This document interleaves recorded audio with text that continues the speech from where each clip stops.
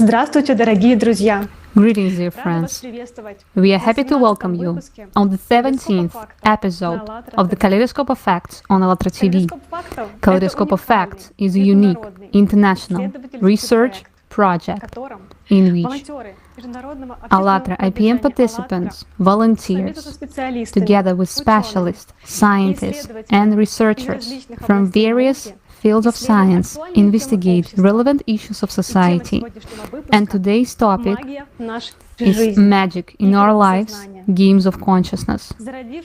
Having originated in the dawn of mankind, magic continues to be the most mysterious and unexplored sphere of life of modern human.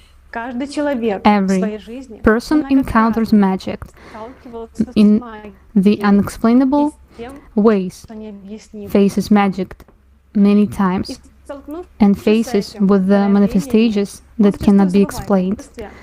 And while facing it, he forgets about it, although the consequence remains. And the question arises, what is magic? Magic exists, and it is real. If magic were a fantasy or hoax, it would not have existed for so many thousands of years, and throughout all this time, it has seduced and continues to seduce masses of people to this day. Today, people have many open questions about what magic is. Let's try to figure it out together what magic is in its essence, what are mechanisms of its works and the consequence of its use. Today, we will discuss this and much more. In this Kaleidoscope of Facts, I give the floor to Marcelo. Muchas gracias por tu introducción, estimada Elena. Considerando los Thank you very much for your introduction, dear Elena. Given the topics, we need to make some clarifications regarding magic. In many countries, activities of magic are related to card tricks, visual games, and sleight of hand, TV shows. De este tipo de actividades no se hablará en este programa. En adelante, nos referiremos a la magia para identificar actividades de brujería From now y on, esoterismo. we will refer to magic, to denote witchcraft and esoteric activities, La participación de Igor Mikhailovich based on the knowledge from the books by Anastasia Novik and broadcast with the participation of Igor Mikhailovich Danilov. And also thanks to the research project Shadow Control, today we'll try to get to the bottom of this phenomenon. We begin our Kaleidoscope of Facts with the theme Magic in Everyday Life. Everyone encounters magic and, moreover, uses it in their everyday life, every day. Olga, tell us more about it, please. The floor is yours. Magic, it is such a mysterious and attractive phenomenon not studied by science. A human throughout his life is attracted by everything mysterious and unexplored because consciousness of each of us secretly wants to become a secret ruler of the world, and that everything happens as if in magic. That is what draws a person to do magic. We all experience magic on a daily basis. So what is magic? We are used to the image that magic is a mage from a fairy tale or a fakir from a circus, a shaman from a movie, that it is some ceremonies, some magic actions which we have either seen in films or talk shows or read in fairy tales in our childhood when something appears from nothing. And it seems to us that this has nothing to do to our life. You think magic has nothing to do with me? Definitely. I'm not a psychic or a fortune teller, nor a mage who performs some rituals, nor a sorcerer who prepares magic potions and pronounces spells. But is this really so? Each of us uses everyday magic all the time. Let us watch the video regarding the everyday mundane magic. In your opinion, do people use magic in everyday life? Of course, yes. I think magic can be involved even in the cooking process. Or, for example, in some wishes that we write to friends and family on New Year. I wish you wealth, this and that. I mean, this is also verbal magic. So people use magic very often without realizing that it's magic. Or a woman wearing perfume and makeup imagines she's the most amazing. This is love magic. She sort of felt this state, I'm attractive, and indeed, she attracts men's attention. So, it is also magic. It is just not perceived by consciousness as magic in everyday life. But I think it is magic. Of course they do. The same superstitions that we have also appeal to magic. Do you understand? Hang a horseshoe over the entrance, sprinkle salt and so on. Yes, they use it, even unconsciously. Even those who say they have nothing to do with it. In fact, when you start communicating with them, you realize that they still live in this piece of magic. In every move you make, in every day, you use magic anyway. Magic of communication, magic of behavior. When you wake up and get up, you want your day to go well, so you're already setting yourself some sort of admonition that today is going to be awesome. You visualize it for yourself, imagine it, and that's it. Your day goes the way you want. That's exactly the essence of magic, that your emotions, your desires need to be formulated correctly, and your emotions need to be properly controlled. I like to imagine, for example, a parking place, how to park. Is it magic? Of course it's magic. I'm driving out, I'm picturing this place. It's good if I know where to park. I'm picturing it in detail. I'm picturing it, I'm blowing away the cars there. At times when I drive up, that car is just about to leave your spot. Is it not magic? It is. It's the power of thought. What you thought is what you have already attracted to yourself, both negative and positive. People just don't realize that. Well, that is what magic is for me. Simple household magic. A person envied and another person got into trouble. That's it. Or somebody got angry with a person and that person got into trouble. Quite often, people themselves impose certain negative programs without being aware that they are setting these programs. There are examples of a mother's curse, and there are cases when a person, simply when cooking, brings her family to naught. In other words, she ruins it. And such situations are extremely common. Roughly speaking, a mother of a family has been feeding her children with a curse for years. Why? Because, let's take products. There is water in vegetables and fruits. Water is a matter of high energy capacity. Those conditions, those circumstances that surround her make her say, I hate you so much. What disgusting products these are. Everything is so bad. And I wish you would die. You get on my nerves, and so on. She cooks this food and then feeds her children with it. Since water is an energy accumulating material, it absorbs positive and negative programs. And when people eat this food, they just absorb this negative program. And over time, it can affect their physical bodies.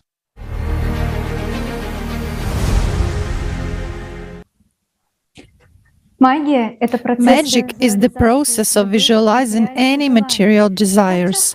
How often do we visualize ourselves in one garment or another? Do we imagine that we will be praised and admired? How often do we imagine various situations that have no place in real life? Conversations, meeting, some new job. How will we win a crushing victory and prove to everyone who is the best here? How often do we play events of bygone days, correcting those moments which we didn't like in our past? We argue with someone, prove to a non-resistant opponent that we are right, imagine how things would have turned out if we had acted differently.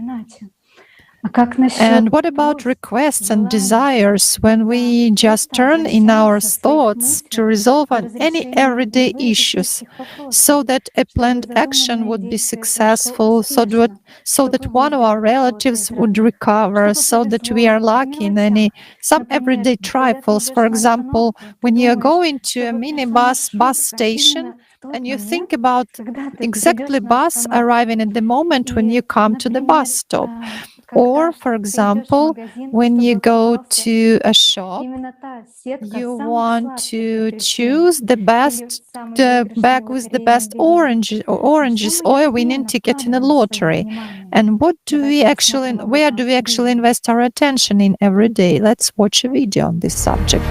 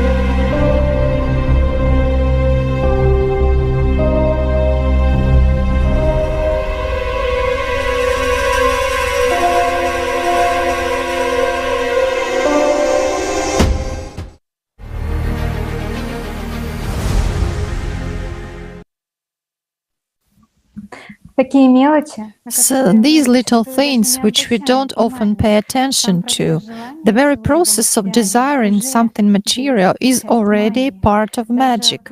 Even when we ask for health, it is also magic because health refers to the material body, and so it is a part of the material world. Do you think that the subject of magic does not concern you? Let's understand together what is magic. How does it manifest itself in our life, and where within each of us there comes a desire for magic? Who helps us in fulfillment of magic desires, and what do we pay for them? Muchas gracias, Olga, por desvelar el tema de la Thank you very much, Olga, for revealing the topic of everyday magic. Indeed, we don't think about the fact that many of our daily actions are based on magic. And now, I want to give the floor to Erica, who will tell us what the attraction of magic for people is. Erica, the floor is yours. Why do people turn to mages and occult services in general? What attracts us in the unexplored realm? And why do people believe in the supernatural? Let's watch the video with participation of Igor Mikhailovich Danilov.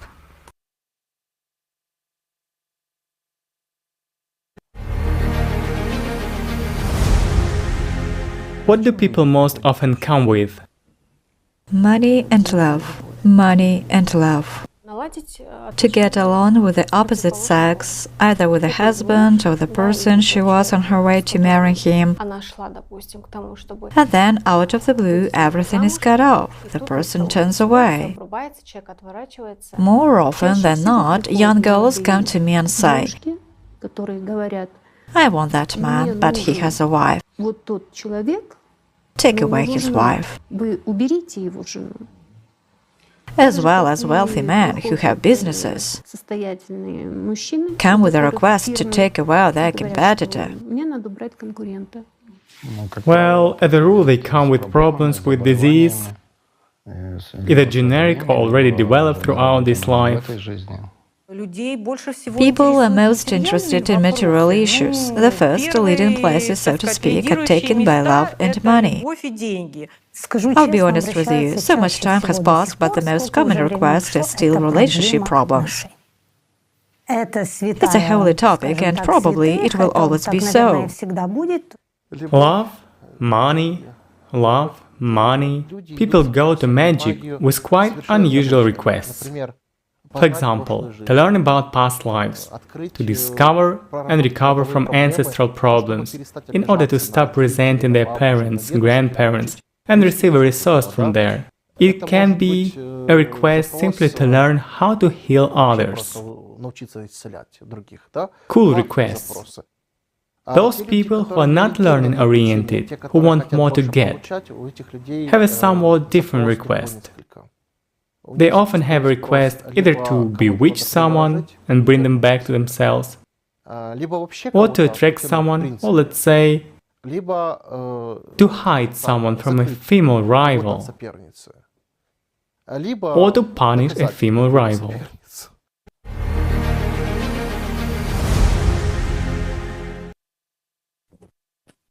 The most popular requests are for love, money and health, but also people come with requests to get rid of addictions, hex removal and various divinations. It is funny to know that since magic had turned into a sphere of services, then there are requests for its use in the business world as well, hexing of competitors, hex removal from a business, or even recruitment using numerology. The attractiveness of occult mystical services is precisely due to a human's desire to solve the most complex problems with a little time and effort. Agree that this sounds extremely tempting. What does little effort mean? To put it simply, one does not want to make any effort. You're just too lazy. Remember when we were students, instead of learning 60 tickets, we used to play solitaire to see which number would fall out, or try to guess on a book the cherished number so that you could learn only this one. But did such actions help to pass the exam? Or did many go to retake the exam? Another side of laziness manifests itself when a person is not ready and willing to take responsibility for his life. It is noticeable that women are frequent guests of mages. Who hasn't dreamed of handsome prince? Our thinking is arranged in such a way that when we cannot find a clear answer and solution, we look for light where it's dark, strange, incomprehensible, and try to make sense out of it. If the solution excites us and the outcome is very important, we tend to believe everything, or rather a miracle. Do you flip a coin? Do you cross your fingers? Knock on wood? Don't throw out the trash before setting off. Do you rely on superstitious beliefs? Human has a great need to have meaning and to rely on something. A psychic, gypsy, fortune teller feels this moment and helps a person to believe in themselves, that what they need will come true, that they will succeed. There remains another side to our lives. The desire to believe that someone else is to blame for our problems and failures. This, too, is an easier way to go, easier than sorting ourselves out, growing in our own eyes, believing in a supernatural presence, giving people the strength and satisfaction with the fact that they don't have to do anything themselves. Elena Grishina, doctor of sociology, noted in one of her articles that business is built on what tests desires, values, norms of behavior and interest have been stirred up in people's heads. Money has become the measure of life, relationship, and communication with others. This led to conspicuous consumption and social labeling into us, them.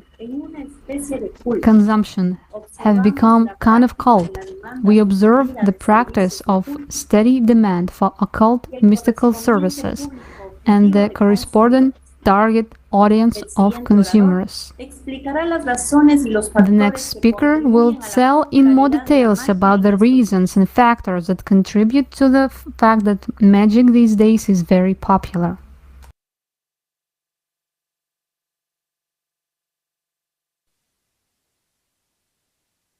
Друзья, вы никогда не задумывались над тем, Friends, have you ever wondered why services of magic are so actively advertised in the media? On television, there are battles of psychics, numerous movies and books on the subject of magic. And why is it so popular among people? What values are instilled in us through this information, and why? Let's look at the reasons and factors that contribute to the popularity of magic in the consumerist format of society. First, a person sees an advertisement of some product on TV with a desire to possess it, and this desire is stimulated in him that even only having this product he will be happy, and until he gets it he is inferior to everyone else. A person has a problem, he's in bad mood, he constantly thinks about it, imagining that, oh, just a little bit more, I'll earn some money, but buy it and everything will be fine. For example, he wants to buy a car. All of his attention goes into the image and desire of this car, into material desire.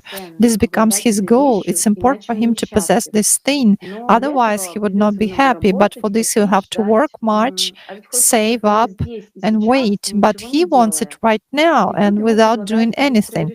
And now he's getting an offer of quick solution to the problem. Just go to a mage, because everyone goes there, and this is like a norm. Even on TV, mages are being advertised, so he goes there. And the question arises, why? Because the consumerist format of society creates conditions to stimulate in a person his animal qualities and desires, conditions where only money is available, because with the help of money you can buy more and have more things. All this takes away precious time and attention from a person, substitute for them the purpose of life. What conditions am I talking about? Just look around. Magic rituals are advertised in Hollywood blockbusters and are no longer out of the ordinary. Advertisements on TV, radio, the internet, and newspapers are full of various ads about fortune-telling, love spells, scarves, and other similar help. Fashion for magic is a global trend supported by the world market giants. The internet has quickly filled with occult symbols as well. The trend for quick fulfillment of desires and visualization is now actively spreading in the network in the format of marathons. People draw wish maps together, make lists of goals, and work on their own mindsets. Me, myself, as a user of social media, I see more and more popular bloggers who are engaged in tarot, astrology, and other magic practices. They share it in their accounts. They conduct fortune-telling during live broadcasts and predict the future. Modern media also actively promote magic and mysticism as a way of life. For example, the Zodiac Rites has sold the Psychic Challenge franchise and script in 20 countries around the world. It's a program for competition about psychics. Modern writers in their works also promote various kinds of magic. It becomes more and more attractive to people. Lately, we can see more and more series and films on the big screens with active promotion of magic, stories that romanticize relationships between humans and vampires, werewolves, witches, and other fantastic creatures, rituals, supernatural abilities. All these is presented as a kind of privilege, which is available not to everyone, therefore it is very attractive. Interestingly, the names of movies and TV series directly indicate the connection with those who hide in the shadows. Twilight, What Do We Do in the Shadows, Thirst, Night of Fear, Visible Darkness, Swan and Darkness, A Demon Within, Malfeas, Mistress of Devil, Mistress of Evil, Devil with the Devil, etc. All of these images contain magic and what is the supernatural.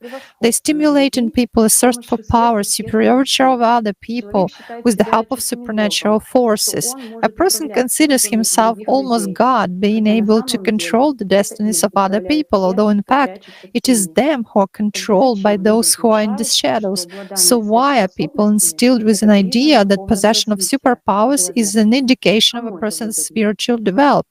Who benefits from that?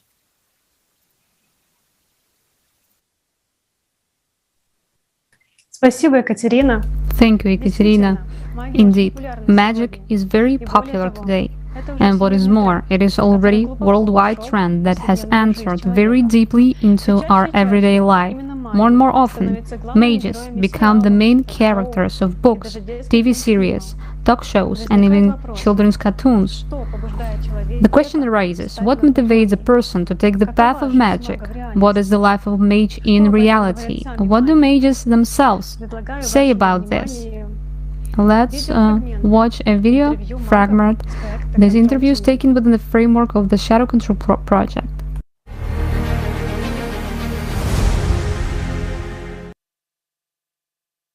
Once you've started, there is no turning back, and there never will be. How did you come to magic? Through pain, through tragedy, through horror, through nightmare. No one comes to magic through some kind of benign life. They come through some terrible collapse that happens to them in life. When it was happening to me, frankly speaking, I thought, that's it, I've got... When it was happening to me, frankly speaking, I thought, that's it, I've got schizophrenia. What else could I think when I see shit like that?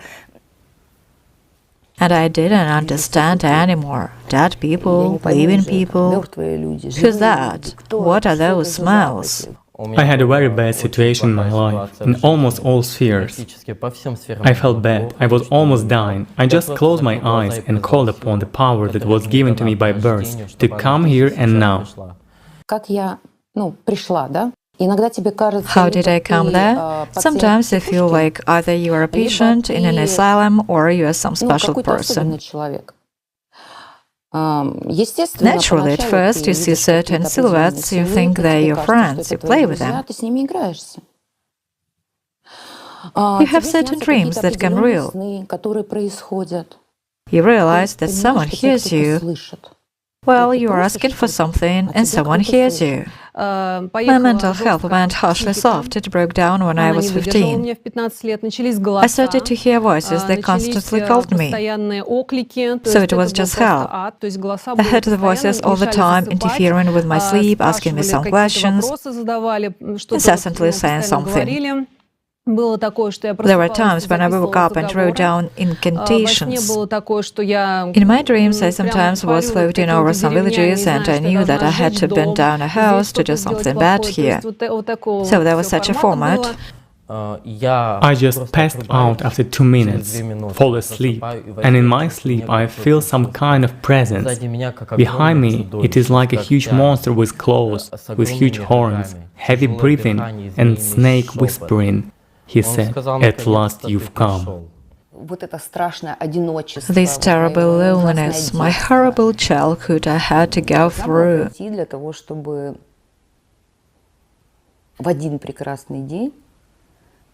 In order to curse my mother one day.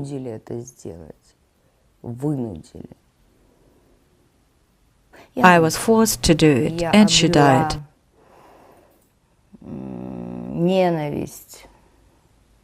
I found hatred from people around me. I found laughter in my dress.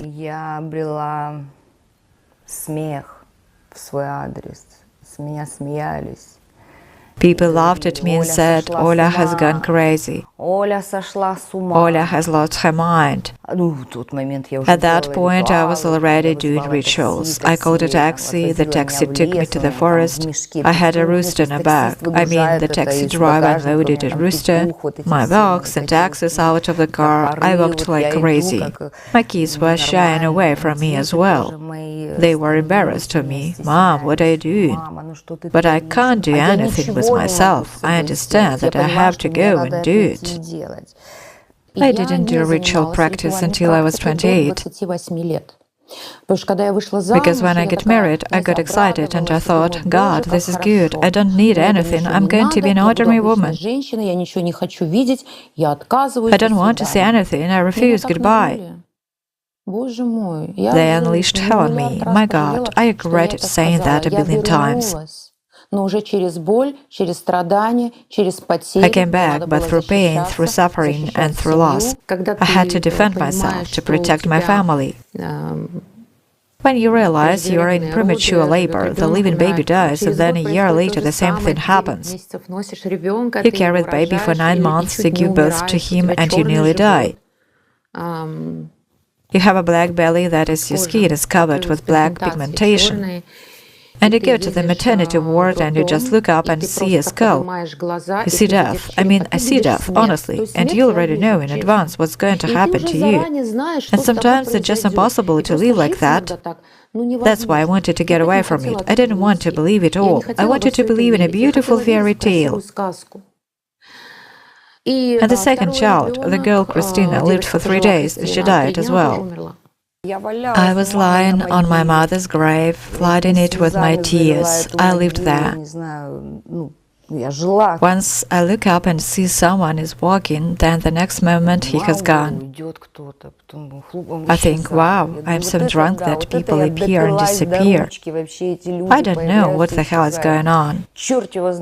In order to take away my pain, I drank alcohol. I woke up in the morning and I started drinking. I bought champagne in cases and just drank and drank. And everything was happening in a kind of fog. And literally, I woke up. When I got sober, I was doing these rituals in the forest. I even slept in the forest. That is, it was some kind of transition. I don't know. Through the fog, through a hell of a lot of pain. I've never had more pain in my life. It couldn't be compared to any physical pain. Deities didn't help me when I really needed it. I called upon various deities of higher spheres, Hindu deities. I felt that my informational channels, my channels of communication with them were simply breaking off, as if the deities themselves were cutting them off. At that moment, a lot of magicians were casting spells on me, trying to penetrate my energy state. We had a certain conflict. It's a long story, I'm not ready to talk about it now. I called upon the goddess Mahakali. She's a dark goddess, she's goddess of chaos. I asked her, Mother, why is it happening to me?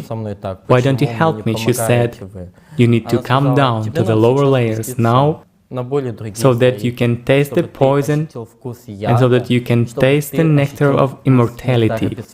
You have to be able to discern the energies. They require certain gifts.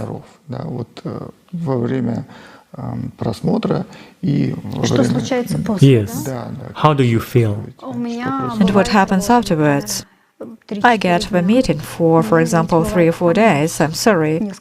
I get diarrhea for days. Sometimes I can't get out of bed at all. I just feel sick. It feels like, I don't know, if you ever had a severe flu when you got 40 degrees temp and just not able to get up.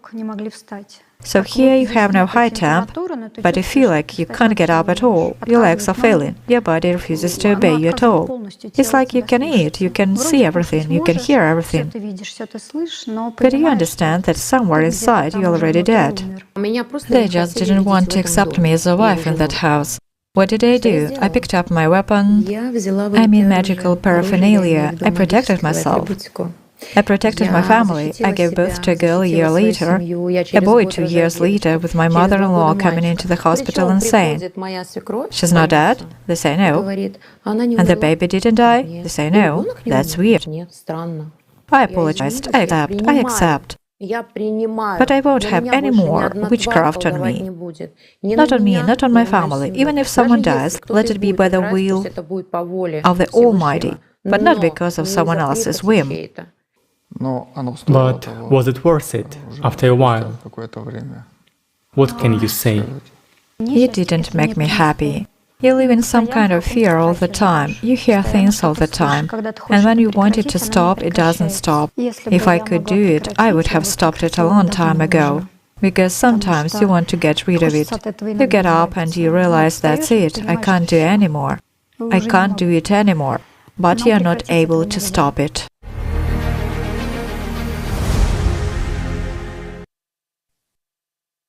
Demand and magic generates supply. The consumer format that promotes the development and growth of demand, magical services, represent the widest magical goods and services today. I close for your attention the next speaker who will tell us more in detail about the sphere of magical services. I give the floor to Santiago. Thank you so much, Marcelo. Speaking of the magical business, it is often confuses with imaginary material spirituality, religious services, any they pass in life. If there is a demand, there will be a supply. Major services range from healing, fortune-telling and remediation of the situations, eliminating enemies and competitors. Magical healing does not depend on the patient's illness, but mostly on the level of the healer and the type of magic test. Experts consider that witchcraft and sorcery salons are second only to the alcohol business in terms of profitability, and their activities are not subject to licensing. The magic market is quickly reconstructed under the consumer client, meaning people practicing magic and various rituals simply begin to facilitate the fulfillment of clients' desires. More and more, the theme of attractiveness is gaining popularity. If you are a girl and want to be beautiful to attract attention of men, then you just, with the help of magic, can make your breast enlargement or straighten your crooked legs. Here is offered to make a ritual, and soon the happy owner will be able to please herself and others with huge breasts or sharper legs. But it is important to understand that no matter how strong the magical rituals are, a person without real actions in the three-dimensionality cannot change anything. I mean, appeal to some specialists in plastic surgery. Also, we should attract success and good luck to our destiny. We find solutions by perfumes, fragrances made according to a special magic ritual and conspiracy that will help to fulfill our deepest desire in the near future. In other matter, what place of the globe you are, you can always an area turn to the server of magical sphere. For example, here in the city of La Place, there is El Mercado de Brujas, witches market, popular among the local population as well as tourists.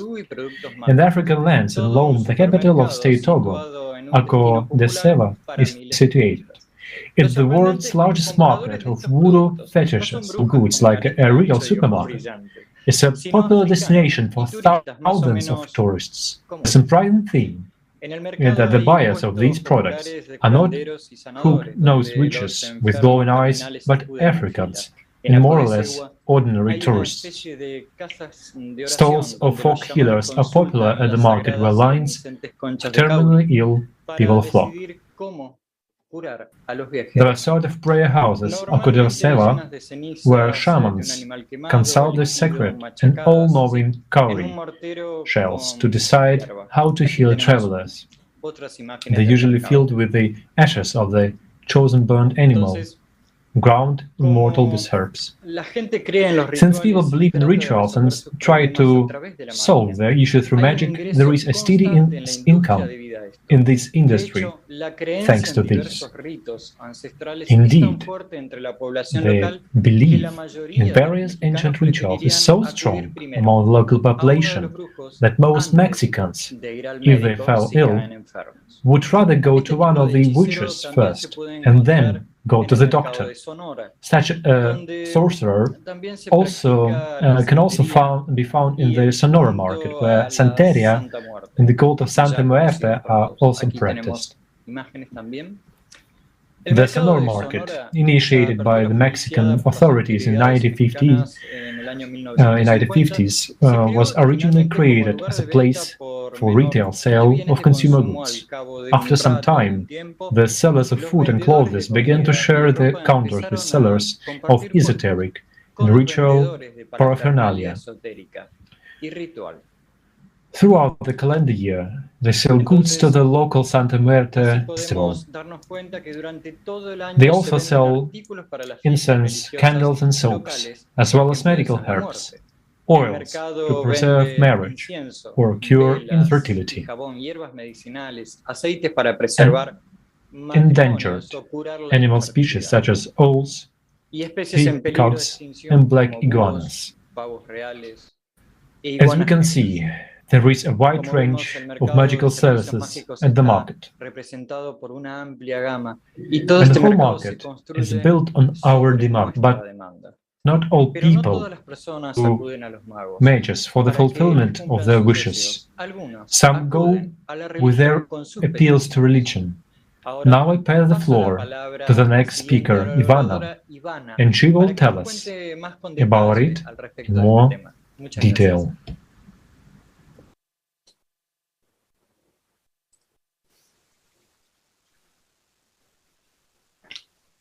Koliko često dolazimo u hram, crkvu, džamiju?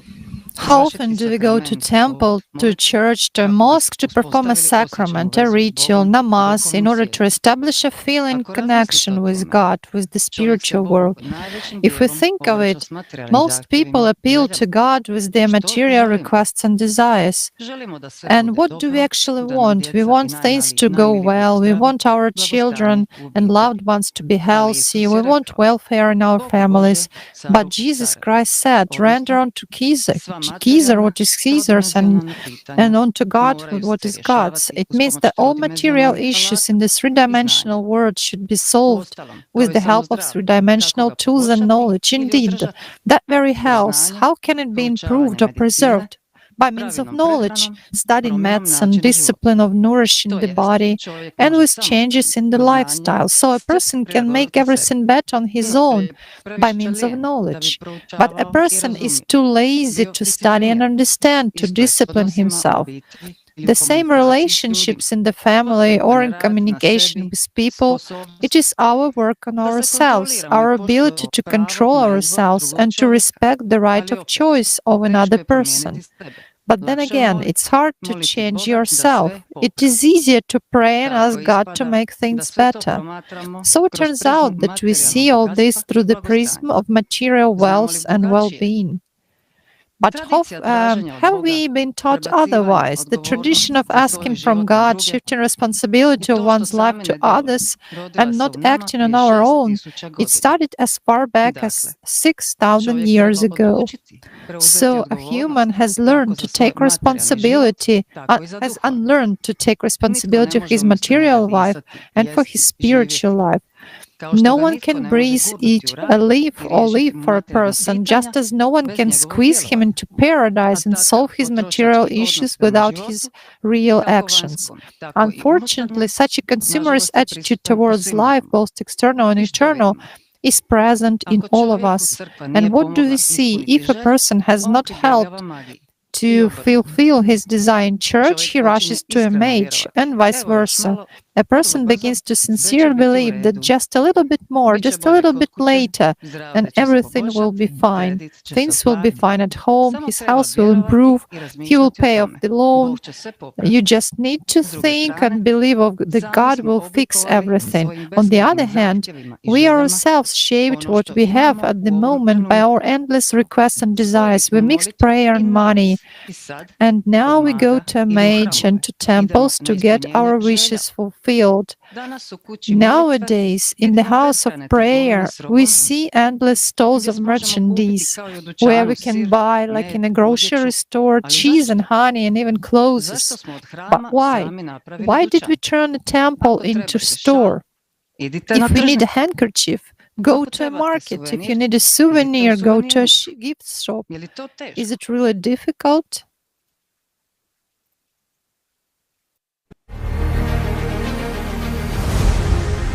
It's surprising that people create this demand themselves. Who else? And they run from religion to magic. And it doesn't matter to them, who will solve this issue. The main thing is that someone would solve some problem of theirs more effectively. The transfer of responsibilities going on. Yes. And how can it be otherwise? So the main thing is to solve, and no matter how. By any means, of course. Either a priest will solve this issue, or a mage, a sorcerer will solve this issue. And people don't care whether it's a genie, devil, or a god.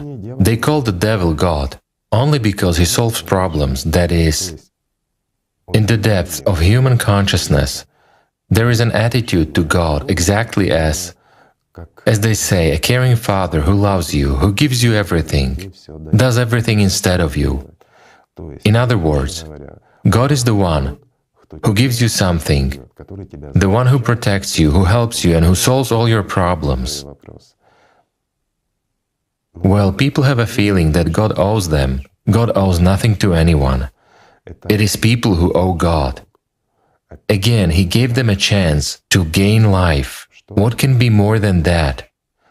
But human greed, frightfulness, selfishness will turn everything into consumerism. Even this gift, they say, why should I have a gift of life if I don't live now? Is this life? Look at how this or that one lives. That's what I want, or even better.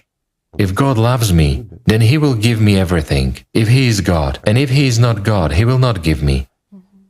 This is thirst, human insatiability.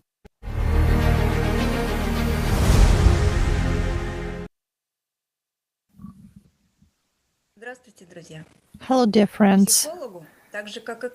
People seek a psychologist just like a mage with similar requests, for example, to solve money problems, to establish relationships, or to achieve success in the hope of a quick solution to their problems. Psychology is ready to provide its services to the clients. Psychology does not study and it denies magic and the invisible world, but sometimes the psychologists have methods in their arsenal that can hardly be called scientific. For example, there is a basic work on NLP by Brandler and Grindler called The Structure of Magic. It is said, in modern time, the mantle of the wizard is most often placed upon practitioners of psychotherapy. End of quote. And if we read the book by Deleuze, The Way of a Shaman, and the book of the Dritz and Gilligan, The Hero's Journey, we can conclude that the third generation NLP is becoming more and more involved in shamanistic practices. Let us consider some of the services which psychology offers its clients. First, it's the aforementioned NLP, it's neuro-linguistic programming, as a universal guide to competent use of one's own resources in achieving one's goals. One of the areas which is combat NLP. These are methods to manipulate people in order to subdue them to oneself and control them secretly, their consciousness, their thinking and feelings and behavior. The second trend is coaching, which is relatively new technology of helping a person to achieve goals that are meaningful to him, when it's important to get a lot of things done and be happy at the same time. Trend number 3 is personal development trainings. The goal of these trainings is to help participants understand themselves, open up their inner potential. This form is a purposely organized communication where issues of development, personal development are addressed. And trend number 4 is transformational games. They came to us from Tibetan monks. The game represented a special path through which one quality of a person is transformed into another.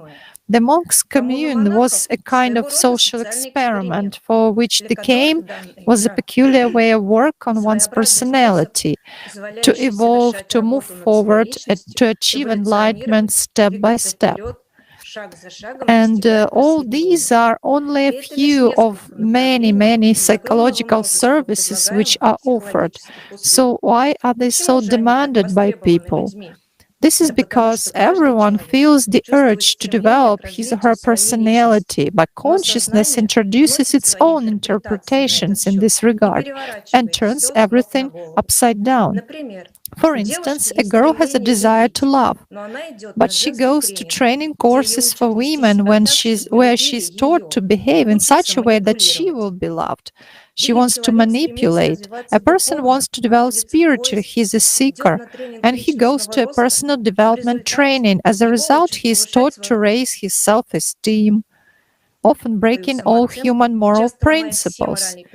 He's being taught to advance in his career, to go over the heads of his co-workers, but not to grow spiritually. So we should first ask yourself a question: who am I? And based on your answer, you should understand whether you need these services or not. Thank you so much, Natalia. Dear viewers, we remind you that you are watching the 70th episode of Kaleidoscope of Facts, Magic in Our Lives, Games of Consciousness on ALLATRA TV. in this live broadcast. As it was already noted by the previous speakers, the demand for magic today is very high. A lot of people use magic services in one way or another. What prompts people to seek for magic as a way to solve the problems? What is the basis of interest in magic? And what guides a person in his choice to turn specially to the field of magic? And now, I want to give the floor to our next speaker, who will share their efforts to understand the real reasons, the use of magic, and also will share their personal experience. I give the floor to Camila. Thank you. Спасибо большое. Здравствуйте, друзья.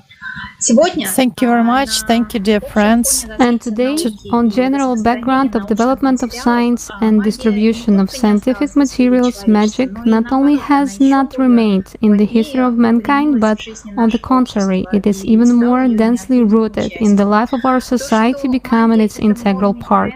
The fact that magic is a fashionable trend and embraces absolutely all spheres of our lives can be easily traced through social networks, books, programs, movies, and so on. And today, within the framework of this Kaleidoscope of Facts, we want to understand what magic is and what is in the basis of explicit or implicit interest of people to magic. There are many explanations today for what magic is. Here are some of them.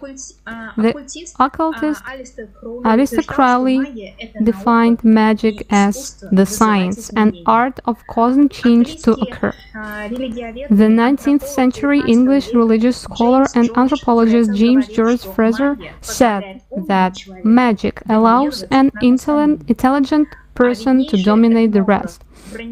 And the most eminent ethnographer, Bronislaw Malinovsky, claimed that magic is a specific and unique power that belongs only to man.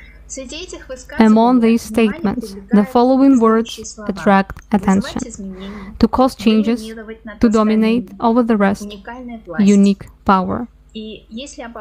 To summarize everything, it turns out that at the heart of people's appeal to magic is their uncontrollable desire to rule and dispose of people's destinies, money, property, freedom, and lives. The desire to influence events. Here also is necessary to underline one important detail. All these implicit and latent kinds of human desires go hand in hand with unwillingness of man to solve his questions independently, through all the same, one way or another, with the help of the mage or without him, he will have to solve them. It's necessary to admit that the number of those who are interested and turn to magic is very high. How does the interest in magic arise in people?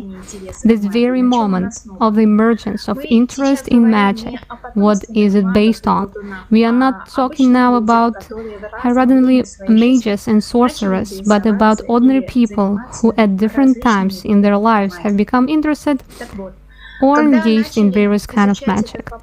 So when we started to study this question, we were surprised to see that in the overwhelming majority of cases, the manifestation of interest in magic in a person starts earlier, with the desire to cognize oneself and the surrounding invisible world, or with a desire to help other people. And at the heart of awakening of interest to magic is a sincere aspiration of a person to develop as a personality, know his own nature, to create goodness around him. Or here is one more very popular today's direction of magic among people is visualization with colorful images, pictures, and takes its origin in childhood.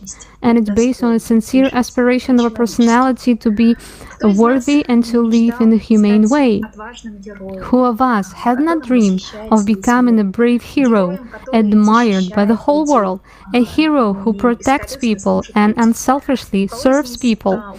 Which of us had not had a dream of a magic wand, thanks to which in our dreams we became successful, beautiful, and loved by everyone? Everyone has had such thoughts ever.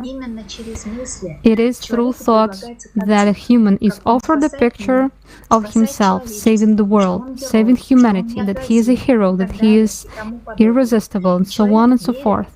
And a man believes this false image. That is, he begins to believe that he is nothing interesting by himself, but he is meaningful and loved only when he has superpowers.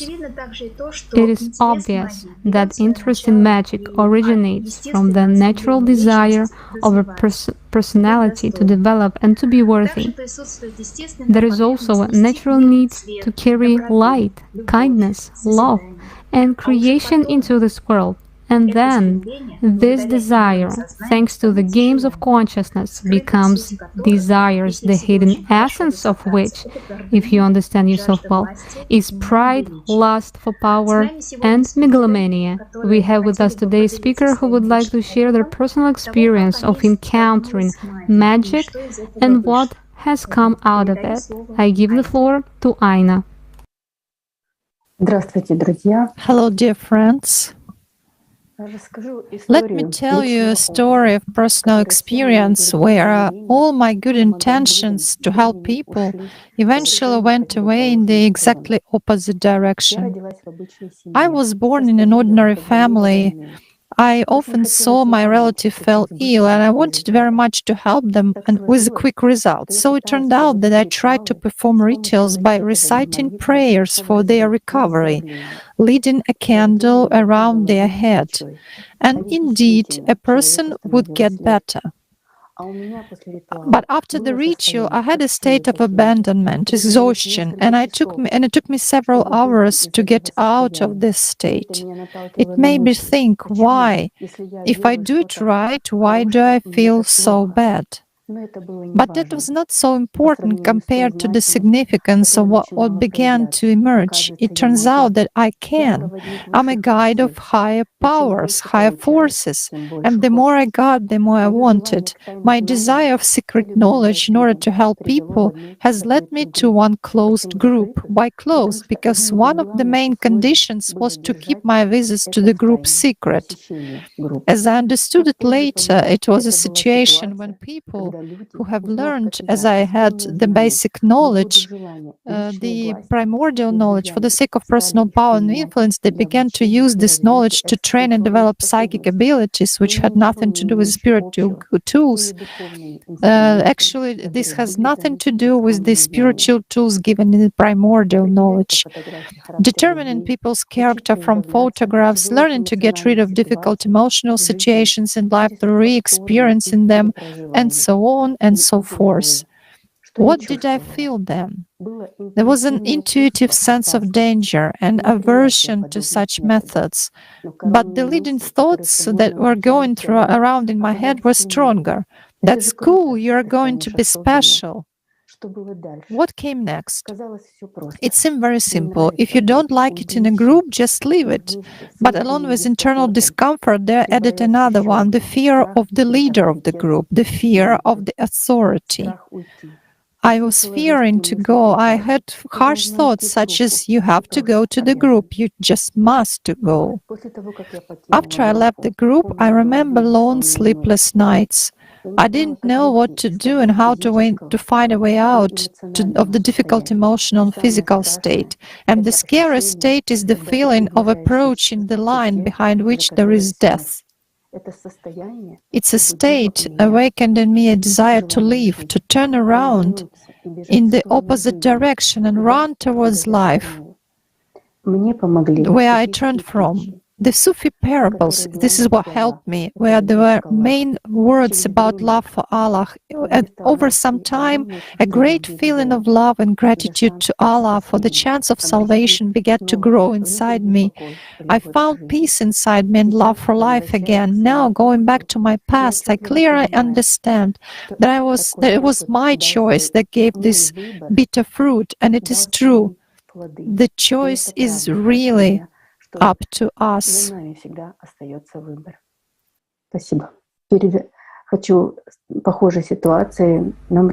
I would like to give the floor to Mikhaela. She will speak about the similar situation. Thank you, Aina. completely understand what you are talking about. I have my own experience with magic as well, and in some different sphere. As a child, I was very attracted to esoterics, especially to its mystery, to something unknowable that is accessible only to the chosen ones. I longed to be significant, but before whom and for how long? My study of esoteric literature led me to the tarot cards. It began as an innocent divination of acquaintances in France.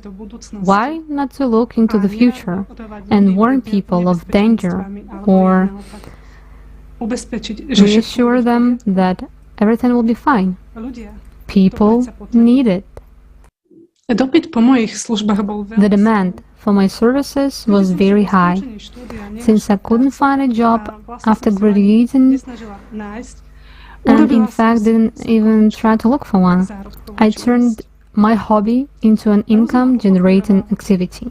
My mind reassured me that I had to make a living. Soon fortune-telling became a profitable business. The biggest paradox was that although I was fortune-telling for others, I couldn't help myself and answer questions about my future. This annoyed me, so I passed on my money I earned for divination to other fortune tellers. It was like a circle. In reality, I was just absolving myself of responsibility for my life, as were my clients. We were all paying for something we couldn't get. In the end, I solved my problems classically without magic. After all, the final choice of life's path is always up to each of us. So what were we really paying for? I was exhausted and unhappy because of the influx of clients. I was losing my personal life because my phone was ringing day and night. The only satisfying thing was that I was helping people, had a gift from God, and I would have been miserable in a traditional job. It flattered me that people listened to my advice. It made me feel special. So where did the fatigue and dissatisfaction came from? Colleagues in the industry told me that it was normal. They were going through it as well. They said it didn't have enough protection or wasn't making enough money, and so the energy was draining out of me. They advised me to raise my rate for services. That didn't help. I had admiration, money, and influence over others. But I was missing the main thing. Although I went back to reading esoteric books periodically, I still wasn't getting the answer to the question, why did I came into this world? I kept searching. I found the answers to everything that bothered me in the books by Anastasia Novych. I understood where my natural desire to help came from, as well as why so many people are interested in magic. Of course, it all started with being honest with myself. I admitted to myself that I had lost my way, and that was the only way I could rethink everything. I know one thing, I don't want to get back to that horrible state.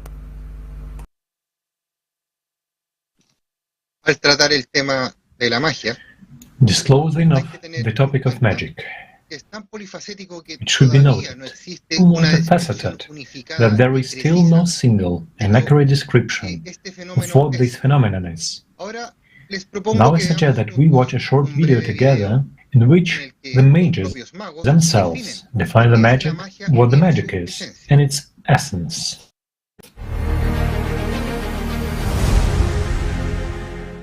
Magic is often referred to just as something unusual that does not fit into a person's worldview. But magic, it's everywhere. It's that same self-influence. It's like when you think, it's all magic too. Magic is a gift. that is passed down from generation to generation. Either one is born with it, or it is brought from the other world. This gift lives forever and ever. It lives from generation to generation. It lives for centuries, but it is carried by different people. For me, magic is something that can change a person's life and change precisely the practical part. It helps. Sometimes it destroys. But first and foremost, it's sorcery. But it is power. You can't do without it. So it is not a game. It is in no way any kind of a show. It is all as it is. It is our life. Aleister Crowley definition of magic. Magic is science and art of changing reality according to your will. First of all, for me, magic is a science. It is physics. Any energy exchange is a physical exchange. First of all, it's a science of causation, forces, counterweight, something more, something less. Magic is when you attune yourself, change yourself, and through changing yourself, change the world around you, or influence some symbols, not the situation itself, but some symbol, image, sign. Magic is working with space. It is our ability to create what we want with our energy, with our thoughts, with our actions, thanks to which we want the universe to take part in our lives and stay connected with us. Then everything works out for us. Well, this is probably magic in its purest form. Magic is the ability to influence objective reality using one's consciousness. Magic is cognition of the limits of one's consciousness. In fact, a magician is strong only when his consciousness is simply perfect. Everything depends on the strength of our consciousness. If our consciousness is strong, our magic is strong, because magic comes from our consciousness. Generally, magic is a magician, or to put it simply, magic is just an influence on water, on a liquid. Magi means to perform wizardry, to affect a water base. But broadly speaking, influencing each other, natural phenomena, the scope of social processes is all magic.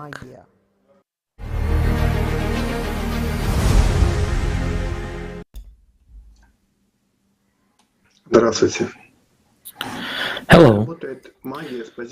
How does magic work in terms of physics? The magical effect occurs through the influence of information on a liquid medium. It is known that the person consists of about 80% of water. Therefore, the principle of influence on a person is the same as on water. Let's look at specific experiments that prove this. Water is one of the most mysterious substances on the planet. There are many experiments confirming the unique properties of water. Water perceives, stores information, and influences biosystems. In previous issues of Kaleidoscope of Facts, we have repeatedly mentioned experiments of Japanese scientist Masaru Emoto, who shows that information can change the structure of water. Interesting research results were obtained by a group of scientists led by PhD in biological science Marina Andriyasheva. It has been experimentally proven that the aquatic environment receiving information through words or numbers accordingly affects living organisms. During the experiments, the behavior of erythrocytes of living blood under a microscope and the energy state of organs and the human body were observed using the GDV bioelectrography method based on the Kirlian effect. The results of examining the blood and energy state of different people showed that the effect of epiphany water and prayer was effective both on the cellular and on the body level. At the same time, the so-called coin columns of erythrocytes appeared, which indicated that the body received the information from prayer and epiphany water There was a harmonization of the energy state of the organism, individual organs, and chakras. After 30-60 minutes, the coin bars fell apart, and most importantly, the erythrocytes changed their properties in such a way that their functional activity increased. We see that the number of dark green columns indicated the presence of a problem in a particular organ of a person became several times less after the prayer. All this was the result of a change in the structure of water, in accordance with the information received. Similar results were obtained with the distance effect of a prayer.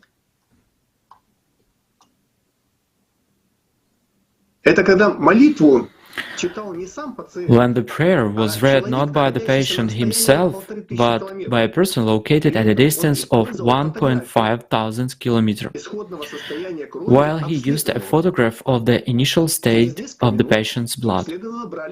A few minutes later, blood was taken from the subject again, and then the change in the state of the erythrocytes was monitored, which showed that they behave in the same way as when reading a prayer by the subject himself.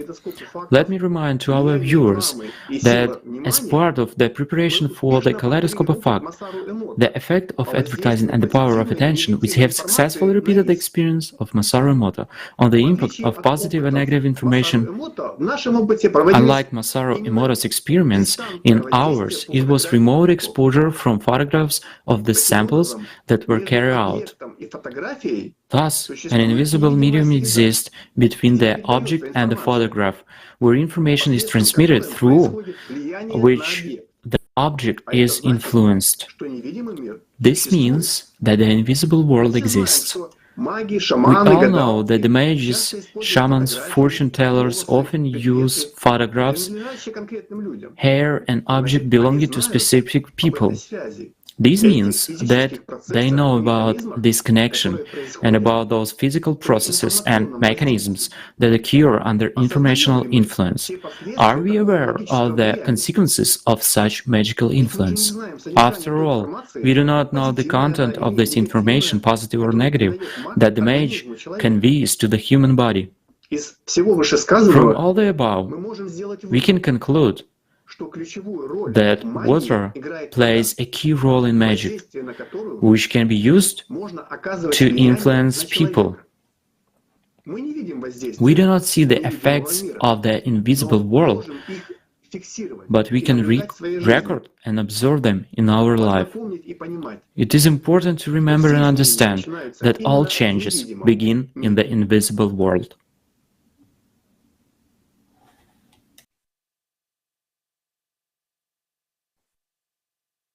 Спасибо.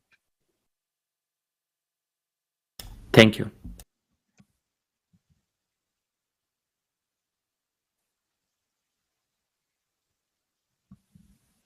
Unfortunately, there is no sound on the speaker's side. Света, тебя не слышно. We cannot hear you, Svetlana. Sveta, we cannot hear you.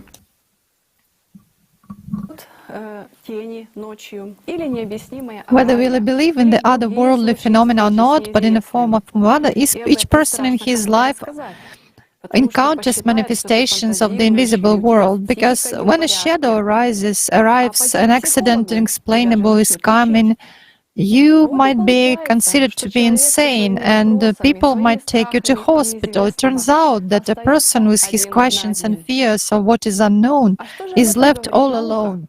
And what does science say about this? Official science denies the invisible world, and any attempts to study the phenomena of the invisible world, science equates to pseudoscience.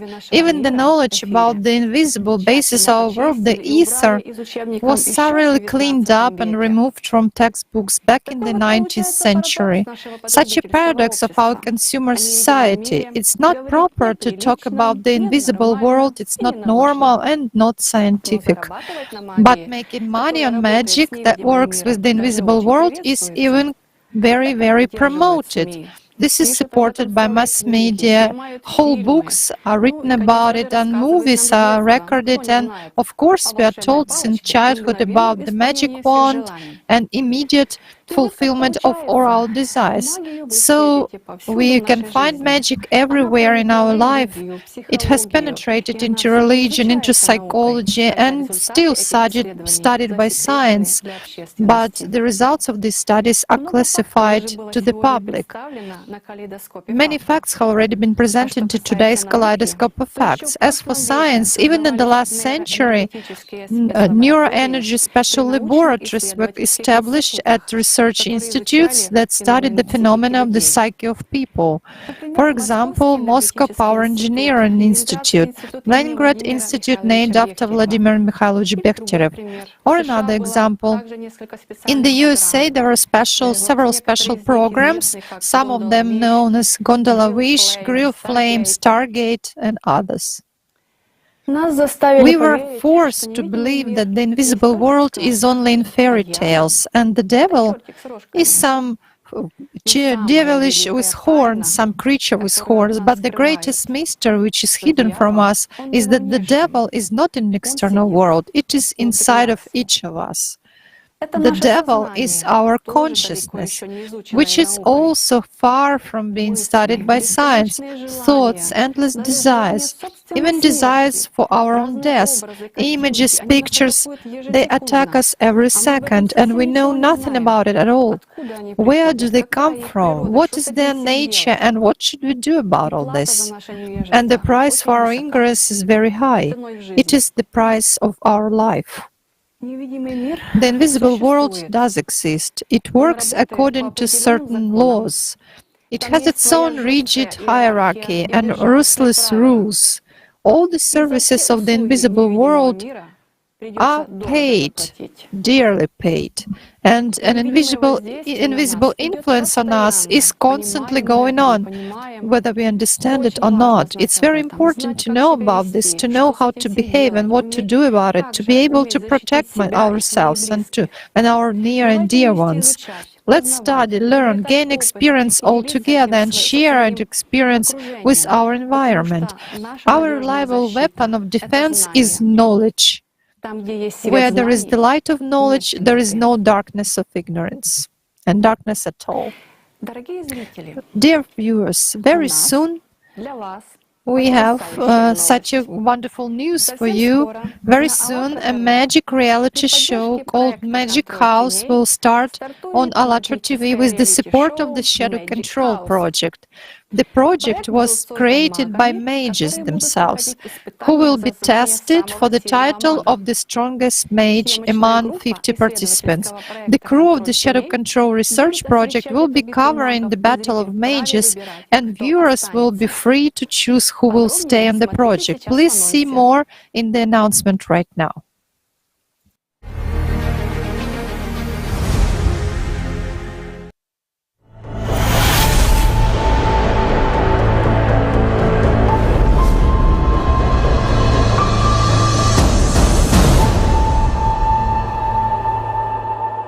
My name is Usubalieva Elvira Elf. I'm a shaman on my father's side and a Veda on my mother's side. My name is Liliana. I am a gypsy, Shivani. We announce the beginning of a new casting for the new project, Magic House.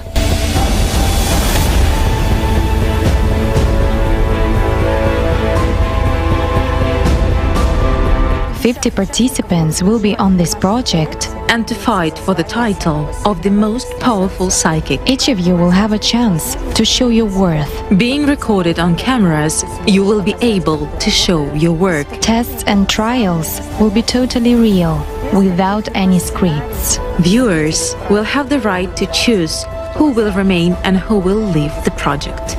We do not need actors, we need real mages. Both amateurs and practicing masters are qualified to participate in the project. The project will be supported by the NGO Naslediya and the Shadow Control Project on ALLATRA TV.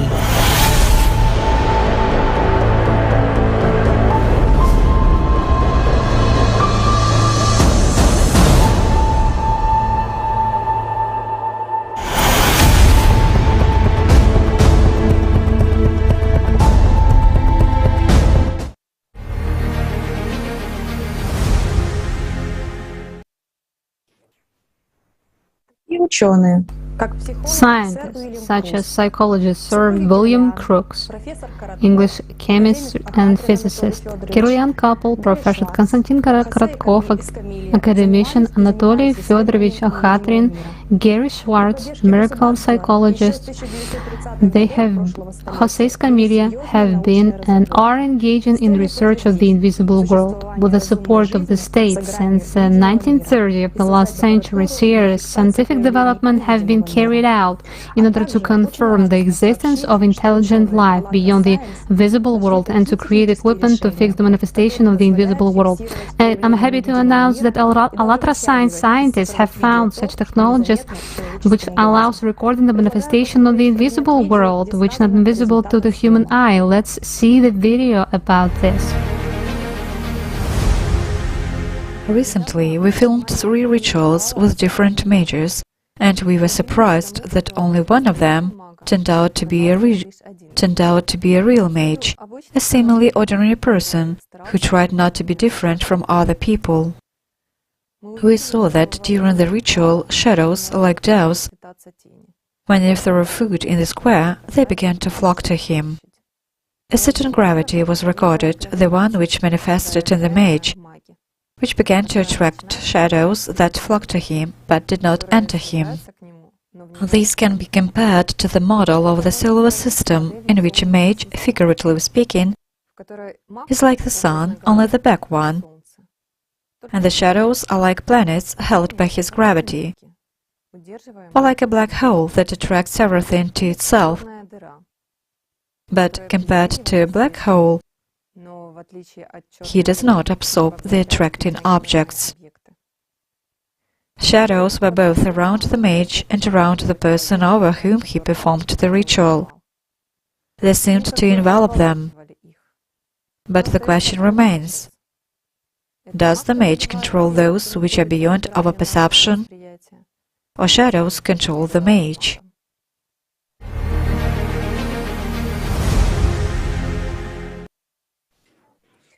The studies of ALLATRA science have revealed how diverse the invisible world is. It can be compared to the ocean in which life rages and in which there is its own rigid hierarchy: skyfish, plasmoids, succubi and incubi, and other entities in more subtle nature. From the full video, it becomes clear that we can see subtle material world with the help of special equipment only when it manifests itself in our third dimension. For more details, see the episode of the Ocean of Life on ALLATRA TV. But what the science knows about this phenomena? Let's watch an excerpt from the interview with Professor Konstantin Korotkov on ALLATRA TV.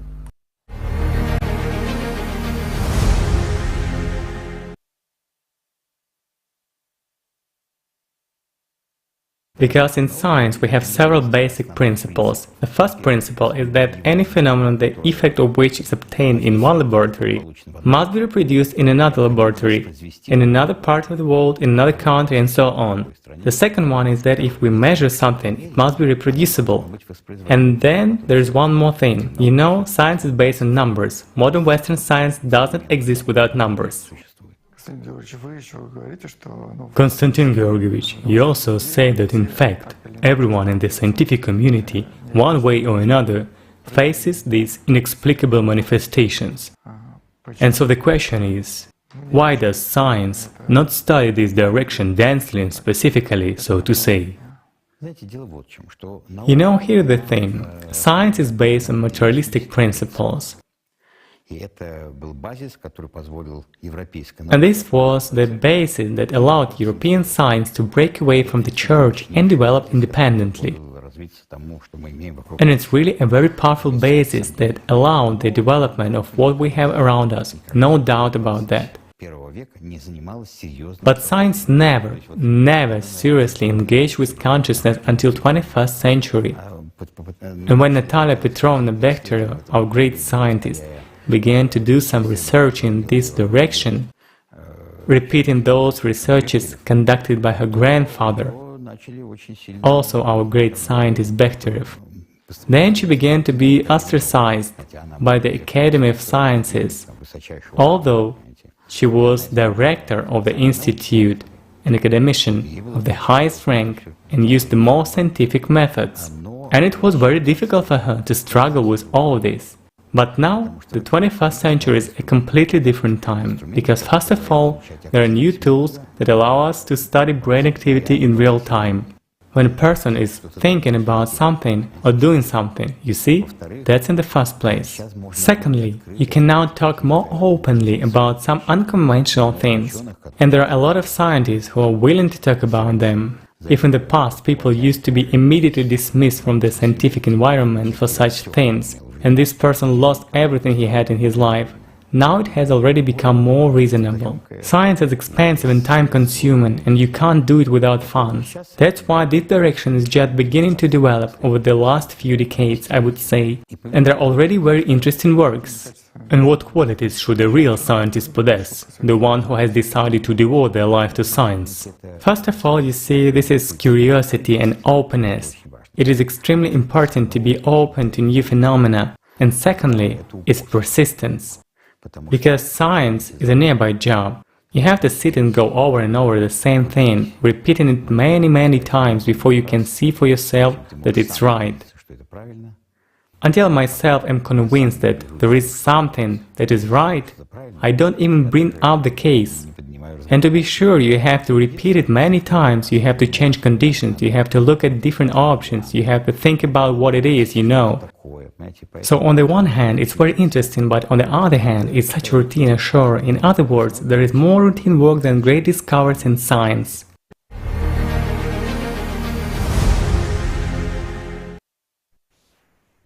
The existence of the invisible world is not recognized by the scientific community because the evidence for it will force to reconsider scientific postulates. In fact, science will have to reconsider everything from the fundamental laws of interaction to emergence of life and creation of the universe.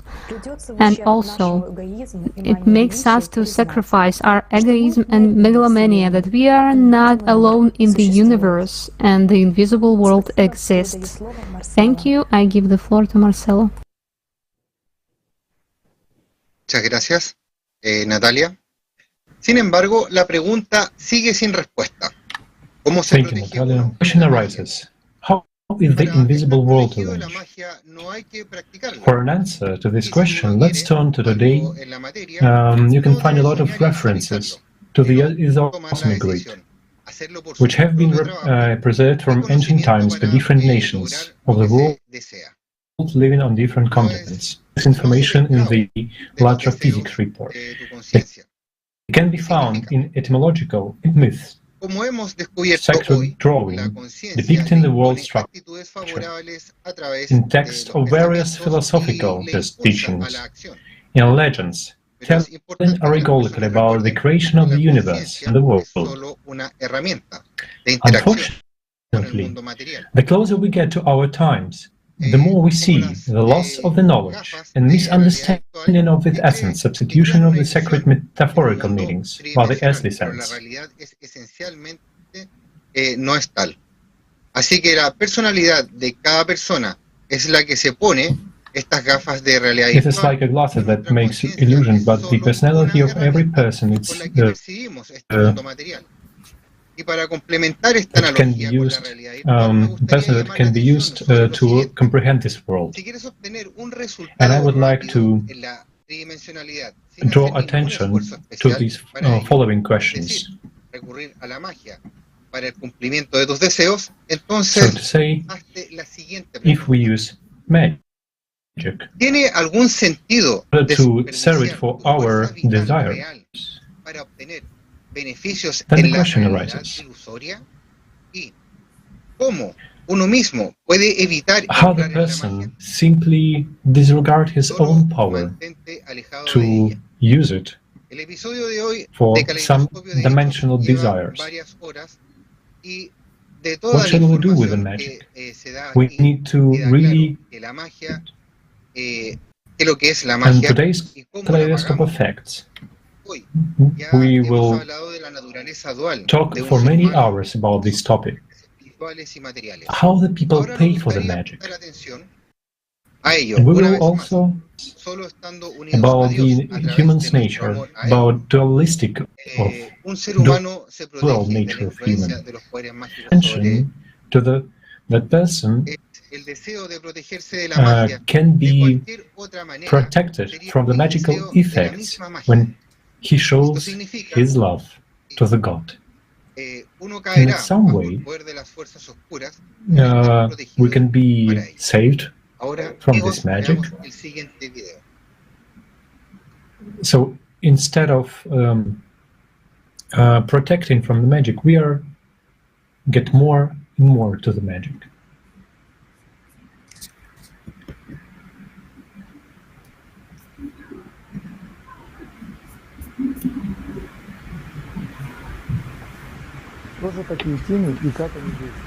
So who are shadows and how do they act?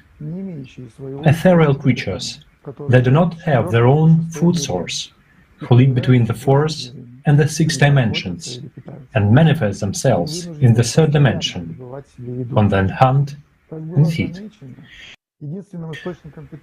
Therefore, to continually procure their own food. It has been observed that the only source of food for shadows, energy released by a human in a state of strong desire.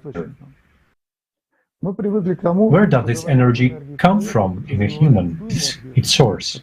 We're used to understanding human energy that one gets from food for one's body. But that's a different type of energy, soul, in each human. And it is the source of energy, and therefore is of a great interest to demonic beings. They can't take it directly from a human soul, because the pure energy would destroy them, needed in a processed form. The process of recycling the energy of the soul, acceptable energy for shadows to consume occurs, experiences negative emotions or a state of desire. If we draw an analogy with the animal world, compared to birds diving for their prey into the water, such as cormorants or diving ducks. They live on the surface, move in the air, but when they see a fish, dive for it. That is, these birds live in one space, air, and hunt in another, water. It's the same with shadows, living in higher dimensions between the fourth and the sixth. They dive for their prey, third dimension, and then they immediately return to their environment. That's why they can be seen in our third-dimensional world, but their manifestations can be recorded under certain conditions. Let's go back to the example with birds. When a bird dives for inhabitants of the aquatic environment, it just appears out of nowhere. Moreover, they may not see the bird itself, but only notice visible manifestations from the foreign creature appearing in their habitat, such as the air bubbles that appear when a bird enters the water. And the same with shadows. We can register shadows when they move in third-dimensional space or when they eat. But when the shadow is in the space above the third dimension, we can neither see. So how are mages and shadows connected? Let's watch a short video about it. Can you tell us more about that? When you started working with the evil spirits, first of all, how did it happen? How did you decide that you wanted to work with the evil spirits? And secondly, what exactly are evil spirits? And what were your goals in working with them? Like, how does it happen? I will explain. At the age of 15, even 13, when I started practicing, there was this teenage egocentrism. What do you want? To make it quick and interesting, to have results immediately, and so that you can see, touch, and feel it. The first books I began to read were about demonology. As far as I remember, it was some kind of Russian folklore, something related to low-frequency creatures. When you simply call upon this low-frequency force with your thoughts, it is very different from addressing gods. There you need to beg, there you really need to win the favor of high-frequency forces. But if we speak of working with evil spirits, in this case a thought is enough and they immediately come. I performed some rituals, tried some things, wrote certain things myself, and at one fine moment a voice started sounding in my head. It happened when I was falling asleep. There was a clear call by my name, and then it kept going. Later there were moments when in my sleep I was told what to do. Did evil spirits tell you that? Yes, they did. They told me I didn't see them, but only heard voices. The voice was neither male nor female. It was, a vivid whisper, like, Жанна, Жанна. There were moments like that. Evil spirit directly dictated to me what I should do and how. Now I know many things without books as to how to do it correctly. This force dictated that to me. Naturally, any mage has a certain protection, or rather we can even say a patron from among the higher forces, which accompanies mage's activity until the moment when a mage, let's say, sits on the head, until he asks for a certain minimum. A certain alliance takes place, so to say, symbiosis of a mage and a higher force. When a mage from his own self-importance feels himself wearing a crown and thinks of himself as almost a higher entity, the higher force stops it very quickly. Okay, when we speak of higher forces or otherworldly forces, are they good or evil? If we take otherworldly forces, we cannot say they are good or evil. For some people, they may be good, while for others, they may be evil. It depends on how you agree with them. In any case, for any otherworldly force, a human is virtually nothing. Even I do not have an agreement with the forces of a higher hierarchy. That's ridiculous. As in a movie, to come and summon Lucifer, for example, is unrealistic. It is rather the level of some inferior entities, evil spirits and deceased people, the unquiet souls. And even for them, generally speaking, a human is something from the lower hierarchy. In my case, they're mostly demons. I mean, I can work through the churchyard, through the world of the dead. But it's not completely mine. I don't want to go where I'm not asked or I'm not allowed. It's not that I'm not asked, I'm not allowed in that much. If I need to, I'll come and ask. They'll do it anyway. But mostly, they are my demons, I mean standard and stable ones, which work with me all the time. Meaning, I thank them. What demons? Well, I mean, you are saying permanent ones. How did it all start? What kind of demons are they? Well, honestly, I can't tell you in detail who they are and so on. I mean, we have a kind of, let's say, our own secrets that we can't talk about. Well, they are demons, in principle, just this one that I saw in my dream. Then he began to appear in a slightly different guise when I got used to it, so to speak, and depending on the work, as I said before, every demon has its own character, every demon does a certain job. For example, if I have something connected with a distraction and I need to get a person out of that state, I turn to the demon, which is a military one, so to say, the one which is in charge of some kind of military actions. As for, let's say, some kind of settlers, there are also demons that I turn to get help. Well, it depends on the situation, a person, and what we are going to correct. I usually work with candles, my mother's and my own hands. These are, of course, invitations of assistance from another world, right? It's compulsory. Sometimes they're very necessary and you can't work without them. You should invite them and let them go with gratitude. There are times when they kind of ask for their payment and you must give it. Our interaction with forces of the subtle world is always based on agreements, meaning I give you something, you give me something. All of us, both human beings, human souls, so to say, and these creatures of the astral or some other plane, we are all free and we can interact with each other only based on freedom, on the basis of a free agreement, meaning I feed you and you do this for me. I give you gifts and you do that for me.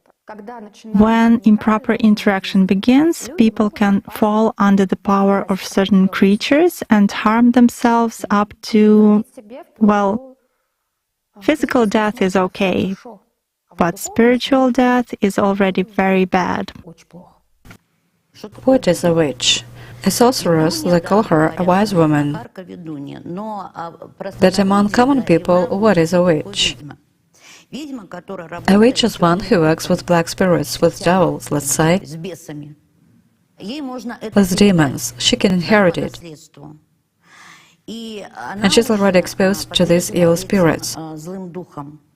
They are disturbing her, demanding work from her.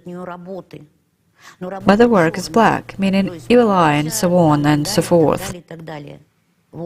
That's it. And if she doesn't hurt somebody, she'll feel bad, you know? From the same devils. Right, because they are in her service, and if she doesn't give them work, they return to her. They disturb her, and she feels bad. She needs to do bad. She needs to do bad to someone, even to a neighbor, if there are no people who come to her and say, I need to put her in a coffin, or I need this person to die, in plain English. She's happy to do it, but if she doesn't have those orders, they come back to her. Why is that? Everyone knows, and it passes on from grandmothers, great-grandmothers, and further on in the generations. When a witch is dying, she cannot die unless she passes on her devils, let's say so. One has to dismantle the ceiling to let her spirit go away. After an empire, you said that many mages think they control spirits, but in fact spirits control them. Did you mean exactly this? Exactly, they ask for their help.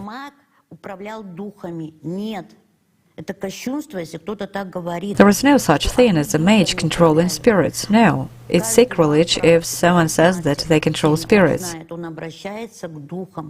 Every mage, a practitioner, a strong master, turns to the ghosts that work with them. And they ask their spirits, why do they carry offerings, gratitude for helping this or that practitioner? They must thank them. No, no one controls ghosts. Ghosts control.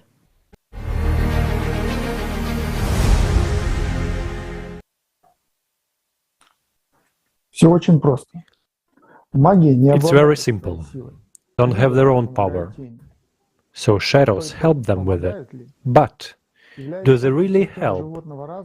Being a part of the system of the animal mind, a shadow has information about the processes happening in the system and has certain abilities which can help in solving some requests in the material world.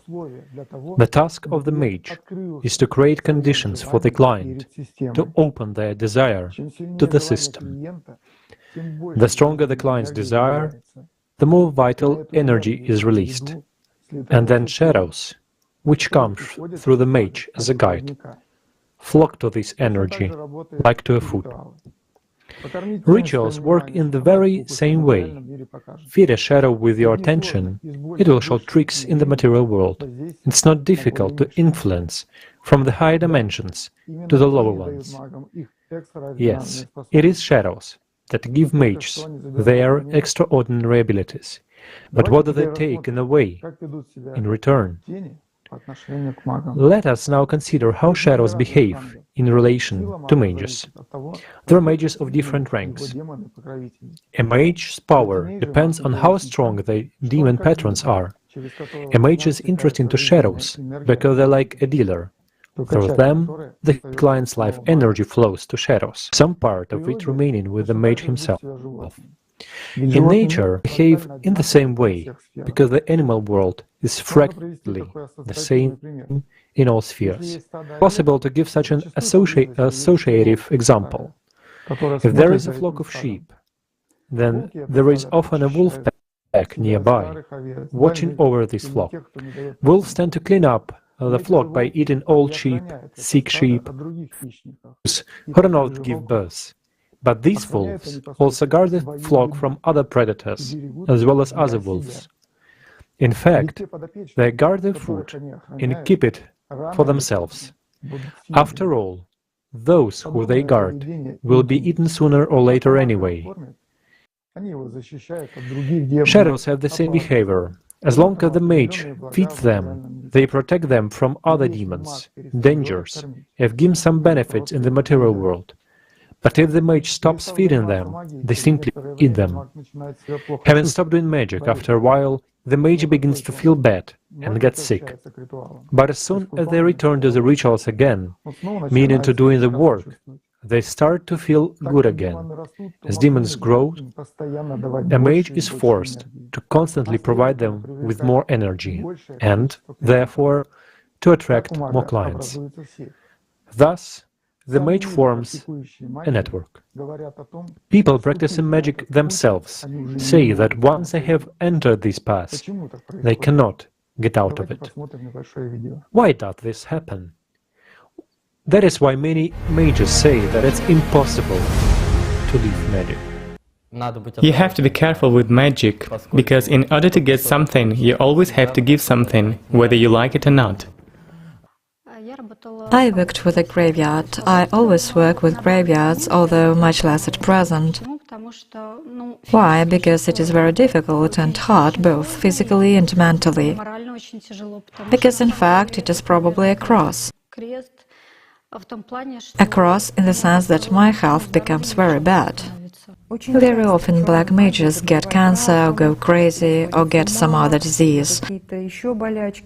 This is all the result of the fact that once you assumed that you would never ever be punished, and you are the greatest mage of all Russia, you will get away with it. Your gift can affect your family, am I right? No, that's not what I meant. Not the gift can affect, but the magic work can. You can predict the result, but you can't name the price you will have to pay for this result. Yes, you'll pay off to the higher powers. It can be some kind of blood offering in the form of a sacrifice. Some can pay off with money by giving some amount at a cancer clinic. But no one can say if the higher powers will accept this payoff,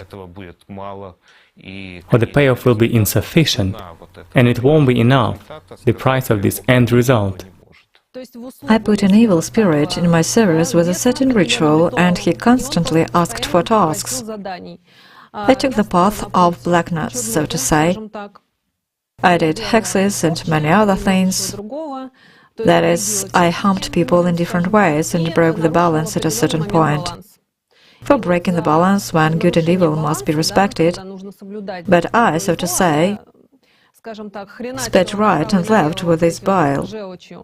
I was charged a very high price for that afterwards. I buried my entire family. I buried, well, I lost a child, I buried my parents, I buried my brother. This whole chain that happened literally within 3 years. I was shown and told that it was a payment which I had to give, as in some points I had messed up, in other, let's say, I was struck back or paid it off for wrong. Because when you start practicing, you want results, but you don't know about safety rules yet. And when you don't have an advisor, you only find out about it when you make mistakes. When you get hit in the head for it, you realize that you've done something wrong.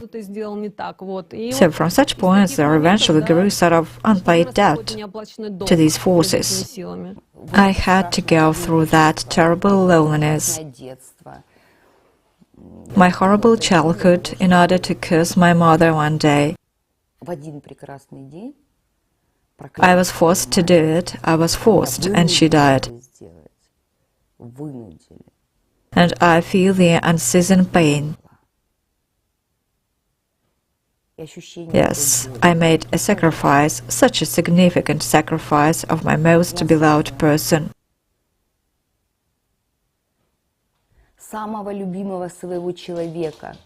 That was my initiation. Yes, my initiation.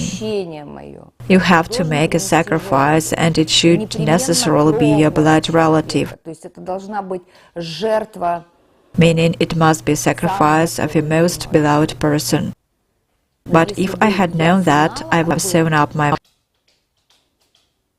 I would have cut out my tongue. I would have never done that. Why do you think they live so long? You came for free, so you owe them. The demon pays. What do you owe him? What do you owe this granny? And life will take whatever it wants. Young people get sick and they live to be 100 years old. Can a mage stop practicing magic? No, there is no way back. You can't, as you're already so used to all this. Do you know anyone who quit it and is living their life? No, I don't know anyone. I only know people who quit magic and then died. Well, because it's our source of power. Without it, we just... Okay, if you don't want to do magic, we'll send you to reboot. Another soul will come that is also bound to do magic in this world, and it will do it. I mean, you will simply be replaced. It's a choice, that's it. You stepped on this path, either you go forward to success, or you just have one life less.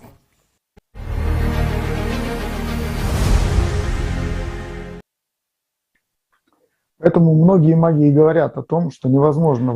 why many mages say that it's impossible to leave magic when they have signed a contract and cooperate with shadows.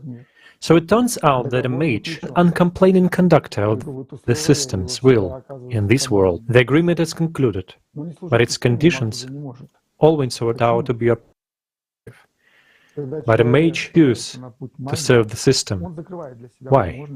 When a person gets on the path of magic, blows for themselves the possibility of their own spiritual development, because the source of their soul becomes inaccessible. And to be more exact, its power is redirected to achieve some goals. This person can no longer take energy from the soul for themselves as a personality. And this is the greatest loss. Unbearable longing and hopeless. That's what a person gets as a result of choosing magic. How can one live without the source of life? When on top of that, demons demand energy, contact with them is already a sign. And this internal source of energy is closed for a mage to look for powering up from the outside. For this, they need a donor. And donors are people who come to them for fulfillment of their desires. Their internal source of energy is still full. And to a mage for some benefit in the material world, after all, absolutely all clients' requests are concluded only with the material world. A person opens the source of energy to demons. After all, nothing comes from anywhere, and person's life energy is spent when doing any kind of magic. A mage, acting as a dealer, redirects a person's life energy to the shadows, and a small fraction of the energy that shadow leave to the mage. Since the goal of demons is to grow in their they need more and more energy. This process of sucking energy from donors happen again and again. Thus a whole network is formed. Clients, mage, shadows. All of them are inextricably linked, except when the entire network is full by the client's energy. The same is true for the mayor's apprentice. When they get to the followers, they receive the energy, but they also draw their client's energy through their apprentice. Let's watch a short video.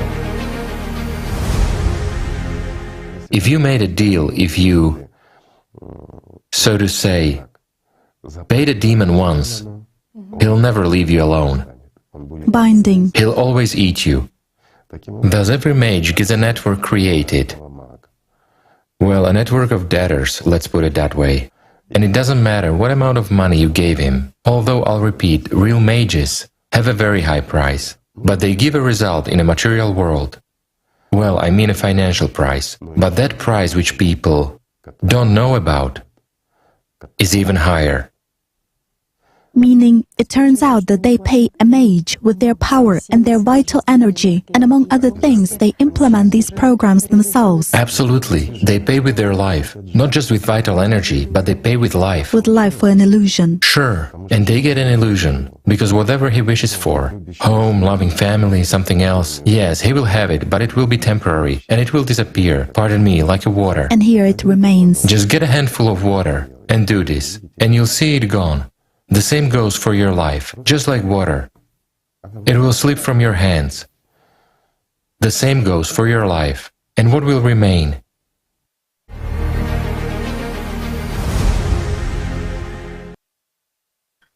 So the desire something in the material world ends up costing people the biggest price. The price of their own lives. Because once caught in the web of the food chain for shadows through a mage, person remains a hostage of this web for a long time.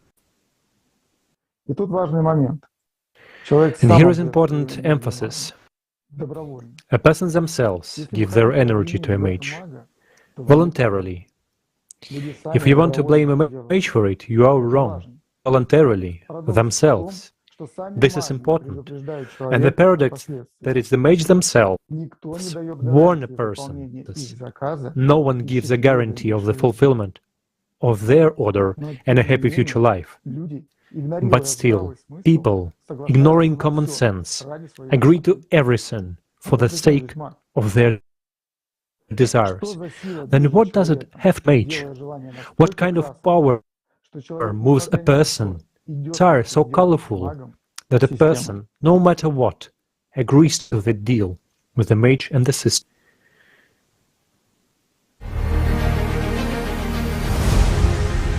It's interesting, Igor Mikhailovich, that people also ask a question. Where do mages actually get such a huge power from? Many say that it's inherited. For example, someone is a mage in the 3rd, 4th, 5th generation. Meaning, where do they take it from? Is it that when people open up? There is a power which can be inherited indeed, but as a rule, this power is formed along with the demon's development in a person. If a person is engaged in magic, he embarks on this path, the path of a mortal, and begins to develop these abilities in himself, which means he grows a demon.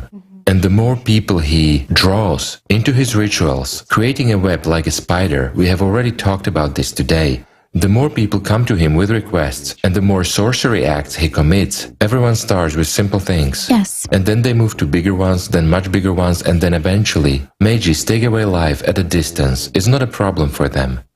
When somebody comes to them and asks, as it's said, to get rid of a competitor or someone else, that is, it's not much of a problem for them, well, then again, everything depends on the power of the demon which he has grown. And another thing Igor Mikhailovich would also like to about... I'll put it simply. I would compare a demon to a piglet. The better you feed it, the fatter and bigger it becomes. And wait, in that world is hierarchy.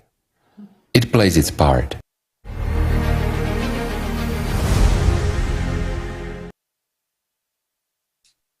Спасибо, Юра. Как гласит закон сохранения энергии, ничто не исчезает бесследно, и ничто не берется с ниоткуда. Все имеет свою цену, но цена за магию несоразмерно выше, чем мы обычно себе представляем. Есть выражение «будьте осторожны со своими желаниями». There is an expression, be careful what you wish for, they tend to come true. Mages themselves warn of the consequences that desires may not be used as we would like them to be, but the choice is always up to the individual. And now we invite you to watch a video that demonstrates this clearly. And the most important thing is to be extremely careful what we wish for, because we can get what we want exactly the way we wished for it. I'll never forget the case of a woman who came to me about 2 years ago. She was of a quite respectable age, about 65 or about 70 years old. Her husband left. For 45 years they had lived together, lots of kids, grandkids, but he left, went to another city to live with another woman. She made a request to bring him back by any means, so that he could be close. A ritual was prepared, an offering was made, all the components were considered. She made the request, again, exactly as she came originally. She received the result very quickly. It has only been 3 weeks. This woman's son got into conflict with this man, hit him. He fell and hit his head on the corner of the tub and died. The paradox of the situation is that she lives close to the cemetery, and she buried her husband just across in the cemetery. He's close by, whatever it takes, by any means. So she got what she wanted, in full. Therefore, when a person comes with a certain request, this request must be clearly articulated, and we must be very clear about what we want exactly. I'll tell you a story. A fairly experienced man, an experienced practitioner, one of my friends, fell in love with a girl. They began a relationship, and it was developing without any magic, developing well. The girl lived with her mother, and one day her mother was away on a business trip to Odessa to get some things done. Like with any couple, there was a question about homes, where they should date, where they should meet, and then her mother was about to leave. This man comes to me and asks me to perform a ritual to make her some kind of trouble, so that she would stay in Odessa for a while. Well, I kind of understand him in a way. Youth, love, romance. He did a ritual, the ritual was successful, but the problem was that this mom had a very serious stroke in Odessa. They even had to call Reanimobile to take her to Kiev. Instead of romantic week, as he had planned, there was that girl's weeping and all this. And of course it was a pity about her mother. In other words, some jobs really may not go the way we want. We really should be careful with our wishes, or they will come true. I mean, to predict for 100%, it's even ridiculous. Sometimes it happens that something goes wrong. In other words, it is impossible to predict, well, let's say 100% the outcome of any ritual. Is it impossible because a person is a beginner, or is it generally impossible when it comes to practicing magic? I will say that is not even possible at all. In general, or rather you can predict the result, but the price you will pay for this result you cannot say. An expert, let's call him a mage, who practices this, does he know that this is the way things happen? The mage knows approximately what is going on. He warns the client of the possible negative consequences. But sometimes the client, let's say, can be so angry at someone, or so in love, or the family is falling apart, or something else, that no matter what you say, the person doesn't think about the consequences. He considers his own problem to be more important than people around him. Because even seemingly simple money rituals to improve one's financial well-being, yes, you'll get a sum of money, but someone will have to lose it. Certainly nothing comes out of nowhere. If something appears in one place, it disappears in another place. It's a certain law of nature. And so the question is how much you'll pay for this or that service, for the help of higher forces. But you will definitely pay for it.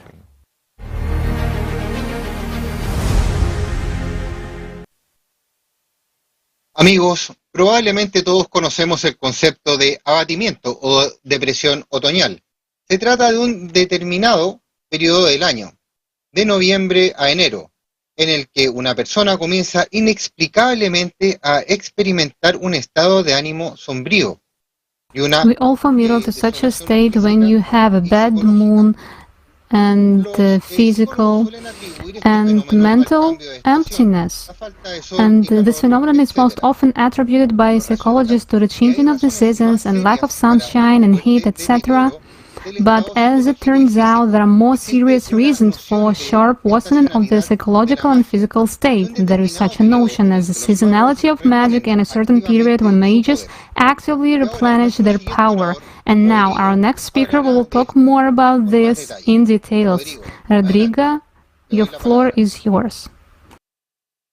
Hola amigos, seguramente muchos de ustedes han notado que en el periodo del 15 de octubre al 7 de enero los deseos se estimulan de manera muy activa en las personas. Muchas rebajas, anuncios, tradiciones de comprar el regalo más codiciado antes de Navidad. En homenaje a los antepasados, y también es durante este periodo que las depresiones, los trastornos mentales se intensifican y el número de suicidios aumenta. Esto no es solo la falta de sol o del mal tiempo, esta es la temporada para la acumulación de energía. Surely many of you have noticed that between October 15 and January 17 there is a very active stimulation of desire in people, and a lot of sales advertising the tradition of buying the most covered gift before Christmas and remembering the ancestors. It is also during this period that depression, mental illnesses and suicide rates increase. This is not just from the lack of sunshine or bad weather, this is seasonal. At this time, they accumulate power, that is, they receive this power for their demons so that they become stronger. Then during the year they use this power in their work. Then it is pulled back, and these days are just as important for them. Well, let's put it this way, the end of October through Christmas is a very important time for accumulating power for them. Well, power is power, and the most interesting thing is that even those very demons and that very Satan use the power that is given for life. Igor Mikhailovich, you mentioned the seasonality of magic, and now there is an understanding that most people feel the autumn blues precisely in autumn. A period of exacerbation of various psychiatric diseases comes precisely in autumn, that is... And many events begin at this time, which decide people's destinies. So now it's clear that this is not just a lack of sunshine or good weather. It's a season. No, it's a season of accumulation. And many who are in the web, of course, they experience an enormous exhaustion. Why? Well, I've already answered. Demons accumulate power. For the season, it's like a crop. They've harvested the crop, and they use it all year, until there is a new one. This does not mean that powers don't come. They do come, though mages cannot use them.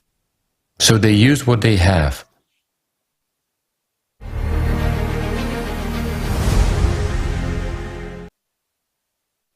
Es interesante que la gente sabía de este periodo de tiempo en la antigüedad. It is interesting that people knew about this time period in ancient times, and there are many mentions of fiery feasts. Por lo tanto, and that the gates to the other world opened. So we should be together, and the ancient Scandinavians celebrate the new year of the winter solstice, December 22nd. This holiday was called Yule, from the Scandinavian word for wheel, to spin. According to tradition, Yule lasts 13 nights, are called spirit nights. These 13 nights, from the first sunset to the last dawn, are a gap between 2 years, and sacred period during which there is no customary time, no customary boundaries, when the lot of the gods is decided and the spindle of the goddess of destiny turns. On this night, the Yule fire was lit, and the house was guarded against evil spirits. It was also believed that one should not be alone on that night. Then one would be left alone with the dead, the other world. The night of December 20 to 21, Mother's Night. Mother's Night is the night before the winter solstice. This Mother's Night is dedicated to the female goddesses. The mystery stresses.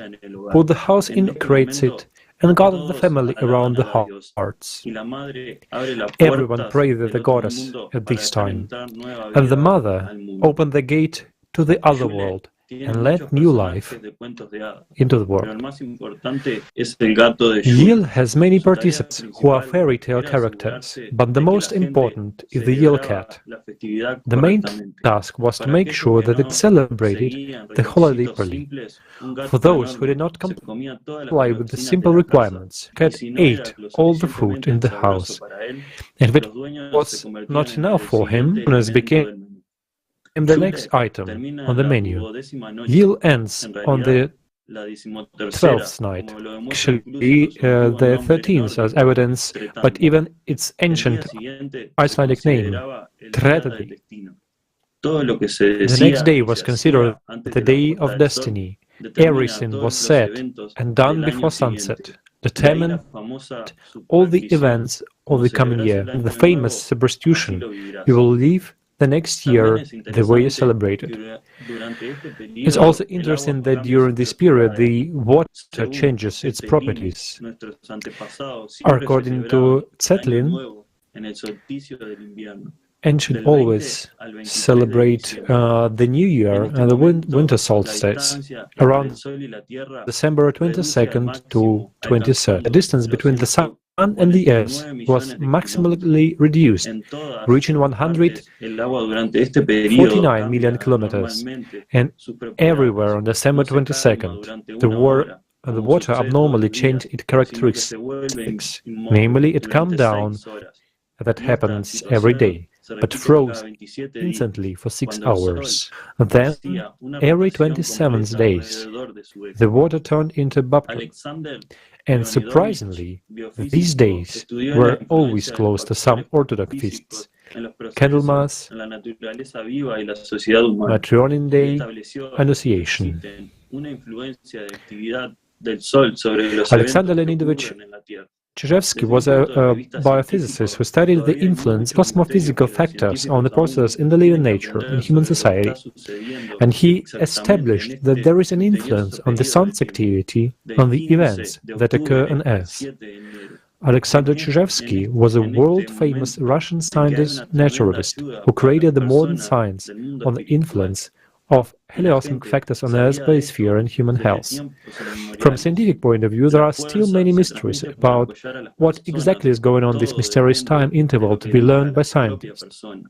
From October 15 to January 7, it's the time when there is a huge help to people, and people have known about these for centuries.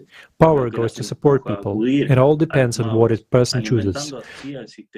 The consumer format of society redirects, stimulating material desires, which encourages them to go to majors, thereby the system.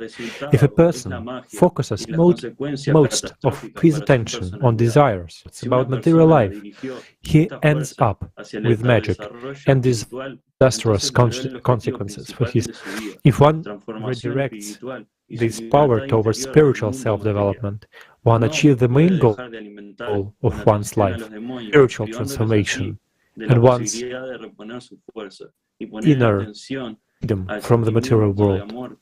It is possible to stop feeding demons with one's attention, thus giving them, replenishing the power. Thank you. Большое спасибо, Родриго, за эту интереснейшую информацию.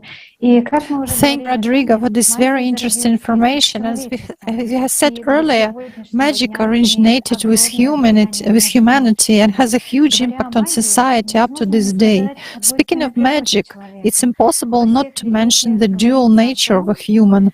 All religions say that human beings have a dual nature and are endowed with the right to choose.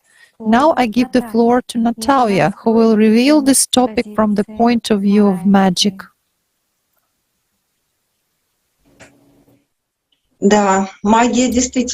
Yes, magic does exist. Otherwise, it would not have existed for so many thousands of years. But does this mean that a person is a hostage of magic, a hostage of the influence of shadows on them? Certainly not. A person by birthright is a free being, with the right to choose. And this free choice of a person just determines whether they can be influenced by the third forces or not. A person is made in such a way that they have a spiritual nature and an animal nature. Spiritual nature is the personality and the soul, which is a part of the spiritual world, God, absolute love in a human. Absolute love is only capable of loving and giving this love to others. It is love that generates in us all the purest and brightest feelings, and it also encourages us to do good deeds. This is the main wealth of a human being, which distinguishes us from other beings in this material world. But a person also has an animal nature, body and consciousness, with the help of which we see and perceive the world around us. Thoughts, emotions, and desires are all the work of consciousness. Selfishness, reproduction, domination, the desire for power, this is all what animal nature rewards us with, what it strives for, and what it constantly pushes us to. Consciousness provokes a person with thoughts, images, and desires. If you put your attention into it and launched a certain program, considering it your desire, then you got hooked. The mental image unfolds into a plot, into emotions, experiences, and you open up to influences of mages, sorcerers, and shadows from the invisible world. And so this program enters you and begins to work at the expense of your own life energy, attention. We have a great gift of choice, and we choose which side to be on, where to direct our attention to. If we direct attention to our spiritual nature, live with love and absolute happiness, then our life will be filled with this. We will give this to others and receive the same in return. If we pay more attention to animal nature, then we live in selfishness, negativity, and in an endless race to possess even more power. And it is magic that is the instrument for achieving these selfish goals. Staying on the side of spiritual nature, a person is protected from any influences on them, including from magical rituals and the deeds of the shadows in the invisible world. Therefore, everything is very simple. If you want to be happy and free, live with true inner freedom and do not be food for the system. Let's watch an excerpt from the video about magic with the participation of Igor Mikhailovich Danilov. What is the reason for such an unusual vitality and stability of magic, which influences the consciousness of people of all eras, from the Paleolithic to our days? The reasons, obviously, lie in some peculiarities of magic, in the very essence of this phenomenon. But what is this essence of this phenomenon? What is magic for a human being? Magic. Why is it so resilient at all times? What is its essence? Is it just some kind of a filter? Well, it's not a filter, no. In fact, magic is a desire for something a human does not need. It's a human's aspiration to get what he doesn't really need. It's just a dictatorship of the beast in human consciousness. That is what magic is. After all, who drives a person to these desires? His consciousness. After all, it tells him that you are miserable, flawed, or something else. But if you perform some ritual now or go to some mage, everything will be fine with you. You will have chances to become better, something else. Again, what is the reason for magic to be so resilient? It is human pridefulness. Because of his aspiration to have more and to seem like someone better than he really is. And by nature, he's actually very beautiful. And for some reason, the system drives people to seem like someone else. And this is the filter already. It's not the magic that's the filter. The system itself is the filter. After all, the devil is needed so that dead ones do not come to the alive ones. So that mature beings, angels, come to the spiritual world. That's the point. Those who choose life, and not those who choose immediacy.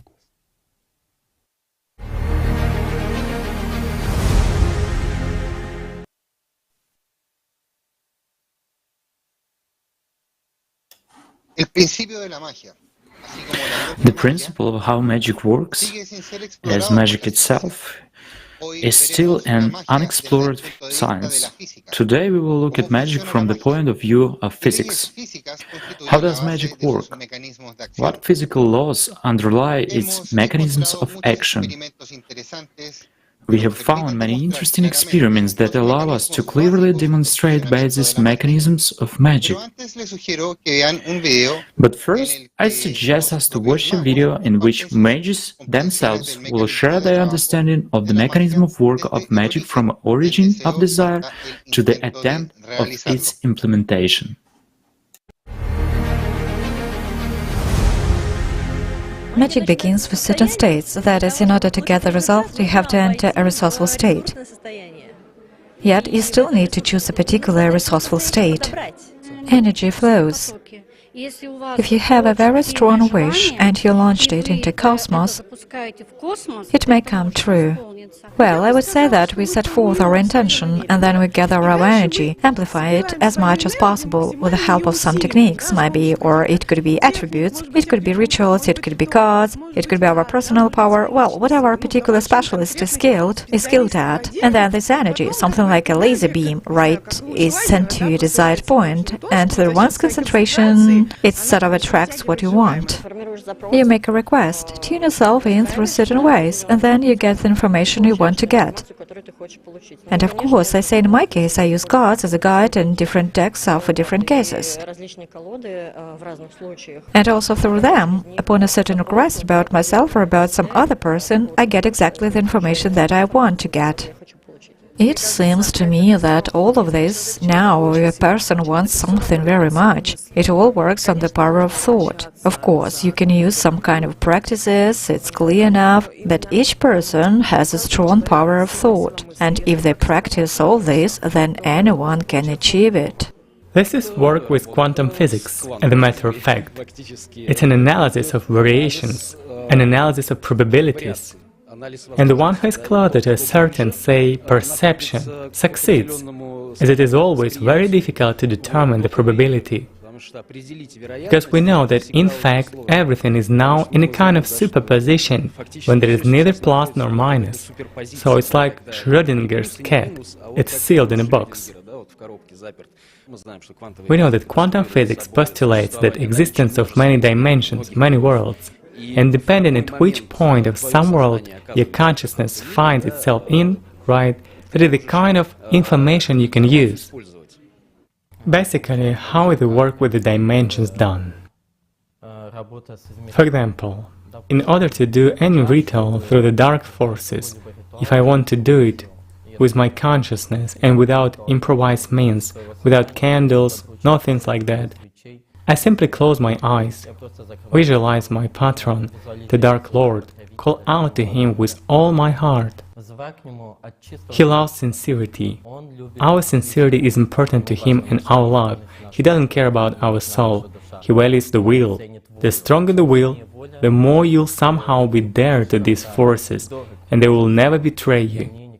I immerse myself in this state. I visualize the hell world. I visualize my Lord's throne. I visualize all the brothers of the night, all my dark sisters, and there happens some kind of immersion in this vibration. That is, I perceive these images in my mind as clearly as possible. I just become this darkness myself, immersing in it, like, going back to my homeland. And at this point I express my intention, my will there. I set forth my intention verbally and in images. I mean, when I read out the intention, when I recite the incantation, I visualize how it all happens, meaning I also reinforce with my imagination, my fantasy, that is, with images, how it all happens. Suppose I'm casting a curse, I even imagine how it all happens to a person. And so it happens. Suppose I'm performing a money ritual, I imagine how my money comes to me, say transferred to my bank account, some sums come into my account. I visualize all of this, and so it happens. So then it comes true? Yes, but you have to be careful with magic, because in order to get something, you always have to give something in return, whether you like it or not.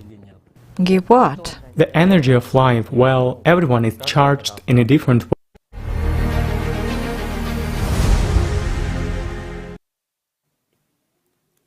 How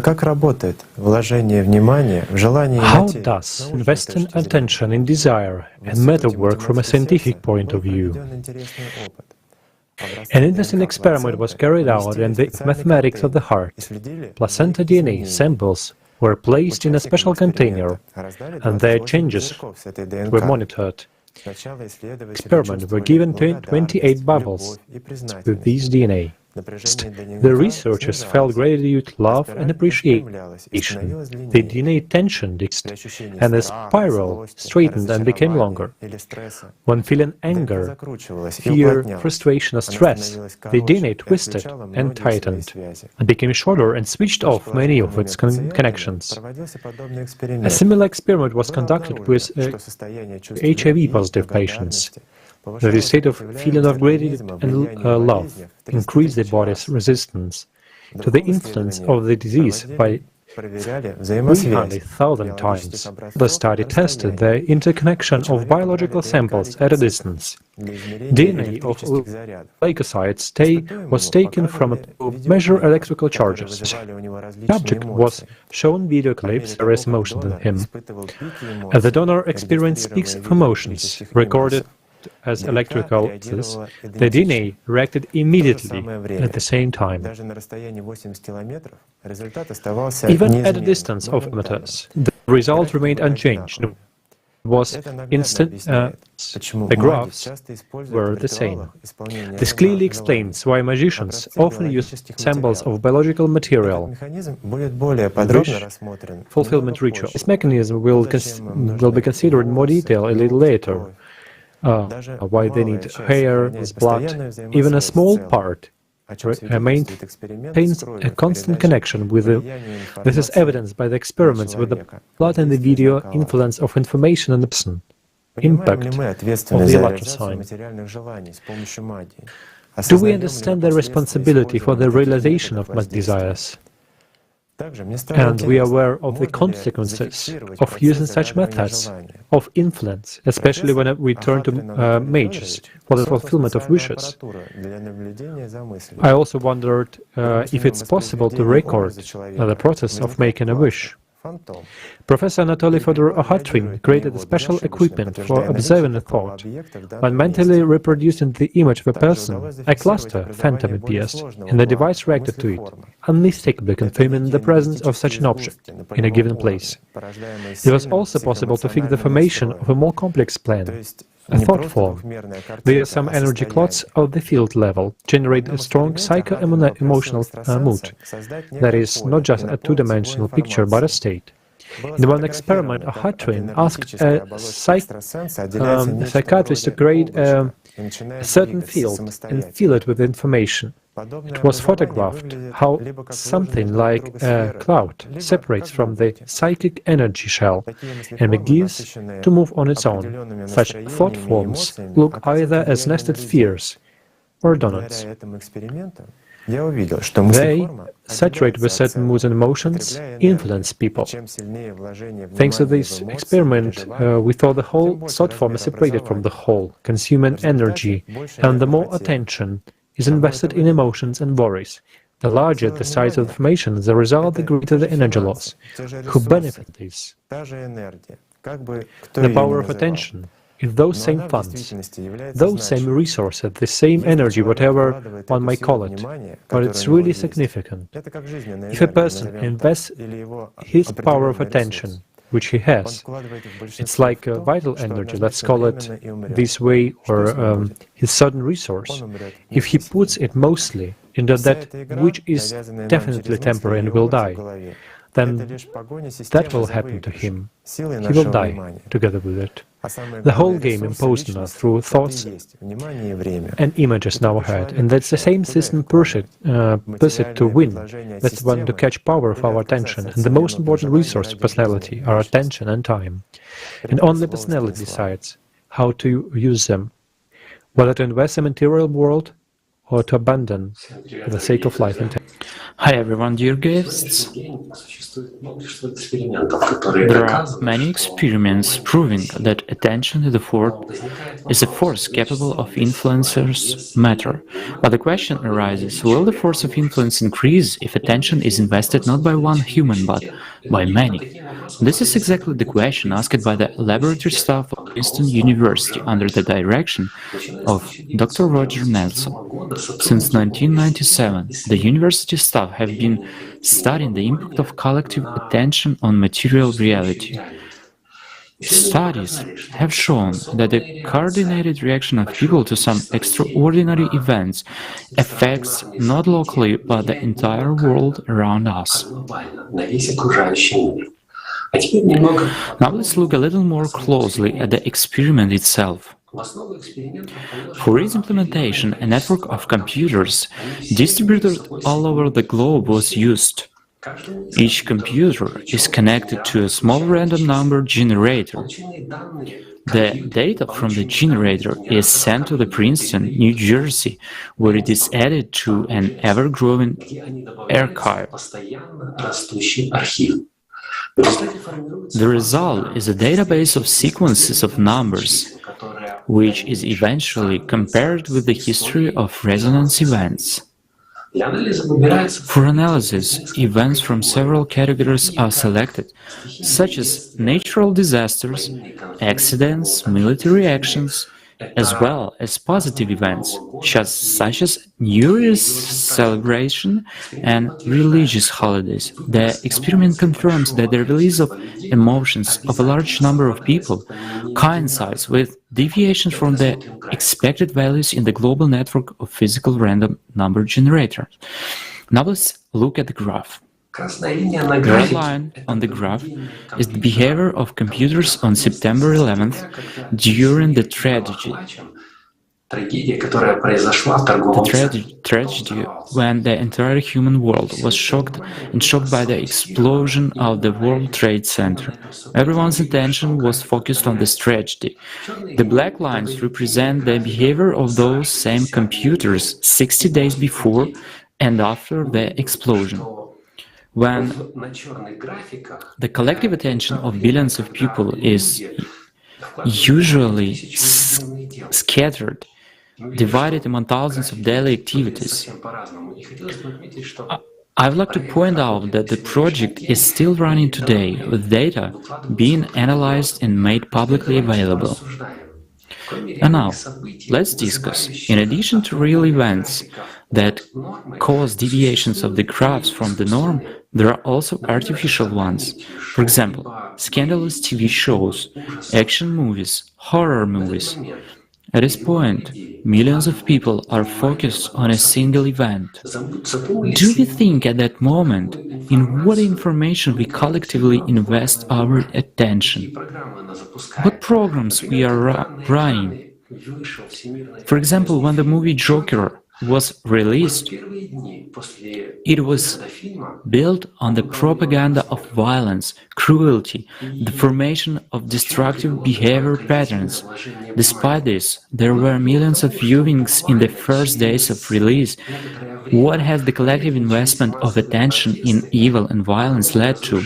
Very little time passed and massive protests, pogroms and destruction began in America. You could call it an accident, but there are that actually were too many similarities between the events that broke out and the film script. It turns out that knowing the power of collective attention, someone is skillfully manipulating it. Now it becomes clear while the same mages and sorcerers involve as many people as possible in their rituals. After all, in order to change or influence any events, a huge amount of energy is needed, and the source of this energy is people themselves, without even knowing about it. But if the collective has such huge power, why don't we focus it on something good? Indeed, today's science is already proving that this works. For example, the well-known effect of Maharishi, who argued that if at least 1% of the population practices a state of inner peace, this will lead to a decrease in the level of crime and violence in the world. Research has been carried out known as the International Middle East Peace Program. During the Israel-Lebanon War, participants in the experiment were in a war zone and simultaneously at certain hours were immersed in a state of deep inner peace. During this time, the number of terrorist attacks on people and so on was sharply decreased, but as soon as the meditation stopped, everything returned. Summing up all that has been said, I would like to note that when people unite around a single goal, even a fantasy becomes a reality, because in this case, certain laws of physics come into force, which modern science has already fixed, but cannot still explain them.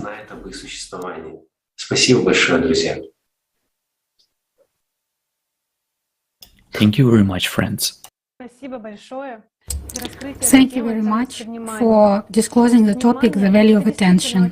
Attention is really a very important resource any human has, and he has the right to choose where to invest it.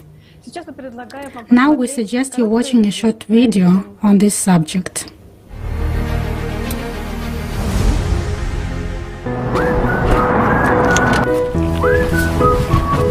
Navigate home.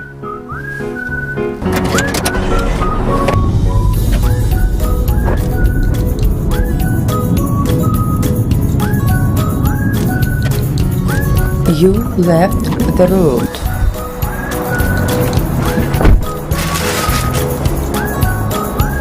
Well, going home now.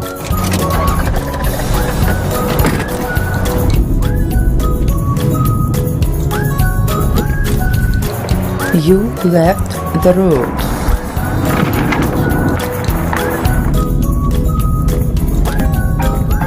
Yes, Siroga, hi. I'm driving home. Are you guys partying like you always do? How about I'll drop in your place? Okay, sure, just wait for me. You left the road.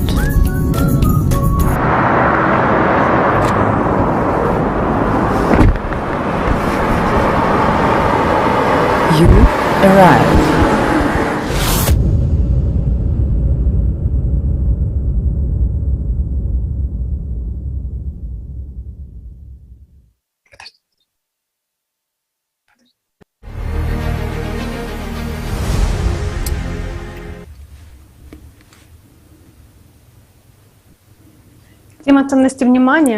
The topic of the value of a human's attention is directly correlated to protection from magic. Today there are so many suggestions on how a person can protect himself from any kind of external magical influence. But the whole paradox is that we are offered to protect ourselves from magic, again with the help of the same magic. What does it lead to? And can a person protect himself from magic influence even if he does not believe in it? Our next speaker will tell us about this. Tatiana, the floor is yours.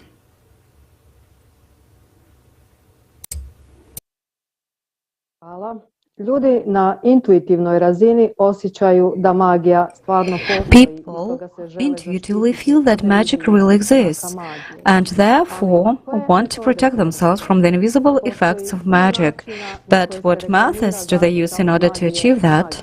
There are many advertised ways to protect against magic by using magic: purges, talismans, protection rites.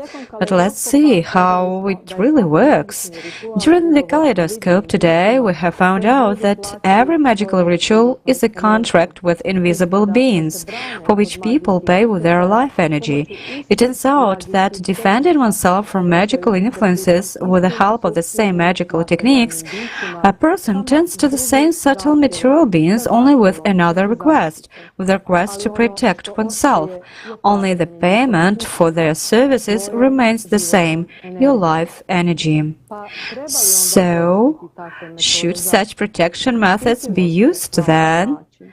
Do you protect yourself in this way? And there is another paradox of such protection against magic with the help of magic. Imagine this situation: one mage trying to influence another person resorts to the help of invisible beings. That person, in turn, defending himself from this influence, also turns for help to the invisible beings. It turns out that there is a confrontation of subtle material beings on the invisible side, and according to all the rules of the material material world, the strongest wins. That is, to protect against the influence of invisible beings, you need to seek the help of stronger beings. And as you remember, they accept payment only in one currency, your life energy. What happens here? By turning to mage for protection from magic, a person will in fact fall under the influence of a stronger being who will continue to devour him. After all, for the system of the animal mind, it doesn't matter through what devil will the energy from a person pass to the system. This is important for the demons themselves, so if they take a person under their care, some of the energy coming from a person will remain with the demon, which will allow him to grow in the hierarchy. And for them, this is the most important thing demons can find with each other for human energy. Someone will lose, someone will win, but clearly in this competition the animal mind system will win, and a person will lose. So the question arises, isn't this sort of protection even more expensive? There is another way to protect against magic that people talk about. The way is sort of, I don't believe in magic, so it can't affect me. But let's find out, doesn't a person really believe in magic? But it's interesting that many people, let's assume, say that, oh, I don't believe in magic, for example. Does the fact that a person said that, I don't believe, actually guarantee him a protection from... From what? From hacks, say, from jinx, from the influence of third forces on him? Just, I don't believe. That doesn't guarantee him anything, because it's the demons in his head that say, I don't believe in magic. I do not believe in demons. I do not believe in God. I believe in the mind. But what is the difference? Whatever we call it, the essence will not change. Well, these are just epithets of the same thing. A person doesn't believe in magic, but at the same time, he always wants to, or for example, he always starts instilling in himself that I'm the best, I'm the strongest, right? It's fashionable right now, as they say. Instead of being like this, he starts instilling this in himself, as if by changing his attitude towards himself, by instilling this, he would change. Well, these are again stupidities and mindsets.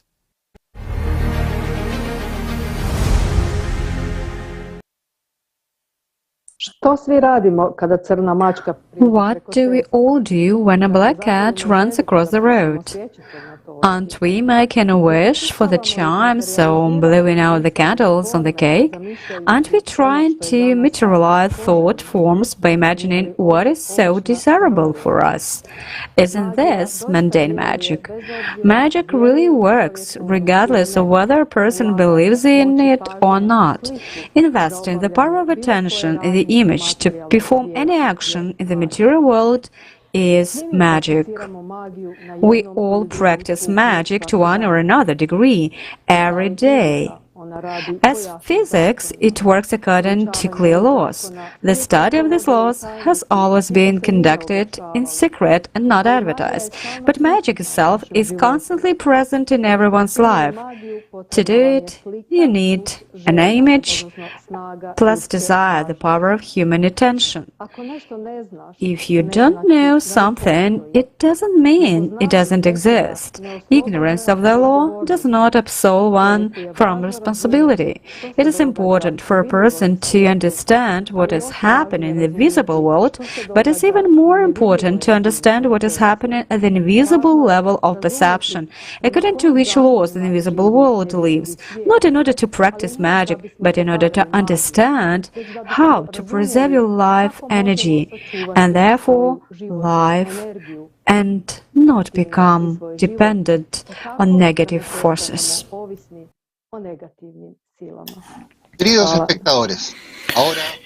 Dear viewers, now we invite you to dive a little bit in history and listen to our next speaker, Natalia, who will tell you about how magic was born. Natalia, I give you the floor.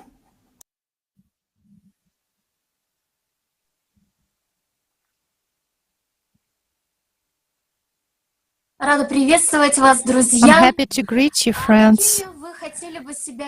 What would you like to see? How you would like to envision yourself? The answer is what here is in your hand. A shaman will come and conduct some ritual. So welcome to the Upper Paleolithic.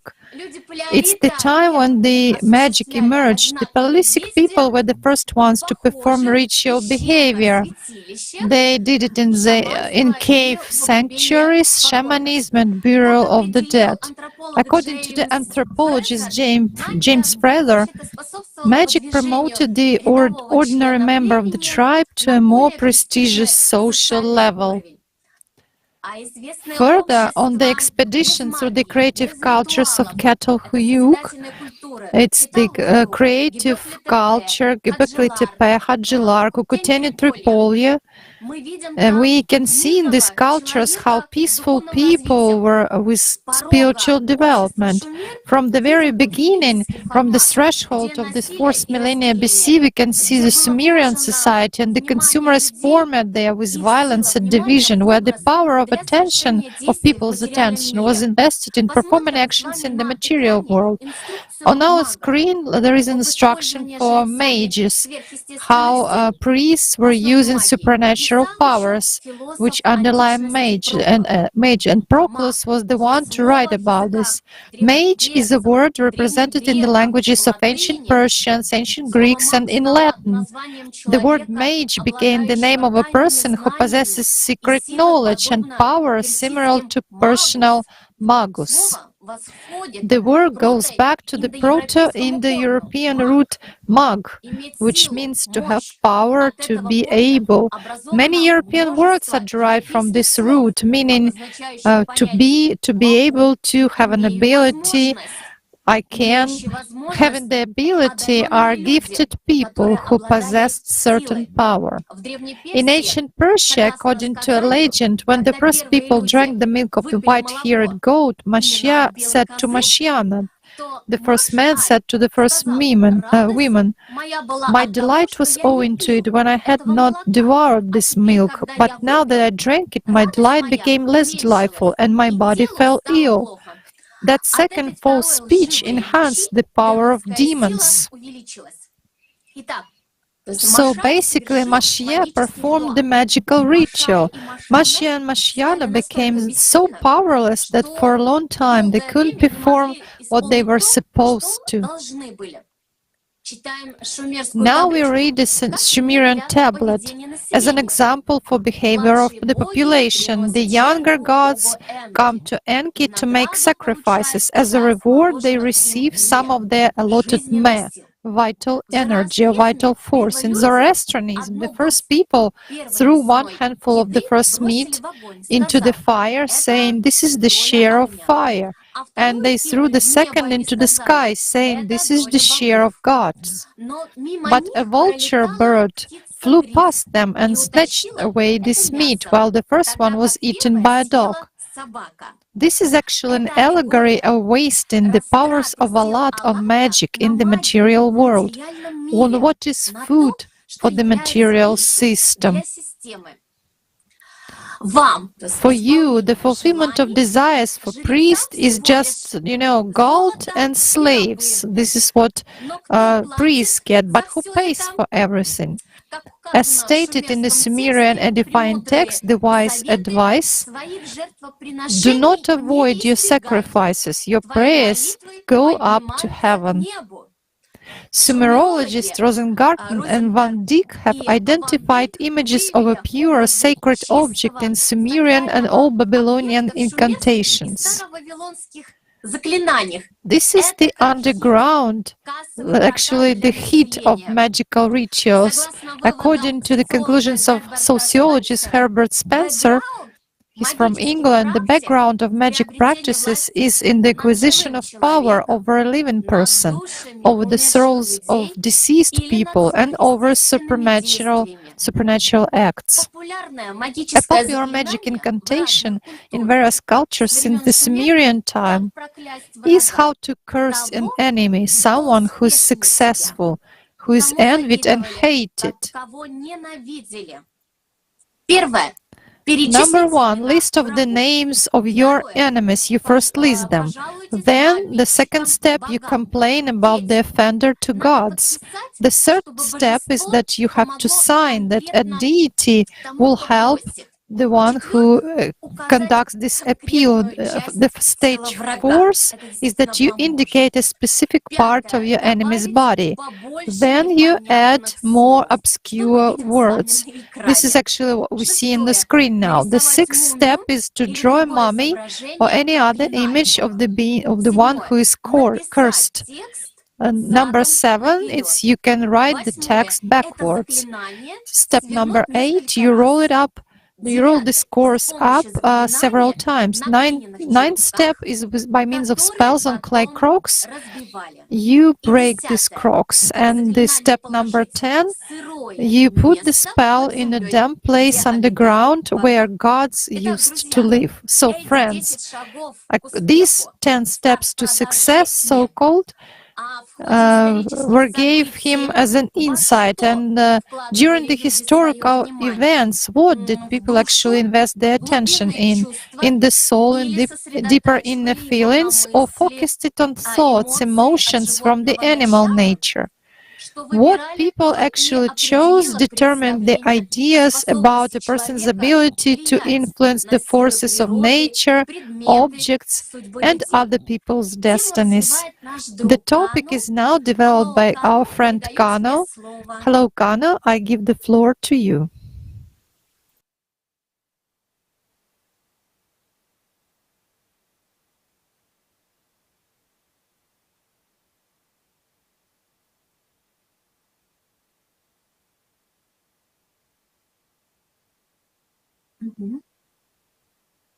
Hello, Natalie.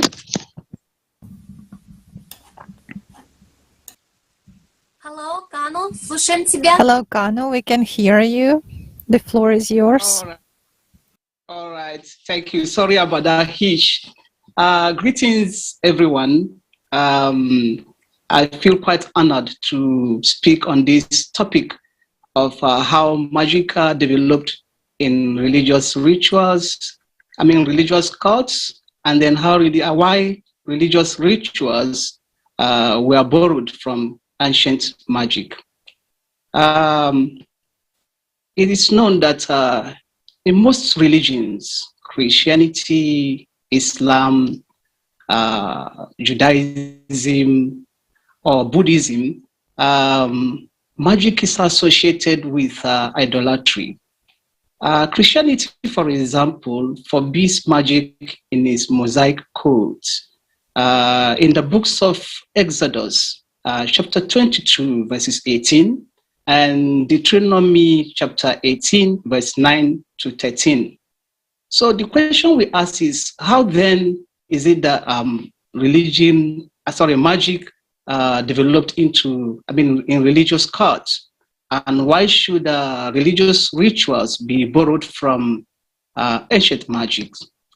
It is as good as we are asking the question, what is the relationship between magic and religion?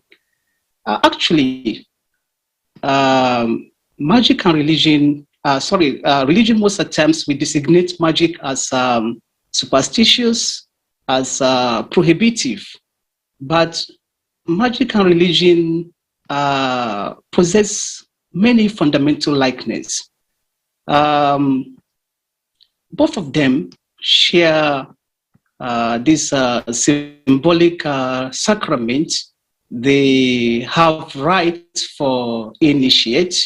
They share or offer what I'll call mystical cleansing of sin. And both of them also promise personal aesthetic feeling as well as physical healing. Now, we could trace this all-important question further to man's worldview about nature and his relationship to it. What we know is that man has always viewed his relationship with nature as interpersonal. Nature is not seen as a dead matter, but as a living consciousness. a universal mind, if you like. There are spirits, so it is believed, spirits and elemental beings that live inside physical objects, that is, that live in human bodies, in plants, in animals, in rocks, and even in stars. And they control their behavior. The sky, the clouds, landscapes, mountains, trees, and rivers are experienced as living animate entities that are equipped with mental capabilities.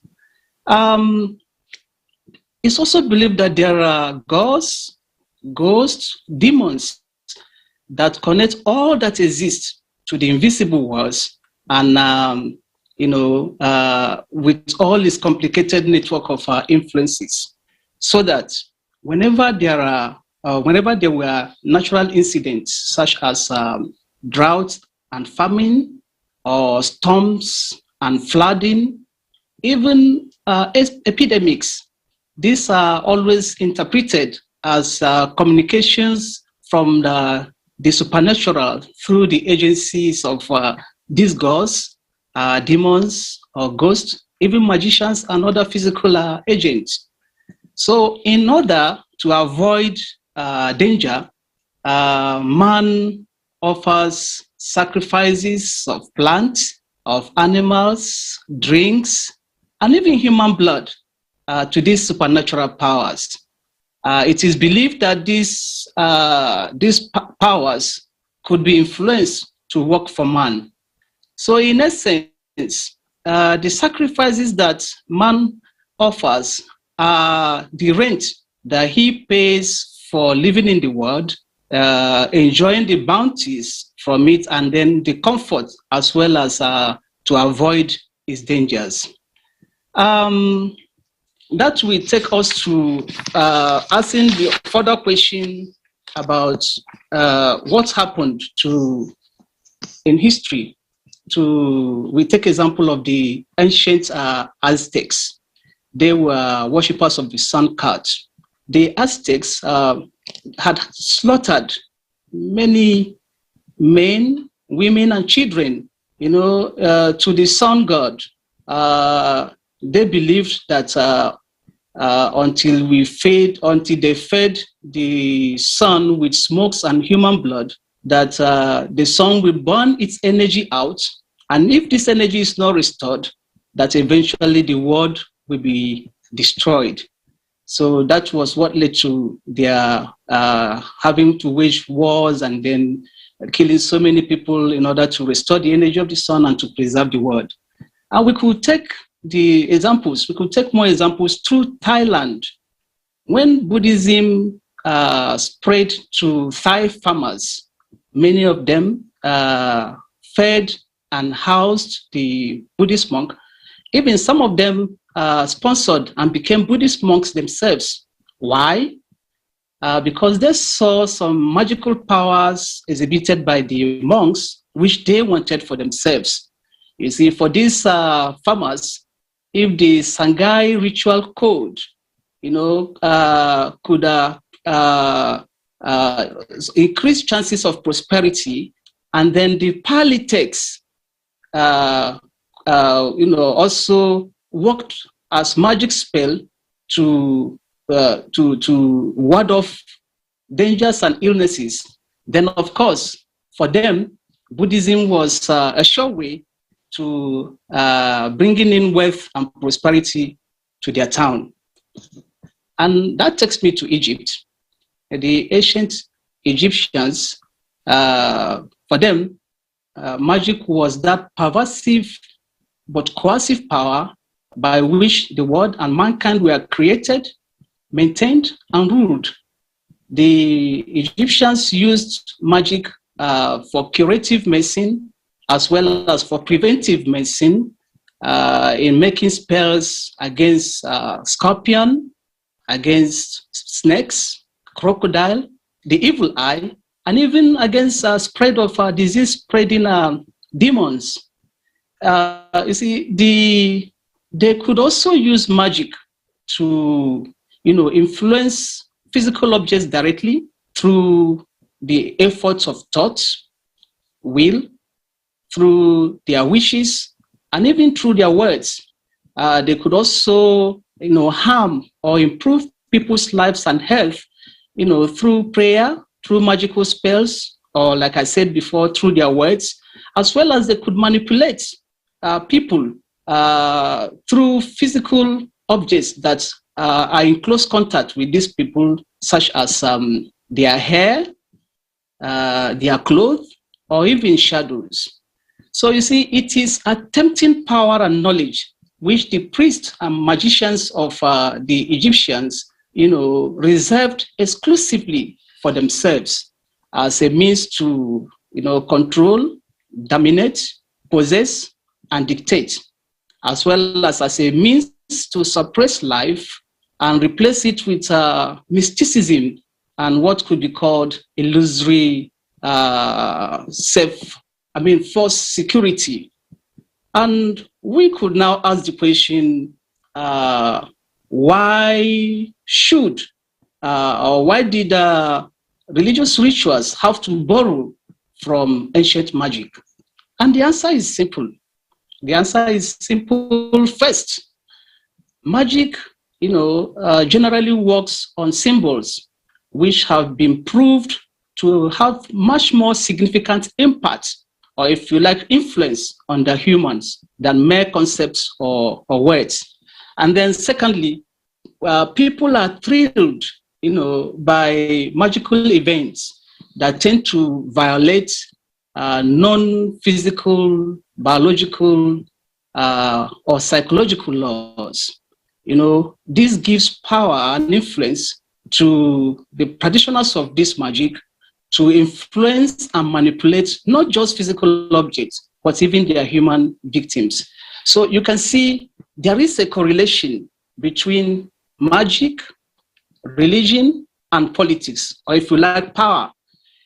You see, practitioners of ritual power who are at the center of political and social power usually determine what is accepted as miracle and what is rejected as magic. So we could say in a nutshell that they set the benchmark. And having said this, in conclusion, magic is nothing but just magic, a game of consciousness. And the current consumer format of society does its best to substitute the highest spiritual values for lower passions. And we must note that nature suffers no vacuum. So by losing sight of spiritual high values, we only give rooms for low passions to arise. Yes, there are no doubts that there are conscious forces of the astral plane who thrive on currents of living life energies. There are ghosts, there are demons, there are ghosts, there are vampires, incubi, succubi. There are all elemental furies, all testing for life.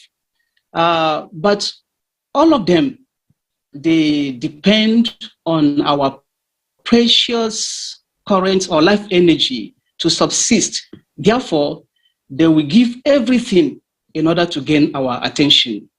But just as the historians and psychiatrists had observed, it takes a certain element of voluntary self-surrender to be dominated even by the devil. So you see, the less we feel or the less control we feel about our circumstances, the more we entrust our fates to the magical agents of magical power, and then that is at the expense of our life energies. So, what to do? Just guard your thoughts. That's all. Guard your thoughts. Thank you for listening to me, and thank you for your time.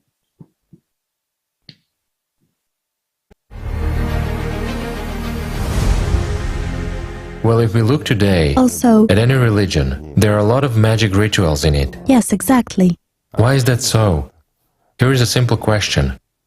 After all, religion denies magic. How did it happen that they actually deny magic, but at some point they themselves use these magical rituals? Well, in fact, we have already mentioned, and more than once, that any religious organization is primarily an organization. And in any organization, financial interest predominates. Demand. What does any organization need? It is the number of buyers, to put it simply. A stable number of them. A good, solid corporation that can grow. But it can only grow when there is demand for its goods. Can one trade God? No. It's impossible. Yet one has to live somehow. And thus it happens, instead of gathering as a community, even if you need to build temples, they've built temples in their free time. People serve God, both who teach the word of God and those who accept it, right? Meaning, this is a normal community, this is a normal relationship between a human and God. God must occupy, or let's say, the spiritual path must occupy 24 hours a day.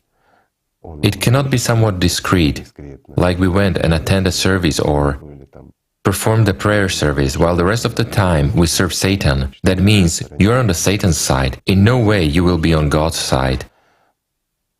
But, again, the person to whom God gives nothing, and this person on the side of consciousness, where demons whisper to him, since God, the one you believe in, is omnipotent, he must be giving you something. He must solve your issues. He must give you life which is better than other people have. Well, how are you different from others if you believe in God, right? But if you don't get anything from him, what kind of God is that? Everything is equal there, yes. Well, of course, everything is equal. And this paradox has led to the fact that people began to transform the knowledge into religions and teachings, and this transformation happened with a mixture of magic in addition. Why? Because magic, well, as we already said in the previous programs, Such an enculturation, right? has existed for a long time. Well, of course, enculturation also plays a very important role when people lived by certain rules, when magic was natural to them, when completely different formats dominated, and here people came and imposed some religion on them. But without these rituals which gave them something, they would not have perceived it, sort of, let them be for a while, and then we will exclude them. Then they saw that this brought profit. Well, how can a corporation give up profits?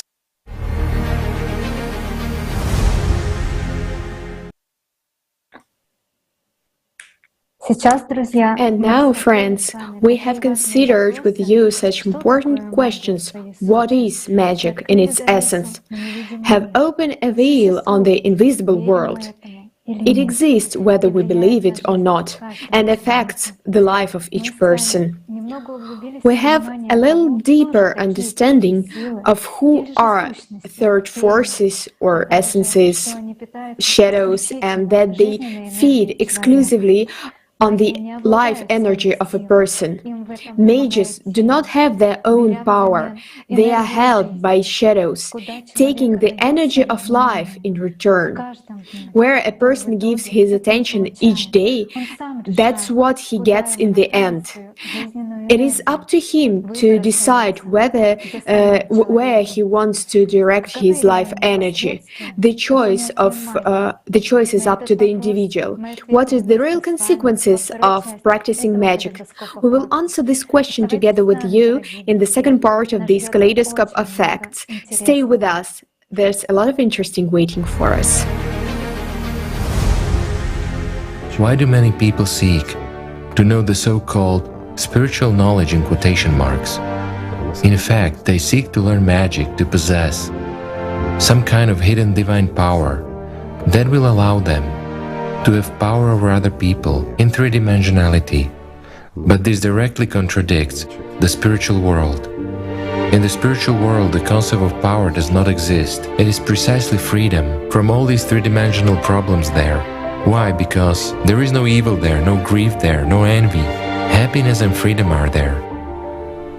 It's hard for people to understand this, being enslaved by consciousness, because for a person who lives by the laws of this three-dimensional world, for him a real freedom is when he can do what he wants. For him the real power is when he can secretly influence someone. That is magic, that's ordinary magic.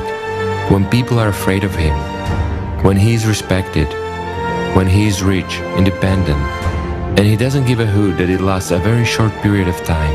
Why? Because consciousness tells him, but you have achieved everything. Or, most often the consciousness says, you will study, you will learn this, secret knowledge, magic, and you will possess it. But as a rule, it does not give this knowledge to people. It only promises it to them. Although the system gives many of its adherents both earthly power and wealth, even health to some of them. But it takes more later.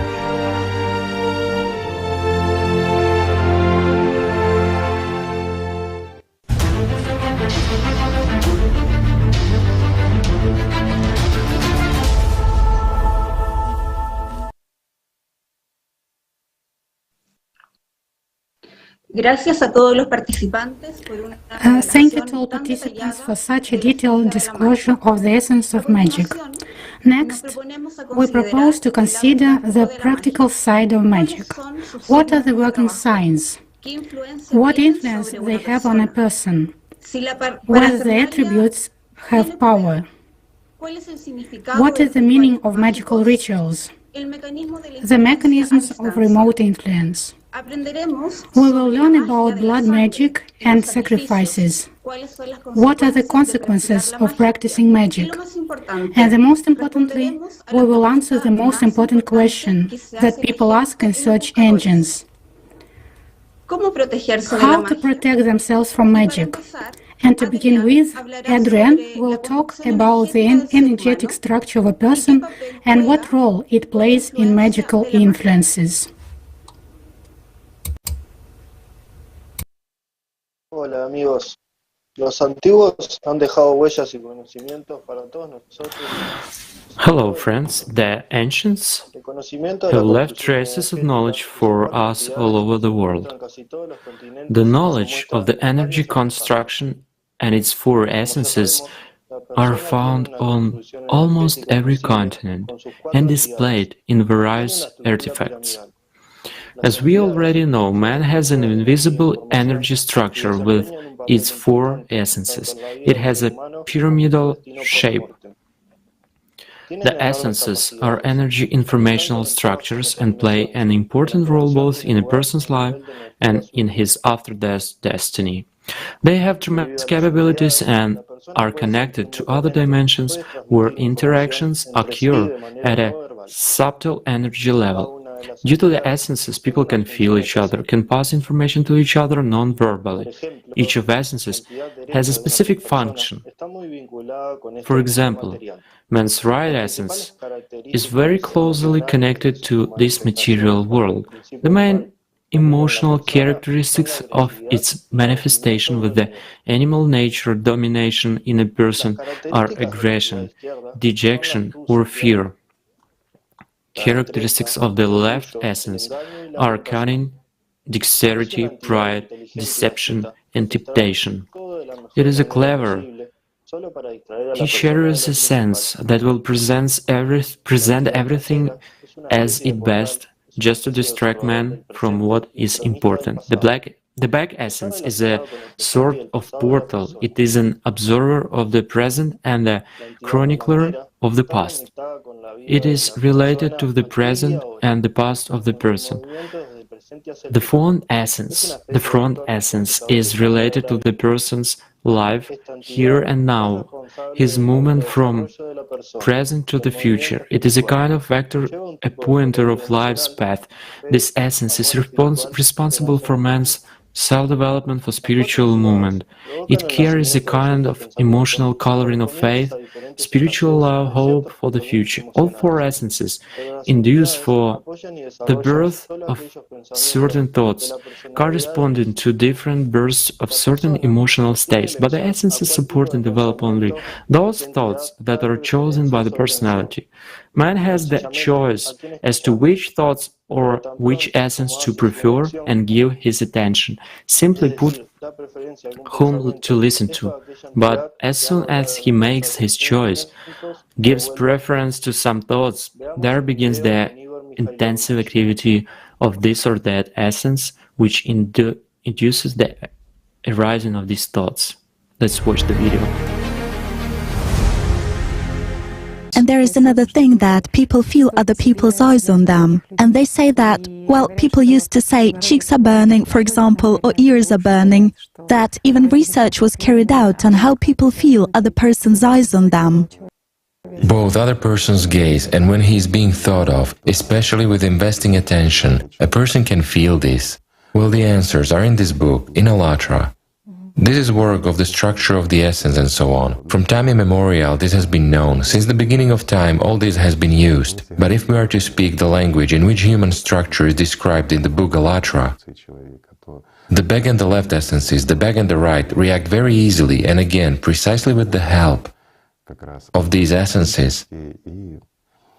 Some magic techniques are used. But what's the difference? The structure is the structure. And with their help people both feel and transmit something, well, just like SMS via modern gadgets. When thinking of someone, a person starts feeling that he is being thought of. Yes. It exists, of course. This is tried physics. Right. In addition to this, they say that people feel exactly this area of the back of the head when someone is staring at them with a certain... Well, it takes place if there is a direct look at them. This means when a person is in front of the one who's looking at him from behind, and the person might feel this stare if the one is paying his attention. But this attention should be invested along with some desire, either, pardon me, with lust or with harm. Whereas if someone is just looking at the hairdo, the person won't feel this. Some powers must be involved here, energy must be spent. Then this is felt.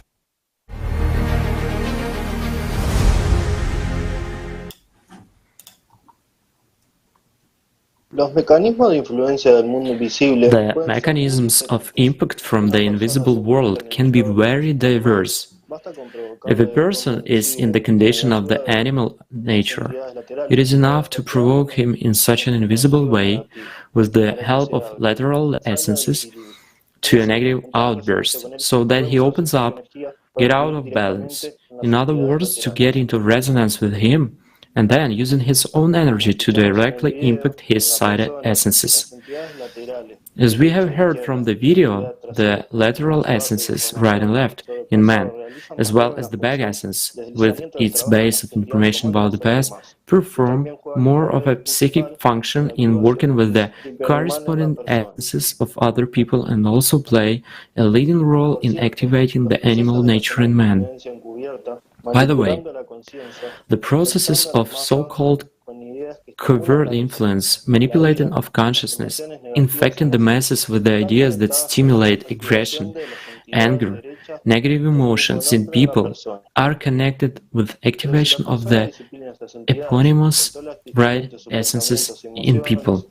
But if a person trains these essences to discipline, strictly controls his thoughts, emotions, does not approve negativity, firmly adheres to the spiritual direction, he will gain the effective assistants who are perfectly oriented in the world of subtle matter and have a multidimensional connection with the same essences of other people. This connection is realized regardless of time and space. Thank you.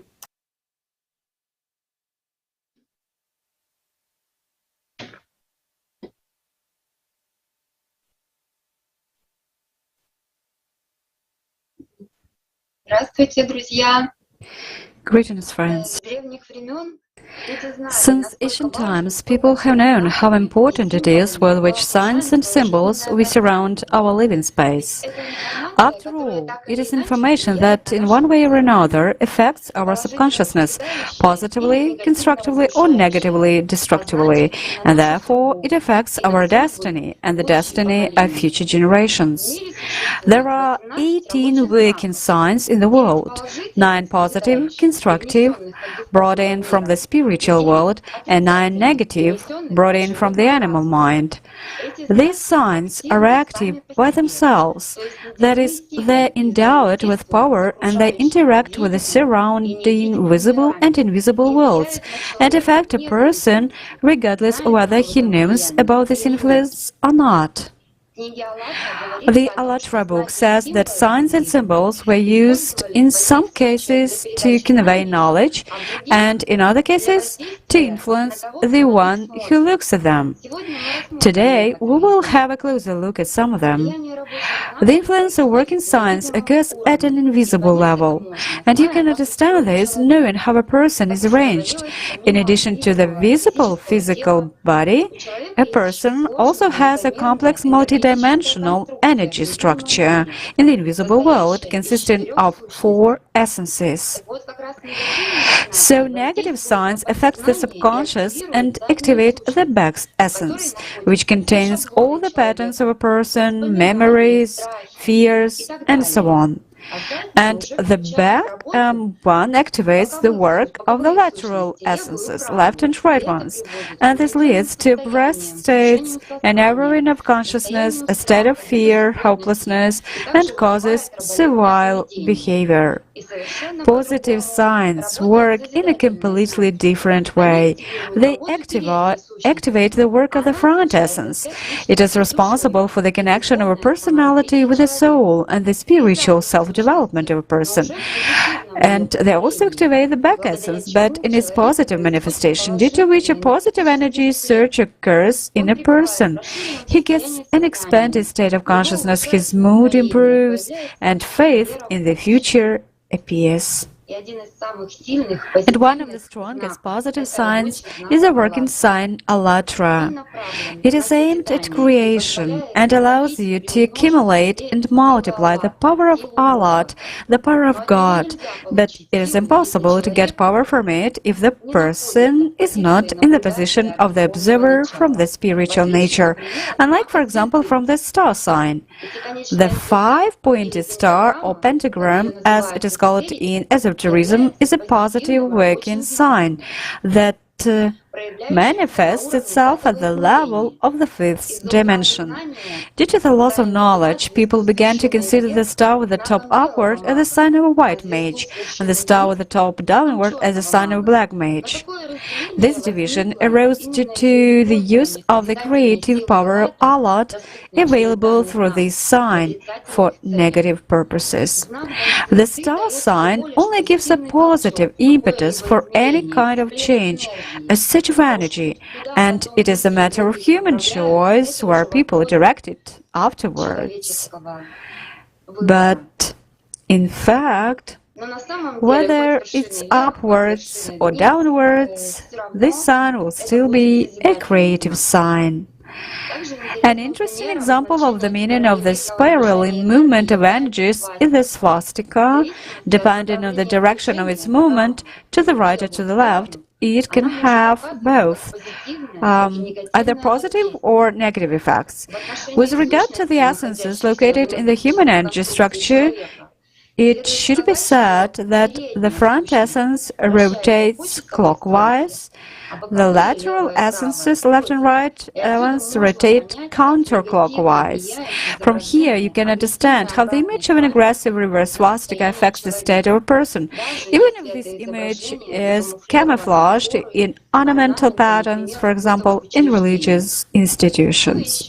One of the clearest examples of the influence of the reverse swastika on people is the swastika of Hitler's Germany, and what this led to, everyone already knows very well.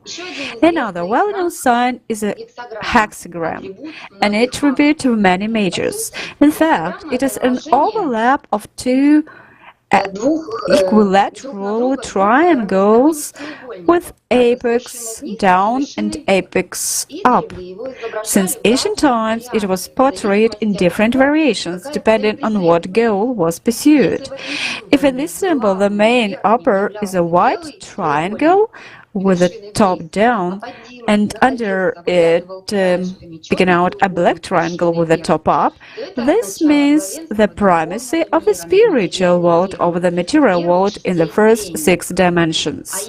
And if the triangle with the top up overlaps the triangle with the top down, it means the dominance of the material world over the spiritual world, the magical influence on matter from the 6th dimension.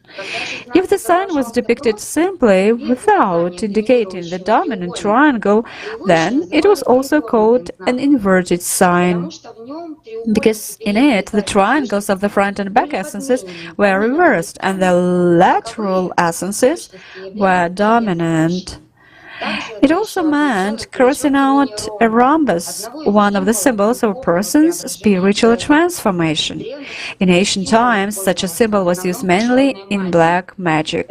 This symbol is now widely known as the Star of David. Knowing about the influence of signs, a person can organize his living space in such a way that the signs that he sees help him in his spiritual development, and thus would make him much freer, happier, more joyful, give rise to a spiritual search, protect, if necessary, from forces of the invisible world, rather than oppressing, complicating his life, provoking him to be a hostage to his fears and desires. It is important to surround not only the personal space of a person with positive signs, but also the space of temples, public places, places of large crowds in cities. And also, as it has already been mentioned, the most important and strongest positive sign is the ALLATRA sign. Let us find out more about it. Thank you.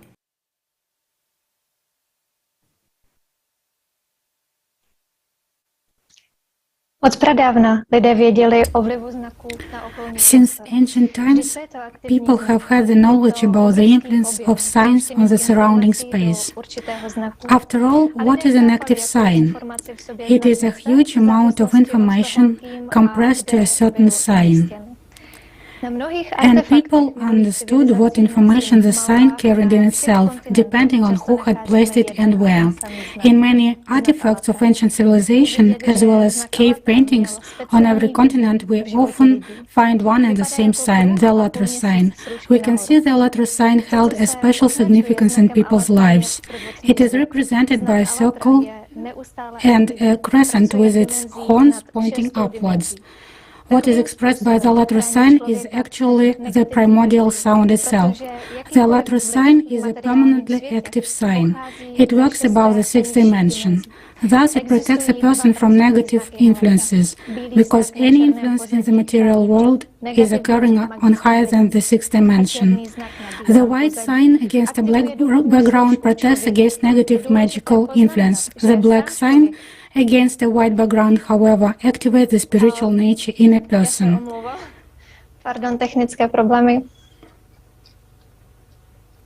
Technical issues, excuse me.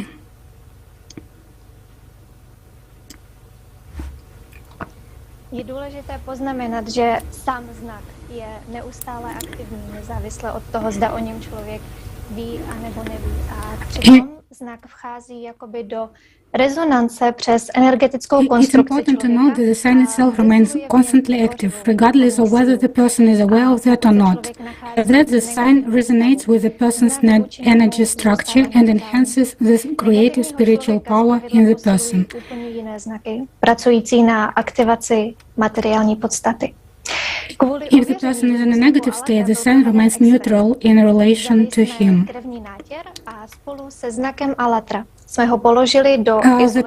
test the effect of the ALLATRA sign, we conducted the following experiment. We took the blood sample and along with the ALLATRA sign, we put it in a screening box, which eliminated 4 fundamental interactions: strong, weak, gravitational, and electromagnetic ones.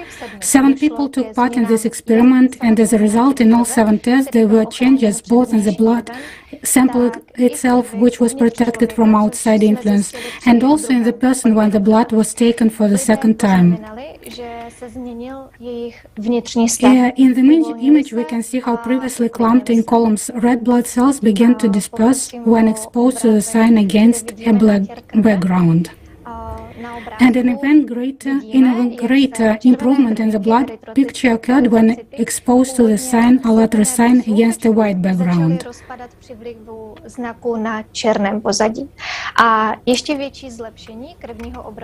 Thus, we have discovered several interesting facts. The ALLATRA sign has a positive effect on a human blood. This influence is of remote nature and cannot be explained by any type of interaction currently known in physics. Even placing the blood sample in the sign in the Faraday cage did not prevent the impact of the ALLATRA sign through the blood sample on the state of the blood of a person himself, who was outside of the Faraday cage. Let's watch a video with the participation of Igor Mikhailovich Danilov.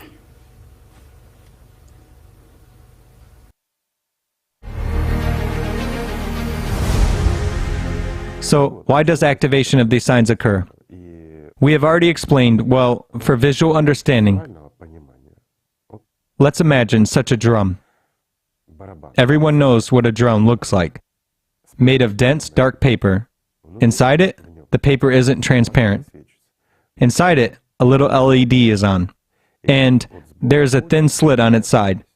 Right on its side surface, a very thin slit. This drum has the property of rotation, but it is placed in a very dark box, which is also non-transparent, and on one of its sides there is a very thin slit, and so when we place this drum into this dark box, we turn off the light. It is dark in our room. We look through this slit, it is dark. The dark side of the drum is facing us, and when a turn of the spiral occurs, and at a certain moment, when this slit cut in the drum coincides with this slit cut in the box in which the drum is placed, what do we see at a certain time? The light radiated by this LED. That opens the portal of this. Absolutely right. Opening of the portal, meaning alignment of certain conditions, makes the light of the LED visible. While here, perception through feelings of this very light that gives life fills a person. That's a simple sign. And what is ALLATRA? In order to understand ALLATRA, I would conduct such a mental experiment. Imagine that we are in a room where there are a lot of bright lights, and all of them are painted in blue, yellow, green, in diverse colors, in red. And for instance, we have a little LED on the table, which radiates a white light. So, the bright lights of various colors, if we look cursorily, we won't see because they will be reflected on this LED, and we won't see its white light. In order for us to see it, we need what? Just to focus.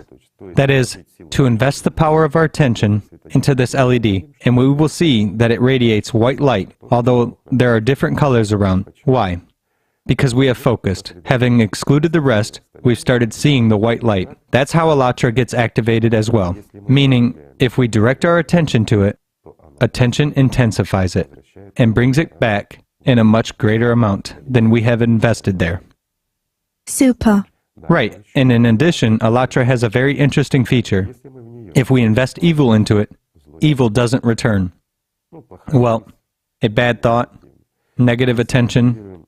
But if we activate this ALLATRA sign with something positive, the positive returns. That's the kind of a portal. Well, of course we can explain this from a physical perspective. Why? Because we won't get into it. Well, Let's give a simple example of what was observed and what was observed repeatedly. People have already conducted a lot of experiments when a sign was literally drawn on a paper. Well, how can it affect people, right? So it was hung in the institutions where there were scandals, where there were quarrels, where there were people in general. And a distinct change was observed, meaning it also affects to the point of neutralizing negativity. Well, a color spectrum also plays a role here as well. Many other such points. Because a sign is a sign, they should be treated with respect.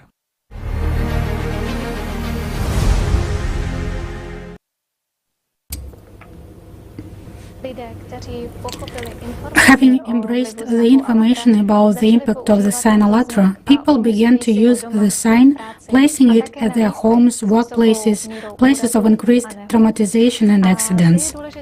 And here it is important to understand the purpose and proper use of the ALLATRA sign as a working sign, which has an impact on the person and the surrounding space.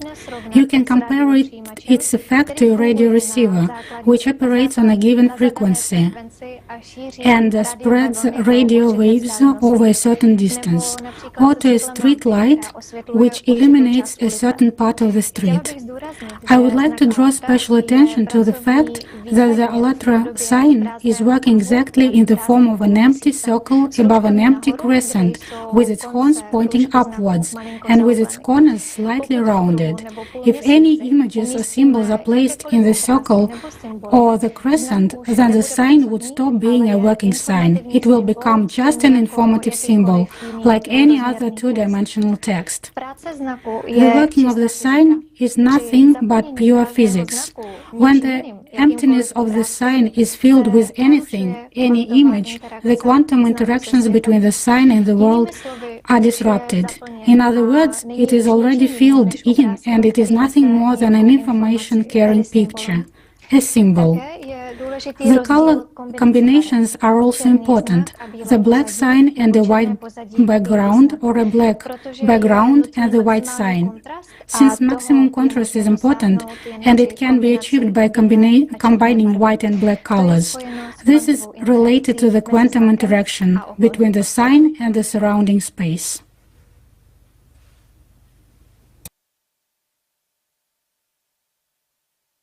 Thank you very much, Marketa. It is very interesting to learn about the working signs and their effect not only on the physics of space, but also, of course, on people. Now, I give the floor to Pedro, who will tell us about the energy of life, which our entire world was created with and exists. Sí, hola a todos. Здравствуйте, друзья. Hello, friends. Lo importante es que aprendamos a gestionar nuestra atención e invertirla en lo positivo y espiritualmente fructífero, porque detrás de la atención está la energía de la vida. La energía de la vida es Allat. El concepto mismo de Allat. How important it is for us to learn how to manage our attention, invest it in the positive things which bring spiritual fruits. Because behind the attention lies the energy of life. Allat is exactly the energy of life. The very notion Allat is quite ancient. In the past, the Allat sign is the form of a crescent with its horns up, was used to indicate the presence of divine force in this or that phenomena. It also denotes a common union, the forerunner of time. Allat has multiple manifestations. In scientific understanding, Allat is a single unit of time, which has a great importance for all matter. If we use modern indication of earthly time, and Allat makes up to 12 minutes, or more precisely 11 minutes, 6.74 seconds. The ancients left traces of knowledge for us all over the world. The sign of Allat is found on almost every continent and is displayed in various artifacts. Everything in this world, whether it is matter or energy, including time, exists only thanks to Allat, from the book of Anastasia Novych. This power has been considered from ancient times as the feminine aspect of divine power. It facilitated to awaken in a human the powerful and creative power of a spiritual love, which cannot be even closely compared to any physical sensations or manifestations of raw energy. To learn more about this uniqueness of the power of Allat and mentions about it in antiquity, refer to books by Anastasia Novych.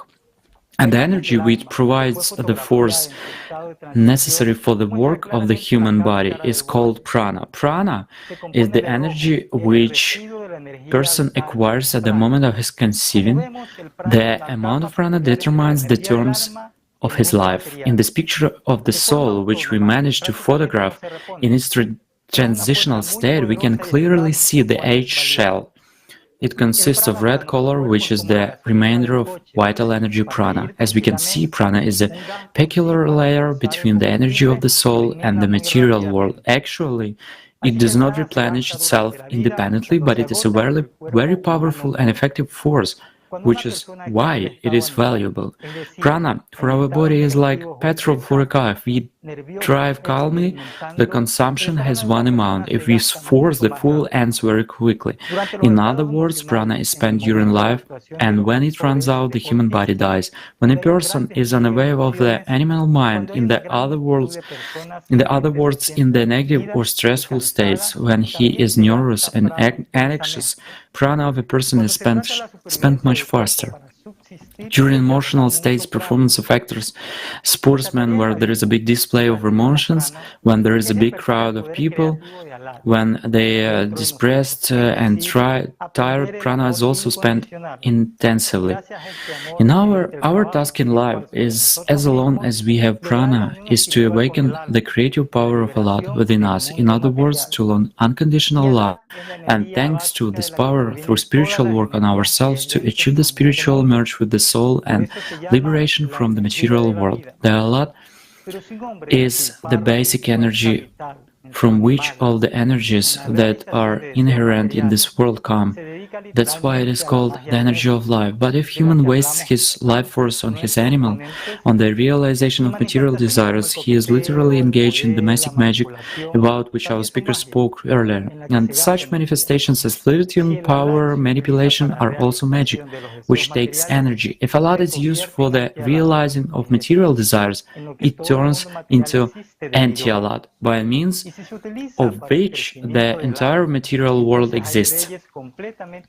And if it is used for the growth of one's souls, completely different laws come into play here, the laws of the spiritual world. And if during the existence of our body, which lives by means of prana, there is a synthesis of the power of thought, the soul of energy of life, then a completely new spiritual being is born, on which the laws of matter is to act. Thank you very much. Thank you very much, Petro. Next, we offer to your attention the trailer for the next Kaleidoscope of Facts, which will take place on January 13th, 2021. The topic is Person and the Universe. Have you ever wondered how the universe with hundreds of billions of galaxies came into existence? What underlies the origin of all matter, and what did the ancients know about it? We invite everyone to join the team of volunteers of the international public movement ALLATRA for a joint study to this question. So let's watch the trailer.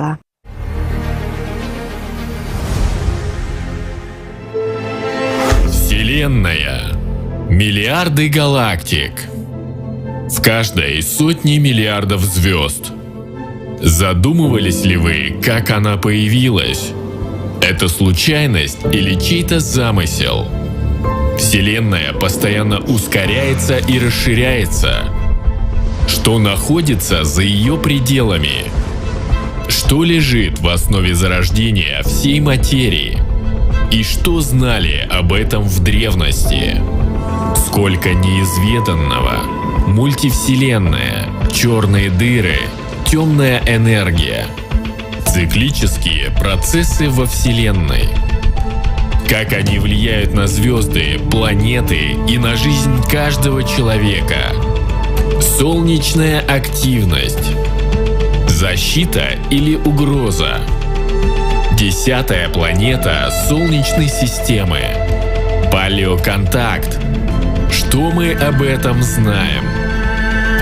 Тесла, Мартини. Откуда они черпали информацию для своих эпохальных открытий?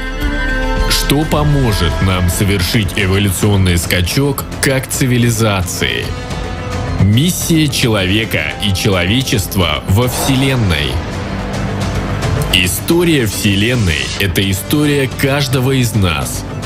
Давайте вместе искать ответы на эти вопросы. 13 января «Калейдоскоп фактов. Человек и Вселенная». Пришло время вернуть правду людям. Организовано участниками проекта из Германии и Белоруссии.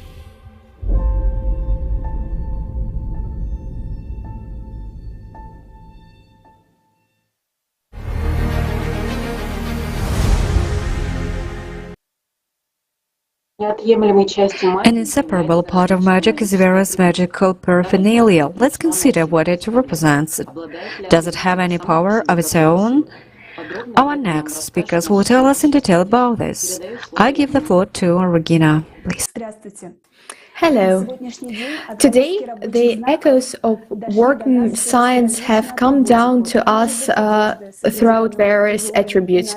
Clothes with certain patterns and inscriptions, amulets, and all sorts of objects with signs and symbols. And this is an essential part of magic. Magic attributes can be called items that are necessary for rituals, spells, and other magical practices. It can be amulets, talismans, altars, candles, cards, runes, stones, etc. Having started searching for the information on the internet about magic paraphernalia, can be even with step-by-step recommendations. The cost of magic items in such stores can increase 10 times compared to their cost. Not bad, huh? The demand for this magic product is quite high, and more people are ready to spend their money on it. And as the saying goes, if there is demand, there will be supply.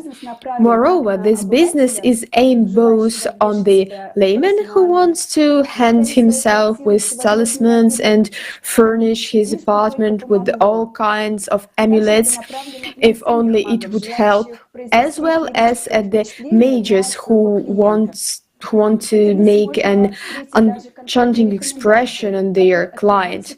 On the internet, you can even find specific recommendations on what attributes every self-respecting mage should have. As they say, it's customary to meet by dress. Well, it's another question whether the attributes have any power, and we would like to suggest watching an excerpt from the program with participation of Igor Mikhailovich about magic. The attributes don't play any part. Attributes just indicate affiliation to somewhere and to someone. But if a person, let's say so, doesn't know what your sign is and what it is for, then it might be merely as some jewelry or something else. You see, it's nothing for him. So, but on the other hand, if they wear various skulls and something specific like this, well, of course, this attracts attention, this makes one open up in some way.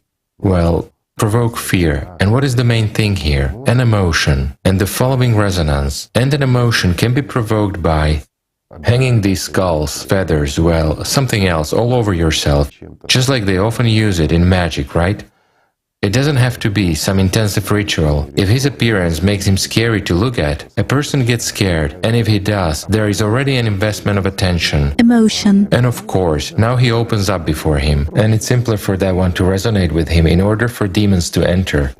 And then he becomes a part of his food, meaning, in this case, a mage is a conductor between the demonic world and this. Well, in this case, it's already a hamburger or a goat, let's put it so, that is being used.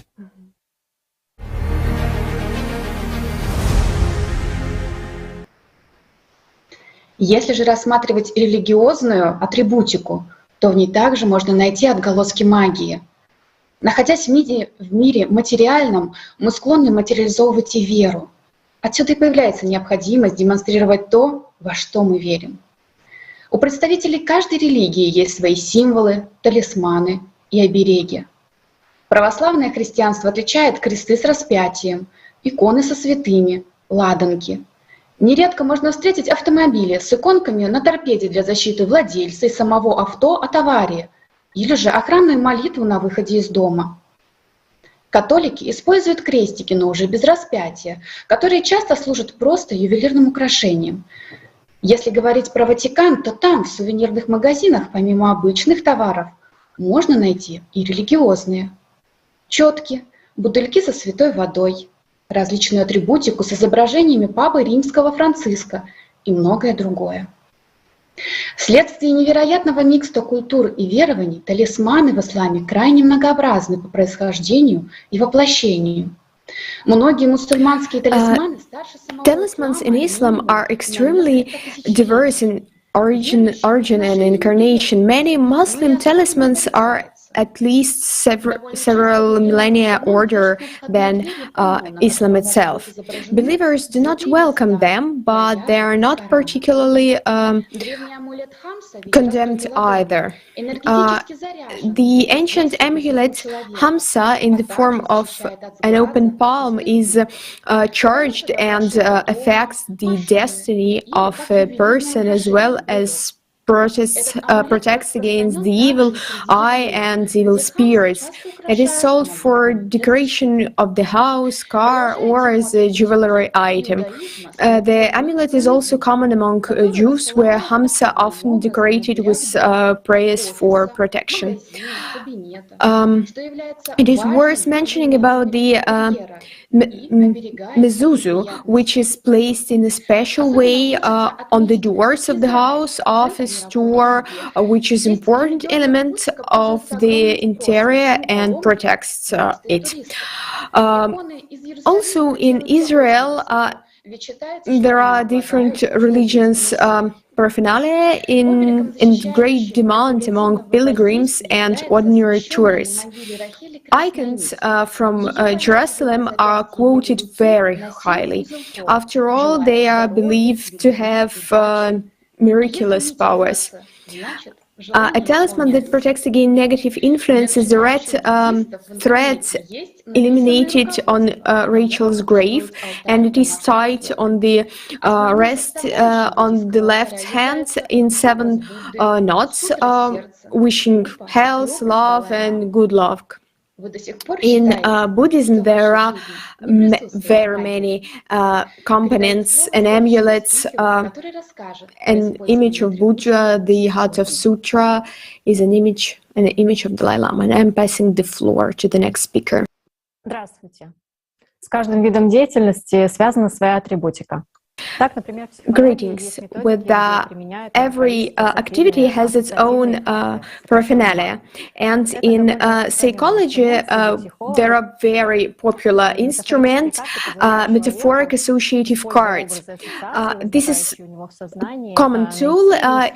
These cards allow a person through images and associations arising in the consciousness to understand and eliminate the causes of the life situations that bother him, to quickly change the situations in relationships, family, work, etc. Psychologists work with several decks focusing on the client, his condition and his request. They often use the tarot cards as a working deck. There are large number of techniques of working with cards, and each psychologist can choose the more suitable option for themselves and for the client. These MAC cards are used not only in individual work but also in group psychotherapy, in various trainings and team building sessions and coaching. Another tool which is very popular is so-called wish maps. The wish maps are based on the technique of visualization. It is believed that if you really want something, you need to visualize an image of what you want as accurately as possible, and it it's even better if you have a picture or a photograph of this. There is a reasonable explanation of visualization in psychology. By creating images, you work with your subconsciousness. Moreover, the images must evoke bright, positive emotions. Thereby, you mentally program yourself for success and choose these desires that lead you to the desired goal. Besides visualization, reciting of affirmations is also used. This is the same as auto-training. And clients, their requests associated either with achieving material desires or with establishing relationship. But the whole point is that if you want to change something in your life, it's necessary to not to look at the images in your head or to the picture in the pictures, but to repeat affirmations to solve problems by ordinary actions, by earning money, buy the desirable car, to build relationships with loved ones. We have to do it by our own. And now I would like to watch a video. So people ask the following question: do various attributes, a person's affiliation to a certain order, or to various trends, movements, religious denominations with usage of signs and symbols give any kind of power to people or not? Meaning what they wear as insignia, right? Yes. Does it have any kind of power? Guys, this doesn't have any power. Plainly. The power of the human, the real power of the human, lies in his attention. And for instance, can the spiritual oppose the dead? It can, easily. If a person is alive, if he's with the spiritual world, well, let's say, at least near, his spiritual power increases. It's like a flame, which can... Well, the simplest example for understanding, we take one candle, we have talked about it, enter a room and it's getting brighter. Now imagine 1,000 candles, and we enter this room. It will definitely be brighter. Or a person lit up a candle in the field, it's seen from afar, and he is seen from afar, while little is lit up around him. However, what if there is 1,000 of candles? He will be seen even from a longer distance. 1,000 candles lit up in the field at night will be seen even from outer space. What does it indicate? That power which he gains, right? Because besides him there are an infinite number of angels with whom he maintains contact. Can some pitiful nothing oppose everything? No, of course, it cannot.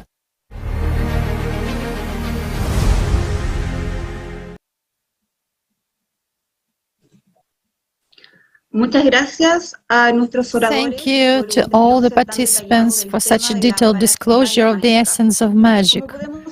Next, we propose to consider the practical side of magic. What are the working signs? What influence they have on a person? Whether the attributes have power? What is the meaning of magic rituals? The mechanism of remote influence.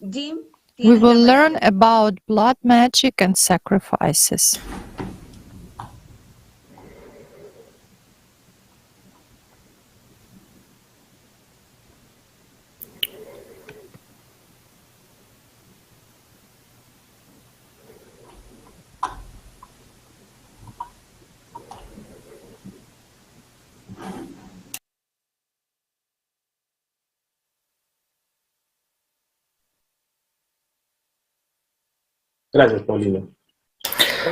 Thank you, Paulina.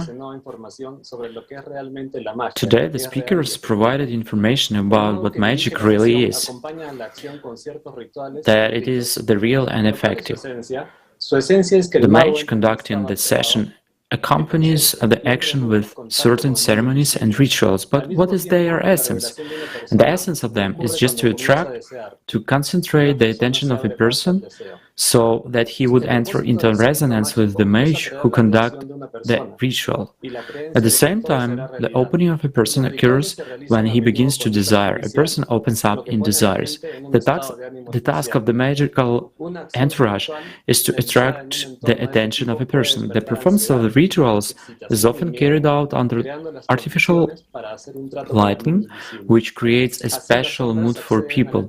A ritual action is performed in such an environment can cause in people a state of anxiety, excitement, fear, which combined with the person's material desire or his desire to influence someone leads to the resonance between the person watching the magic ritual and the mage who is conducting it. This gains access to the vital energy of a person with the help of which magic is performed, and GPS navigation for directing the magic to a specific person is his name and image, which the one who places an order for magic usually has. To attract the attention of a person who comes to them, mages often use various accessories like stones, cards, pendants, rings, amulets, talismans. Sometimes a mage can have an unusual animal, for example, with an owl. But there can also be mages restrained in the clothes and in images. Traditionally, the clothes of mage has always been distinguished by the presence of sleeves expanding to the ends, the so-called Tau mantle, which got its name from the strong resemblance of a person standing with his arms outstretched to the sides with the Greek letter Tau. In such clothes, any gestures become the most expressive, which is very important for non-verbal communication and attracting the attention of a person who has come to the mage for a specific purpose. But why is it so important for the mage conducting a ritual or a rite? And in this case, the key and really acting force is in investment of attention of a person who has come to the mage. The more wispy and mysterious a person is. So let's watch the video from the program about magic with the participation of Igor Mikhailovich Danilov about the importance of investments of person attention. Thanks. What is more important, a ritual or a word? A word. Neither ritual nor word is important in magic. It is the investment of attention that is important. That's what is important, where the energy of life is invested. If it is invested in a certain action, the action gets fulfilled. But again, if a mage fulfills it himself, well, a real mage, right? After all, he basically performs that very meditative practice. I mean a real mage. But not some playing around. Whereas those who imitate them, or when it is done in public, then a certain ritual is performed. This ritual should attract attention. It should, let's just say, cause a person to open up, that is, to attract him by an action, a sound, or something else. Well, similarly to some kind of service or whatever else. Divine services. I mean, in this case, yes. Ritual actions, yes. A ritual action takes place, doesn't matter whether in religion or magic, but a staged action takes place. And this staged action, just like a theatrical form, makes a person invest attention and open himself up. Open up in order for demons to be able to enter. Nothing more than that. And then people who watch this get involved into this process.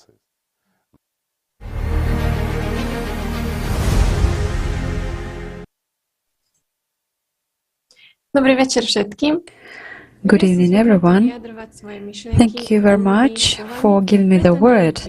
People are used to expressing their thoughts and desires in words, so it is not surprising that verbal spells are the most popular form of witchcraft among mages. It was very common that witches who knew powerful spells were not in the habit of writing them down, but rather memorizing them by heart.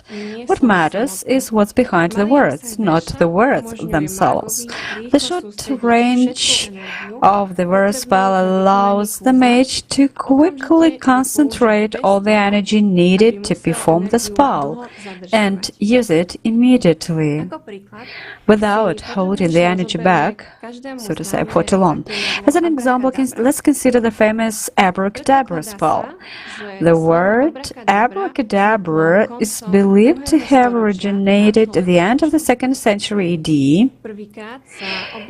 It first appears in the medical treatise De Medicina Precepta, written by Syrian Samanik.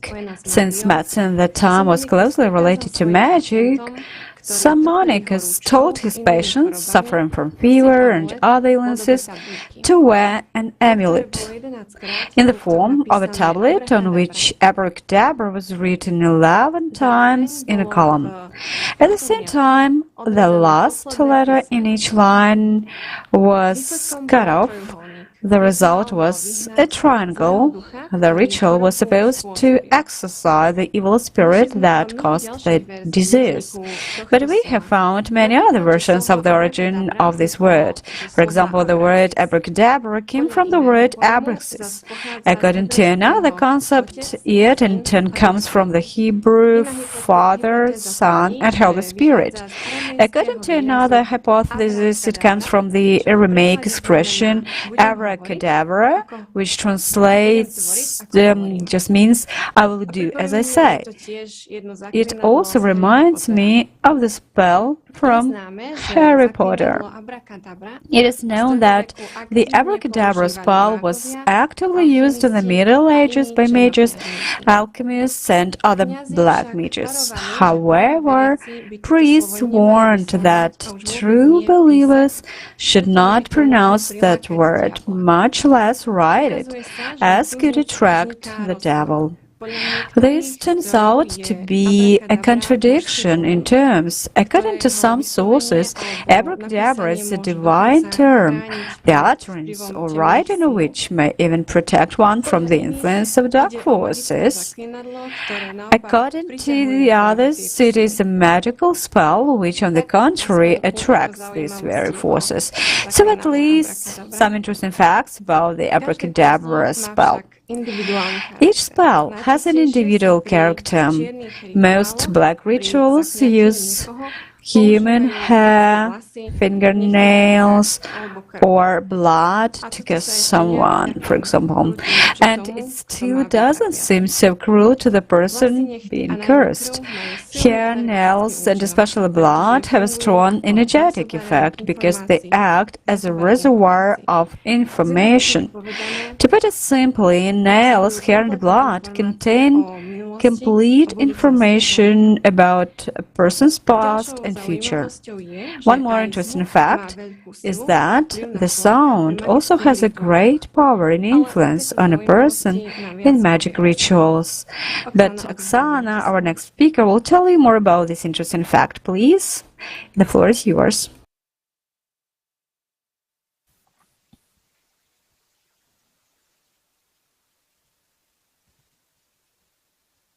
We cannot hear the speaker, unfortunately.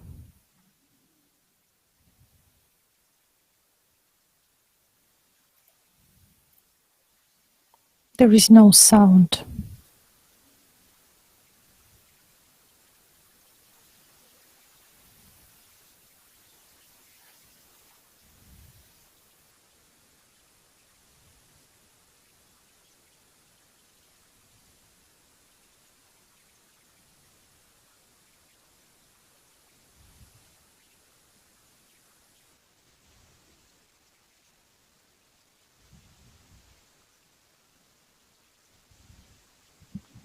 We are sorry for some technical issues.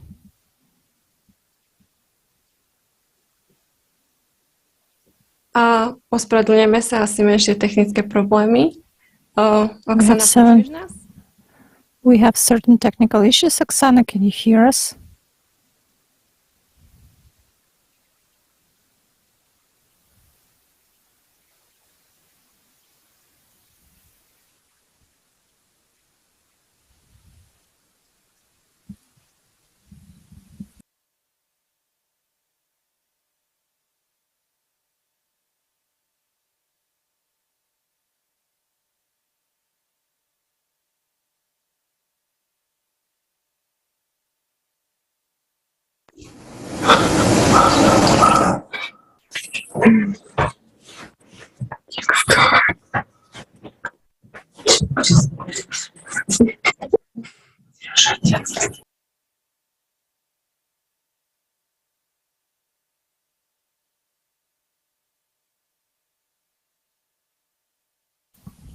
We still do not have sound from Oksana.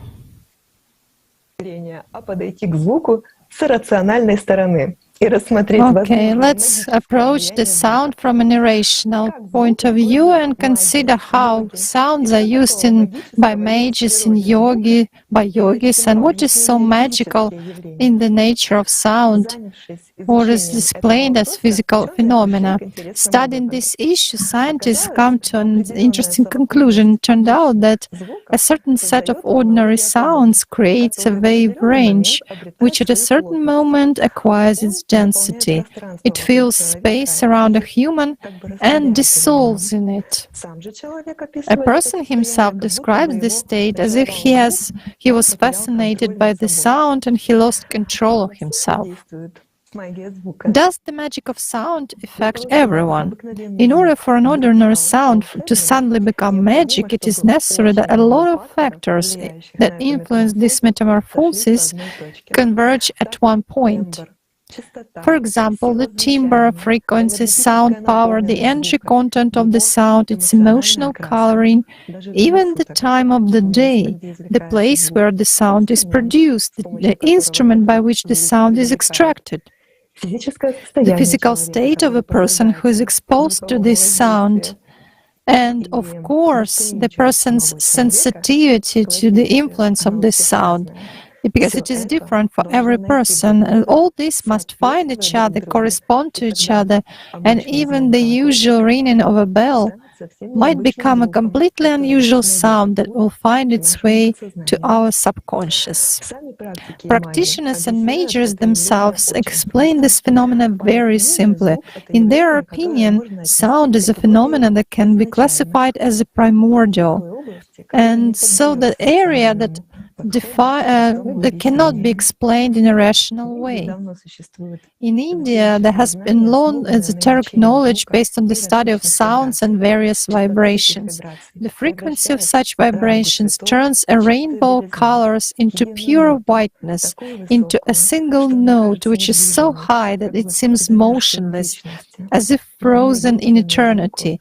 One single sound color force, which perhaps is precisely the Hindu syllable Om, the word mantra, which is considered sacred in the East. The monks sing it in chorus, by the way. According to academician Abhatrin, a similar sound arises from striking bells in Orthodox churches and the sound of organs in Catholic churches. In folk wisdom, it is also known that the ringing of bells drives away all evil spirits and brings joy to the souls of people. It's a historically known fact as well that when churches all over the country were destroyed during the first 5-year plans in the Soviet Union beginning, all sorts of epidemics began. For example, in Moscow, which has never been exposed to epidemics such as typhus, plague, cholera, influenza, and various acute respiratory infections began after that. So does the magic of sound really exist? Despite the fact that sound can be used as kind of magic influence on human consciousness, in fact, all this and even this magic can be explained by the physical phenomena of sound waves. Perhaps when people manage to understand the nature of sound, its features, as well as the features of sound perception by a human, then one mystery, over the solution of which humanity has been struggling for more than one day, will become less. Thank you, and now I give the floor to Natalia. Спасибо большое, Оксана. Thank you very much, Oksana. Hello, dear friends. Investigating the topic of the use of non-contact influence at a distance in magical rituals, we wondered if there was a myth. The voodoo religion is practiced on the island of Haiti in the Caribbean. Of all the religious prevalent in the world, this one is one of the most mysterious. It is a conglomerate of various religions into a single system. Supposedly, it originated from 6 to 10,000 years ago on the territory of modern Benin. An integral part of this religion are protective talismans, which are usually worn around the neck. Dolls, which were often made to curse someone, were made from cobs of corn, potatoes, plants, clay, or clothing. Followers of this belief argue that a doll gets a connection with the human. It symbolizes only after something related to that human, such as a photograph or a lock of hair, is attached to it. Those who practice voodoo are often thought as powerful people who command the spirits to do their will, but in fact the opposite is true. The voodoo practitioners consider themselves servants of the spirits. Let's watch a short video on the topic of voodoo religion. Voodoo is a universal power, and everything depends on a person, on how she or he uses it. Unfortunately, yes, voodoo is now being used more often for harm. All creatures from the subtle world, and we as well, need energy. We interact at the level of energies. This has to be understood. The other thing is how we interact. It manifests itself even between people when we give away too much of our energy and then feel awful and start getting sick. It's the same here. They don't need to eat us. After all, very many people consciously call them themselves. They read some kind of incantation or something else and consciously call them. But are you ready to give this creature the energy equal to what you're asking from it? People don't understand this, unfortunately. Can you reveal the mechanism of impact on a person who is being asked for? We are talking about sleeping and awakened people. If you're sleeping, you can easily be hooked even by means of techniques of influencing consciousness. It doesn't matter through what kind of forces, energies, demons or angels, but if you are a conscious person, nothing can be done to you. What kind of force do you work with? I always address the same force, the master and the mistress of the cemetery. In Haitian voodoo, these are Baron Samedi and Maman Brigitte. When did you meet or contact these spirits and realize they were leading you?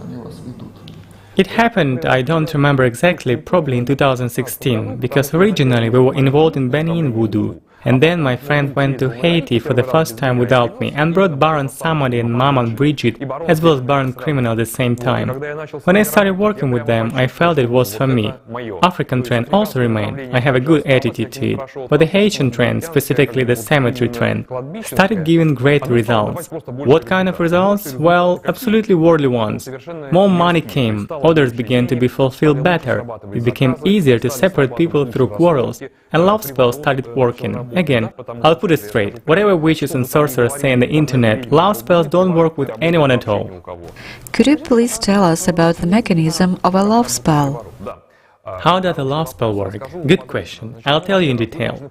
First of all, you should understand the following. Magic can actually enhance or weaken what we already have. Magic cannot do something that cannot possibly exist. Therefore, what love spells are simpler to do. It is much easier to return a husband or a wife to the family. If there is a family, if there are children, and a man has gone to a mistress, it is quite an easy job to break him up with her and bring him back. Why? Because people were married for many years, and they have children. There must have been some feelings, because few people get married without any feelings at all. In other words, initially there was a connection between people, and it remains. We simply strengthen this connection by means of magic, and person returns.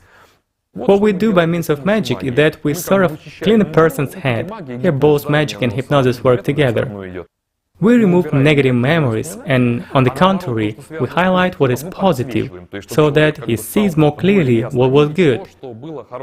This way, in most cases, people get back together. Yet, If people have nothing to highlight, there was no positivity, because there was no relationship at all. Just a guy liked a girl or vice versa. They had nothing in common. She rejected him right away, but he wants her. This is possible, of course, but it's very difficult work. I mean, it's really hard. Difficult in what sense? Does it require additional sacrifice, energy or time? The amount of energy. It's a work through non-verbal suggestion, through rituals, the first ritual, the second, the third. It's a lot of work. What are spirits and ghosts? They cannot manifest themselves in this world on their own. It's impossible. Spirits always manifest themselves through people. If a spirit wants to heal someone, a person goes first to a healer, and a spirit heals through a healer. If a spirit wants to kill someone again, it can only do that through a sorcerer who performs a ritual. Spirits cannot act without people's will, because there is a fundamental principle of our universe, everyone probably knows it. The principle of free will. In other words, if a person doesn't express his will to be influenced by a spirit, it doesn't happen. What happens during a ritual? Do you feel like you're filled up or, on the contrary, exhausted? Is it an energy-consuming process? Look, if we speak of voodoo, basically if we speak of any serious witchcraft in general, a ritual takes place through the concept of possession. Ideally, it should be this way. A person who performs a ritual must enter into trance. A spirit enters him, and the person is already in such a semi-conscious state. This means he has only a part of his consciousness, while the other part is superseded by a spirit. Does this mean that when you perform a ritual, the spirit of Baron Samadhi, Maman Bridget or someone else can enter a client in order to rid him of a settler? Ideally, that's how it should be.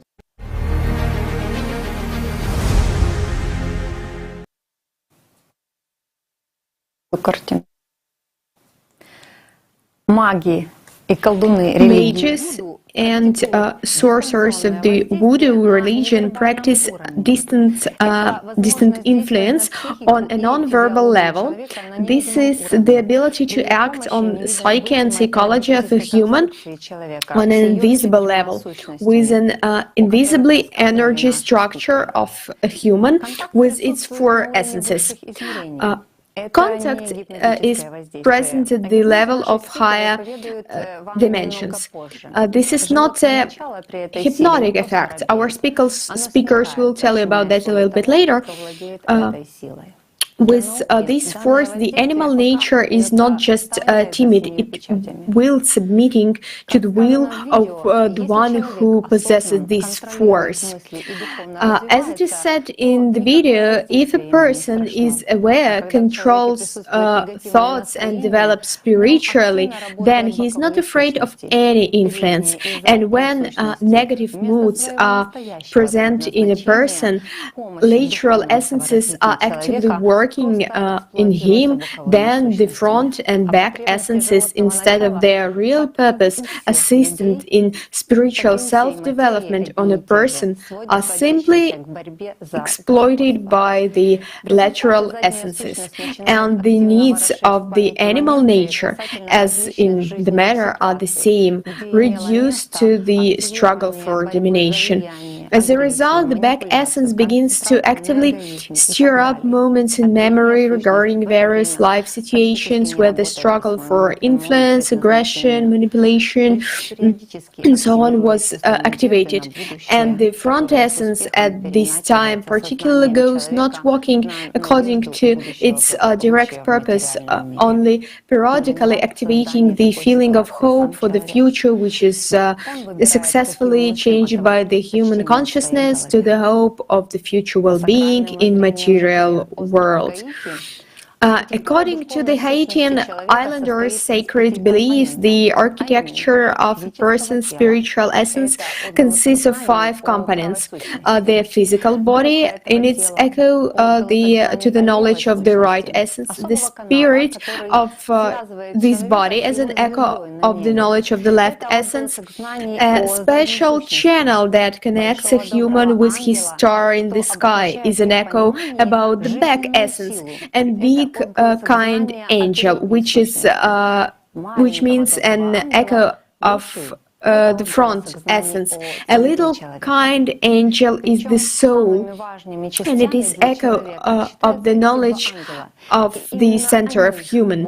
And moreover, these two angels are considered the most important parts for a person, and it is about them that believers worry the most. Even an ordinary death for these people are not as scary as the prospect due to the actions of black sorcerers of losing their soul forever for being a wandering spirit or becoming a weak-willed zombie carrying out the orders of the sorcerer. After all, their beliefs, if a sorcerer succeeded in capturing the big kind angel, and then he deprives the person of vital strengths and he fades away. In echo of the past knowledge about the actions of Kanduk, and thank you very much.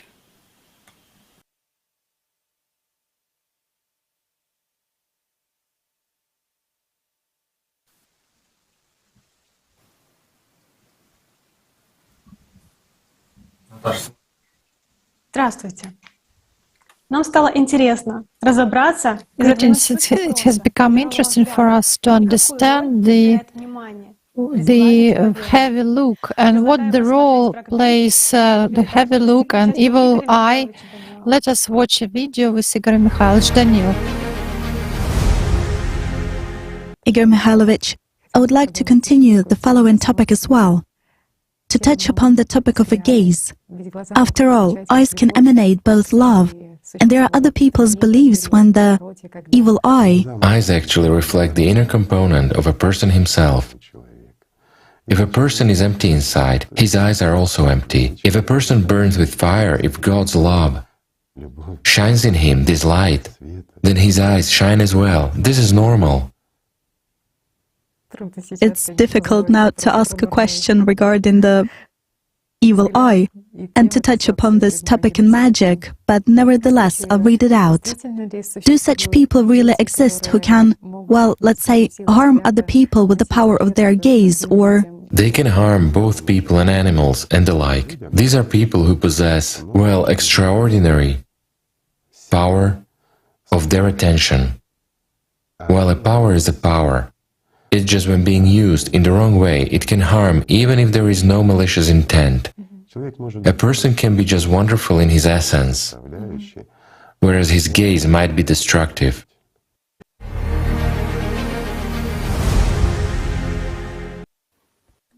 Для начала давайте разберемся, что такое сглаз и как он работает. Для этого предлагаем посмотреть небольшое видео на эту Let us first understand what evil eye is, and let's first watch a video on this subject. Most often, people come with an evil eye. What is an evil eye? For example, you get on a bus and go. Someone is sitting and you are standing. A younger one is sitting and you are standing, being tired after work. And you are standing and thinking that young man probably hasn't been taught how to behave with the older generation, yes. I wish you right. would that. Well, not so rude. You stand there and say to him in your head, you're this and that, and he gets an evil eye. And you touch his energy body a little bit. If somebody wishes a person evil sincerely and heartily, well, what is called an evil eye, it can also become like a good hex. Because what is the difference between a hex and an evil eye? The evil eye happens spontaneously. That is, they say that a person has an evil eye. He looked at you, envied, and something happened. Hex is done on purpose. I mean, either in the cemetery or some other methods, in other words, a ritual is being performed there. Did I get that right? There are three kinds: jinx, hex, and curse. Jinx is a spontaneous action, and a curse, in most cases, is spontaneous action as well. Hexing, on the other hand, is a purposeful ritual. Right, exactly purposeful ritual. Rituals can be different. It's clear that you can do a hex by some ritual from the internet, the simplest one to bury a photo in cemetery and so on. The main problem of people why they become weakened is an uncontrolled mind. Uncontrolled mind produces uncontrolled thoughts, which then produce uncontrolled feelings and emotions. And this causes a disorder of our energy and subsequently the physical body. The simplest example, many people, especially those living in big cities, have problems with sleeping. I mean, a person goes to bed and instead of falling asleep, some thoughts start spinning in his head, and he can't stop them. Consequently, he cannot fall asleep that generates destructive emotions. He does not get enough sleep, and this results in a bad physical condition, at least lack of vigor, a healthy complexion, and so on. So the basic work is to work with the mind. Do I understand it correctly? In order to avoid accidentally cursing or jinxing someone, a person needs to watch what they think and what they say. Right, 100%, because in fact negative emotions are completely useless. So how does an ordinary person reason when he is having any negative emotions? In other words, if something objectively bad happened, an ordinary person thinks that he had the right to experience negative emotions. I mean, even an inadequate person. It is clear that there are inadequate people. They may experience negativity towards anything, but we take even a normal, intelligent and adequate person. So some kind of negativity happens. Well, for example, the situation in the country. The dollar exchange rate is rising all the time. Not very honest people, to put it mildly, are in power. I guess these things are objectively bad. Not a single person would say that this is normal. It is not normal. But it would not be normal to feel negative about it, because it's not normal to feel negative at all. It's just difficult to transform that in yourself. I mean, you have to learn to react in a certain way to any situation without being negative. Just constructively. For example, if some social problem arises, it needs to be solved in some way. So there is no point in getting emotional because of it. I mean, I will not say how any smart person understands that one can always somehow dismiss any problem, but you need to act. I also noticed that if traumatic situation occurs and if we start to emotionally react to it right away, it is harder to solve it later. As if reality tells us, well, if you want to be emotional, here you are, be emotional. And if something happened that wasn't very pleasant, but you initially took it lightly, let's say even deliberately, I mean, you already have this technique and you understand, yes, I won't put emotions into it. I'll take it calmly. The situation is resolved much more easily.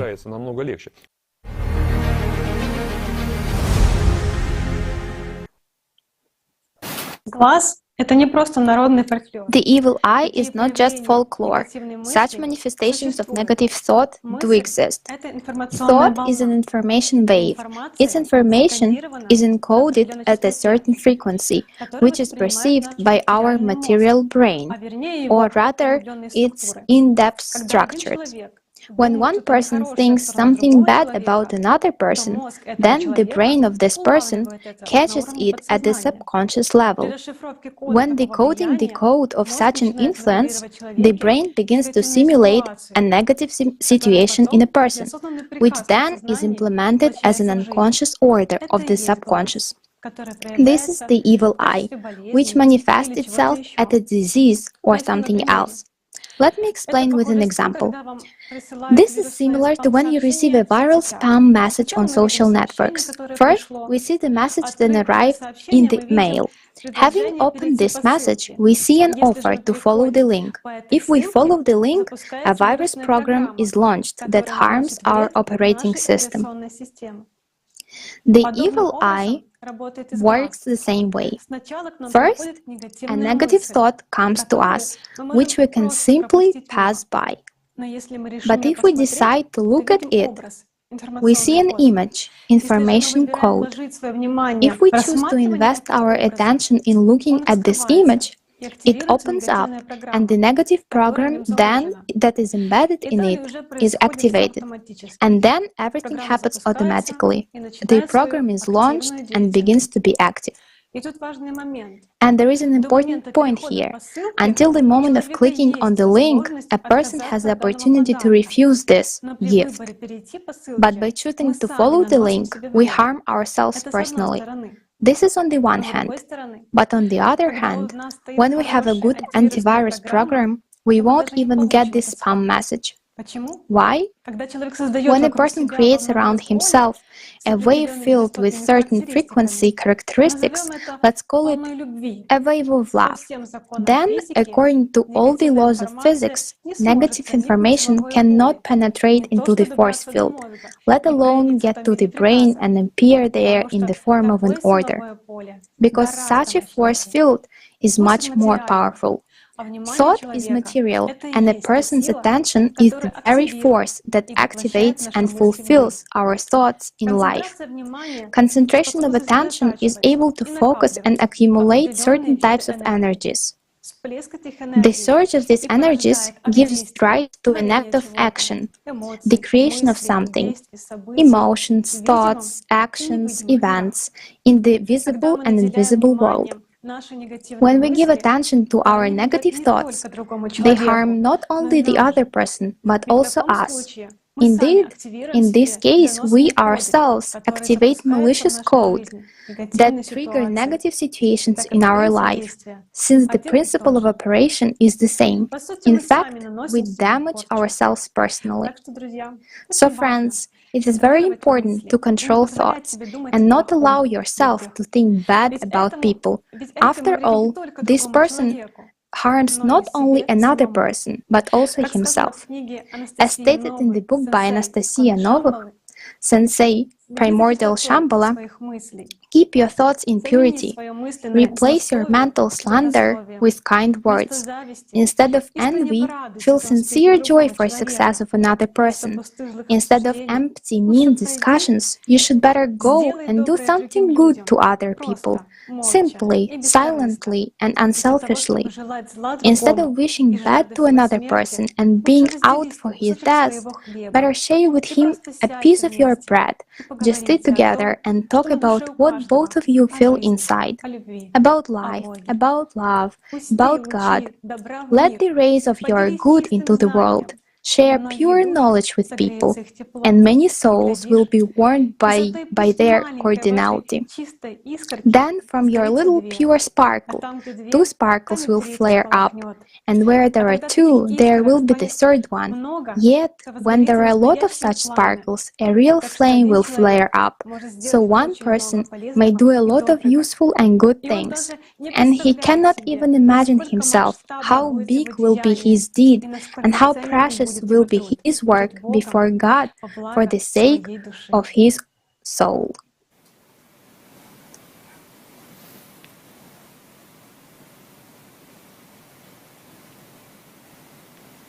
Здравствуйте, дорогие зрители! Greetings, dear viewers. One of the manifestations of magical influence on a person is inculcation through his thoughts. For example, situations suddenly start spinning in the head, images of people, flirting with a person in whom we're not interested. This effect works because we consider our thoughts to be the product of our brain. But is it so? Friends, try to sit down, relax, and keep one thought in your head about anything at least for 10 minutes. This is impossible. There will be a whole swarm of thoughts. For neuroscientists, the nature of thoughts and consciousness is still a mystery, but it is known that 80% of humans' daily thoughts are negative and unproductive. A human has a dual nature. We cannot stop thoughts by our desire, because they are formed in our consciousness, and the one who doesn't want to listen to them, personality, our spiritual component. And it is the personality who has a simple tool that every person can use. This is the power of attention. It is important to understand that we cannot control the flow of thoughts. That is why, in fact, the control of thoughts is the choice of ours. What thoughts we put our attention into. Do not expect the result right away. It is developed as a skill. Just you need to try to give up negative thoughts and concentrate on the good. As it is written in the book written by Anastasia Novak-sensei, the greatest victory is the victory over yourself. What does it mean? It means to defeat your own negative thoughts, to learn to control them, and to learn to control your emotions. I repeat once again, there is to be nothing negative in your mind, only a positive factor. Then you won't need to spend time fighting with yourself, and your actions will always be positive. Peace, first of all, should be inside of you. Peace and harmony. Working on oneself, a person creates his own future. Thought control is the first simple step in protecting against these suggestions and inculcations. Later today, we will tell you more about the most important protection of a person from any magical influence. Now let's watch an excerpt from the video Shield with the participation of Igor Mikhailovich Danilov. And what does consciousness impurity and control the flow of thoughts mean? You cannot control the flow of thoughts in any way. You can either accept thoughts or not. Well, for anyone, just sit down, relax. I'm coming back again to this. And look into your head, what is creeping into it. You don't order it, but there is a continuous stream. It's a swarm of bees, with one flying in, 10 flying out. How do they do this? Well, isn't that so? And do I have to control these bees, count them, wash their feet, or what? Why do I need them? If I need some kind of a bee, I'll take it. But if I don't need it, let it fly further. Those are its problems. Let it look for another flower. One should grow as personality. Yes, that people's attention should be not on this, yes. Well, of course. Control of thoughts. Not control of thoughts, but exactly control of perception. What you put your attention into. That's where control should be. What you implement and what you don't implement. It's like, well, we've already talked about it.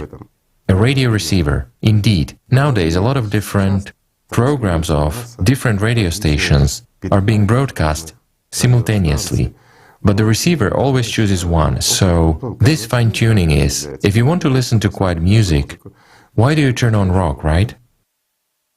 Whereas in the head, a lot of stations are working at the same time. Will you choose what you need and listen?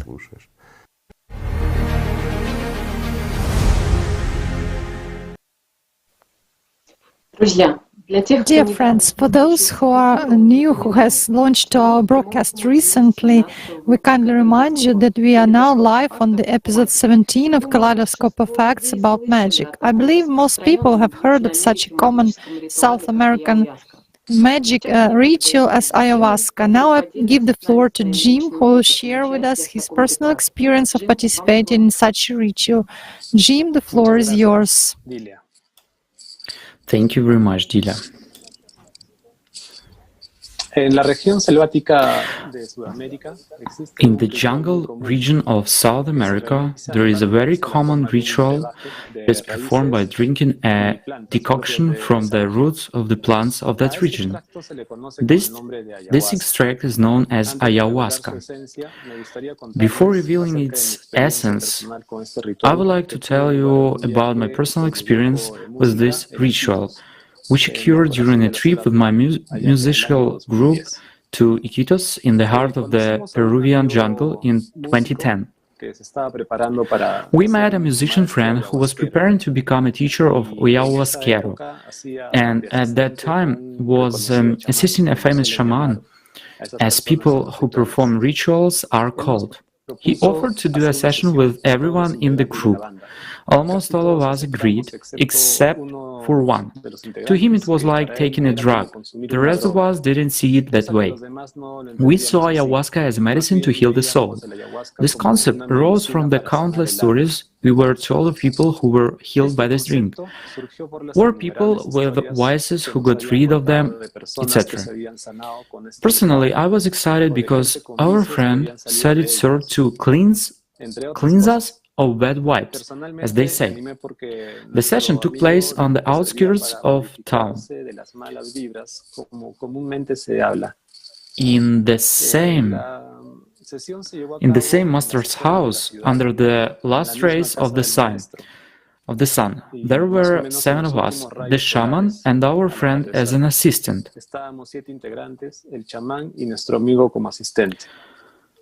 Lo primero que hicimos fue sentarnos en las diferentes almohadillas en el piso, dibujando una The first thing we did maestro que preparaba la poción.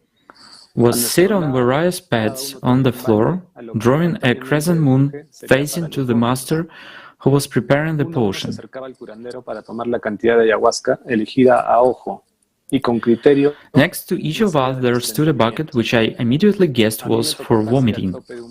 One by one they approached the healer to take a certain amount of ayahuasca's drink, and I almost filled the small cup to the top. After we all drank, we were offered mapacho dark handmade tobacco, and I took a few puffs and handed it to my partner next to me.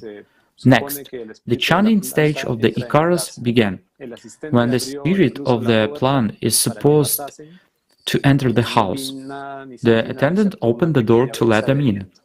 I saw and felt nothing but a slight whiff of wind.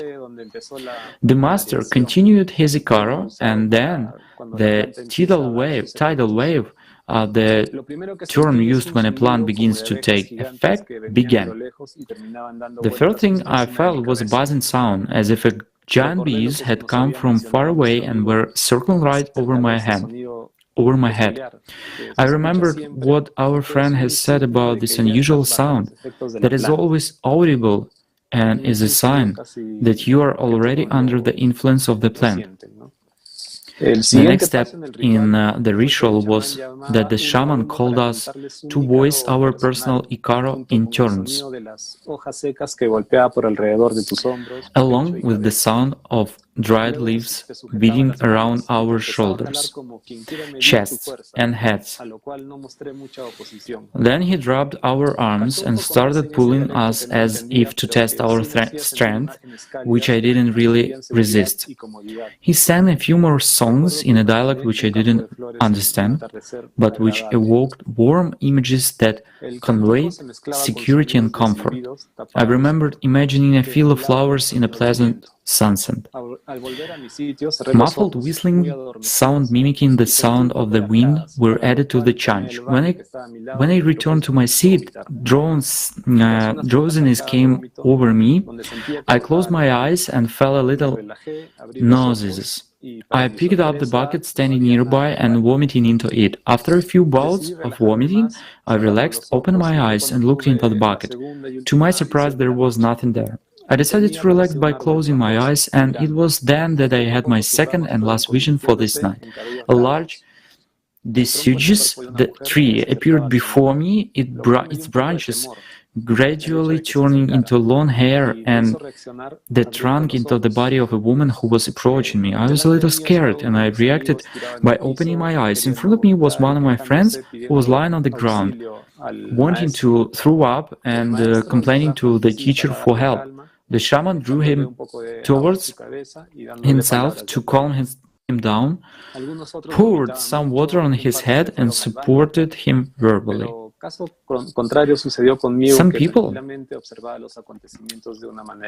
Some people vomited a lot, and a couple of them went to the bathroom, but it was just the opposite for me.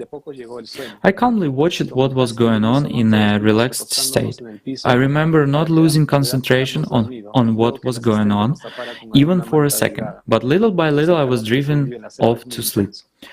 As if almost in unison, we all lay down on the floor to fall asleep after the attendant had covered us with a thin blanket, since the heat in the jungle was very intense. The next day, I woke up as something had changed inside of me. A strange state of peace and tranquility has descended upon me, and the problems I had thought as problems no longer existed. That feeling continued for several weeks, along with the very strange dreams.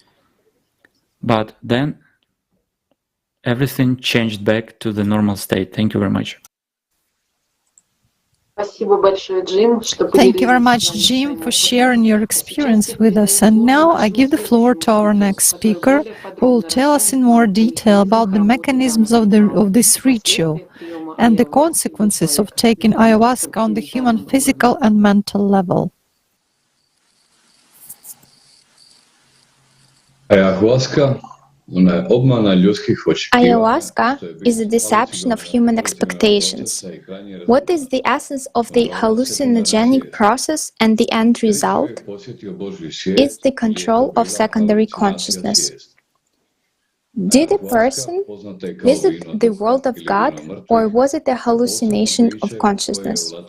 Ayahuasca, aka spirit wine or wine of the dead, is a special drink that is prepared in Latin America by shamans for rituals, healing, and encounters with spirits. Each shaman has his own version of the ayahuasca recipe. The obligatory ingredients are Banisteriopsis caapi, which contains a number of psychoactive substances, and Psychotria green, which causes auditory and visual hallucinations.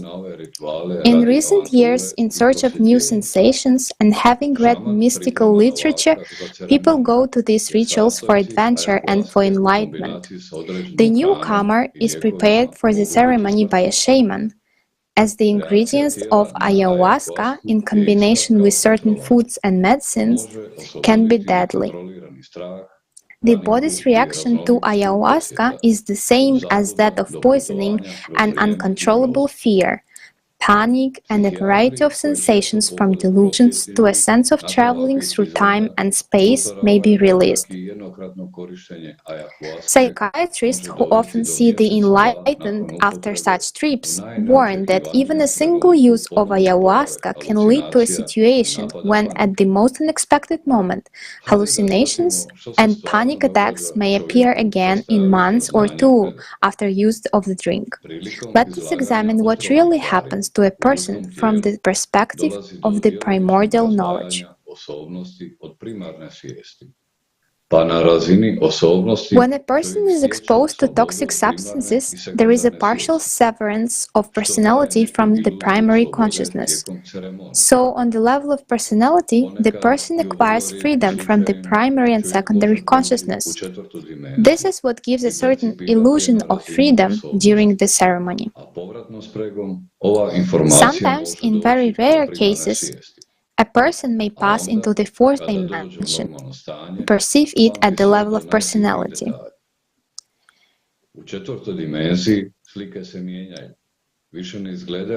And by feedback, this information can reach the primary consciousness. And then, when he comes to the normal state, he remembers everything to the smallest detail. In the fourth dimension, images change. They are no longer familiar as we see them in 3 dimensions, and this, of course, brings the person into shock. It seems to be the most valuable experience for them. The illusion that they have been in God's world appear. And then one becomes almost a slave of that direction. Why? Because what he has experienced cannot be compared with what a person experiences in a 3-dimensional world. But more often, ayahuasca acts simply as a hallucinogen, but with a certain freedom of personality plus hallucination, a person gets a shock because his thinking, as we said above, becomes freer. He perceives the world in holistically, not from the usage angle of view, but not from the usual angle of view, but as if it were 360 degrees. Such an effective perception of the world can be achieved in banal meditation. I would like to draw the viewer's attention to the fact that the best case in this ritual, a person reaches maximum 4th dimension, and we already know from the previous speakers that the material world has 6 dimensions, in which demons dwell, and there is the power of Satan, as they say. Therefore, it is absolutely clear that in this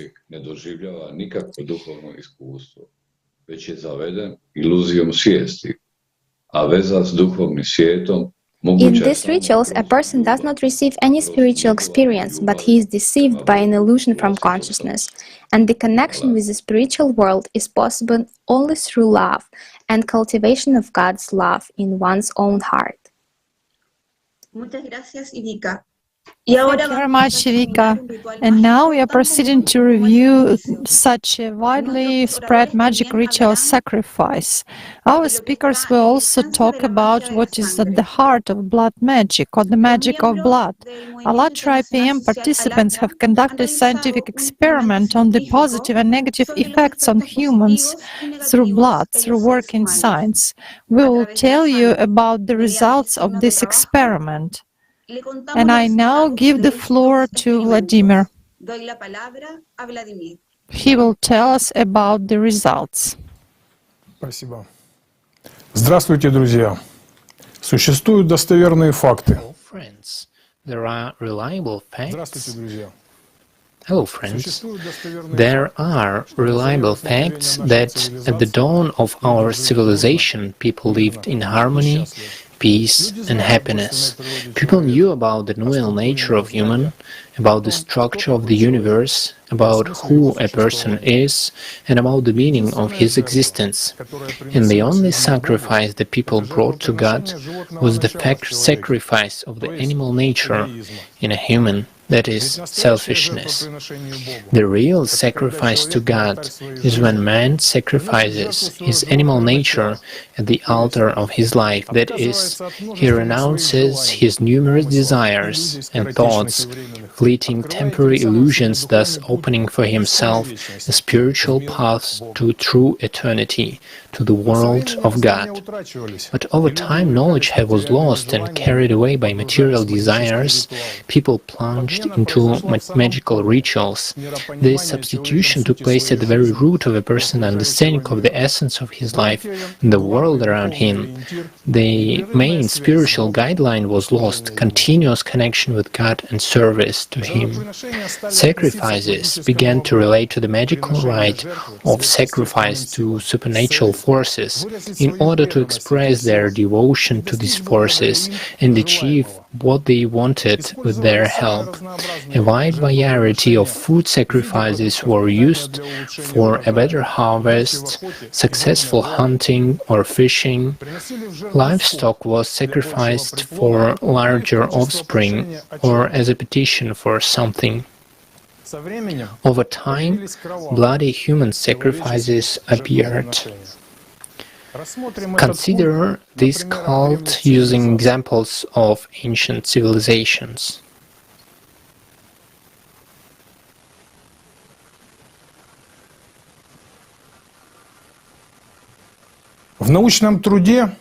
In the scientific work, The Evolution of the Cultural Meaning of Sacrifices, the doctors of science, the Gorelovs, found out that, in the original sense, the sacrificial ritual has a mysterious meaning. The offering establishes a magical connection between the sacrificer and the one to whom it is intended. Therefore, the motive of the sacrifice is subconsciously not a selfless one, but rather based on the exchange. The sacrificer asks for gifts, and the greater the gift the petitioner expects, the higher payment he must make for it. A man aims merely to strengthen his mana, his physical magical power and efficiency. Modern religions like Christianity say that God doesn't need anything. But then to whom and why are the sacrifices made? In the material world, there is an animal mind that controls many processes in both the micro and microcosm. Any matter is initially subordinated and controlled by the animal mind system.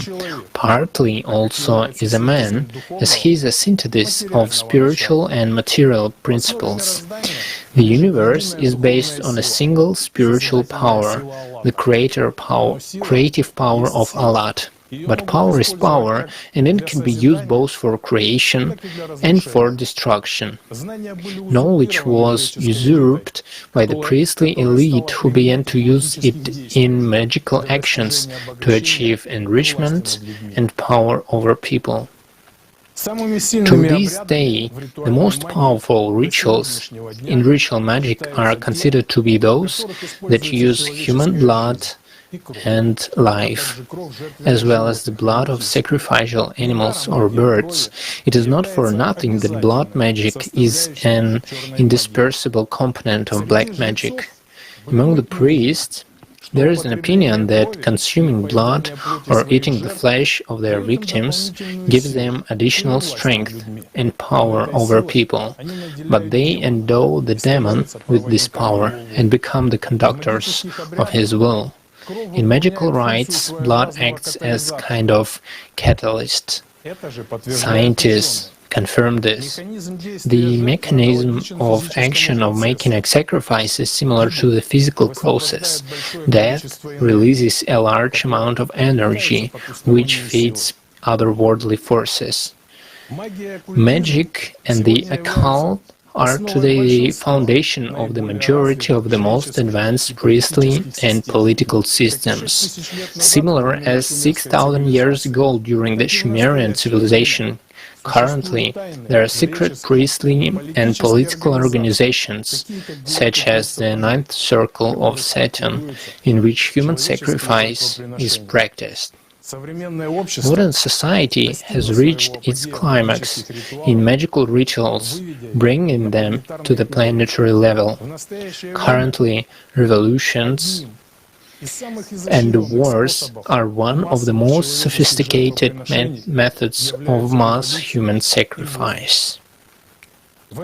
In this regard, it is extremely important to globally and quickly change the values of society from a consumer format to a spiritual, moral, creative format.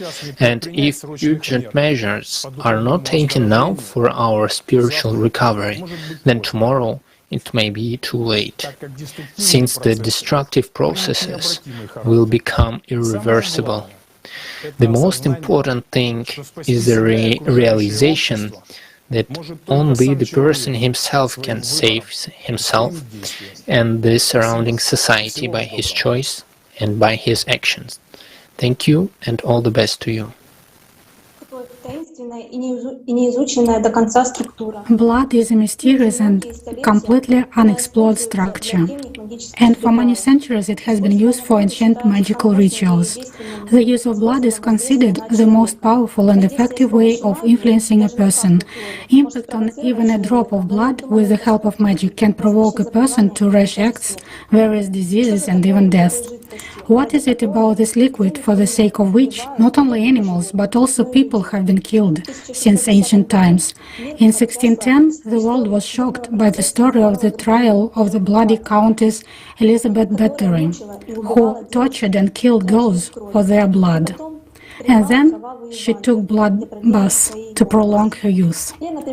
Or, for example, today, people living in the villages and towns of Uganda live in fear and try not to take their eyes off their children, because children in Uganda are kidnapped to be sacrificed. Child sacrifices, as these non-humans believe, bring wealth and health. This terrifying ritual had been largely forgotten, but a few years ago it returned to Ugandan life along with rapid economic growth. A huge grave of children killed in a mass sacrifice in the middle of the 15th century was discovered in Peru. In history, we also find many examples when the rulers tried to regain their youth with the help of blood. Today, for rituals, mages use the blood of not only animals, but also their customers. The world is full of consumption and various desires for the sake of the fulfillment of which people freely disregard their conscience, but do not know how it will end for them. In one of the videos of the Shadow Control project, the mage Valentin Roganov explains why blood is used in magical rituals. Let's watch this video. Because here we are dealing directly with human vibrations. What is blood? It is human biomaterial. Blood contains his vibrations, and the biomaterial already has human vibrations in itself. That is, I don't need to call this phantom to enliven it, to attract the energy of a man. The biomaterial already has this human energy in itself. So with the biomaterial, we just make a doll formally, according to all the rules, with the addition of the ingredients as it should be. And we naturally activate this doll. It's understandable. But the mere presence of biomaterial in the doll is already largely sufficient to activate it. And since there are already vibrations in the doll is endowed by the blood with vibrations of this person. Then by affecting the doll, we influence his vibrations and change them. Therefore, the connection with him is established. It works like this.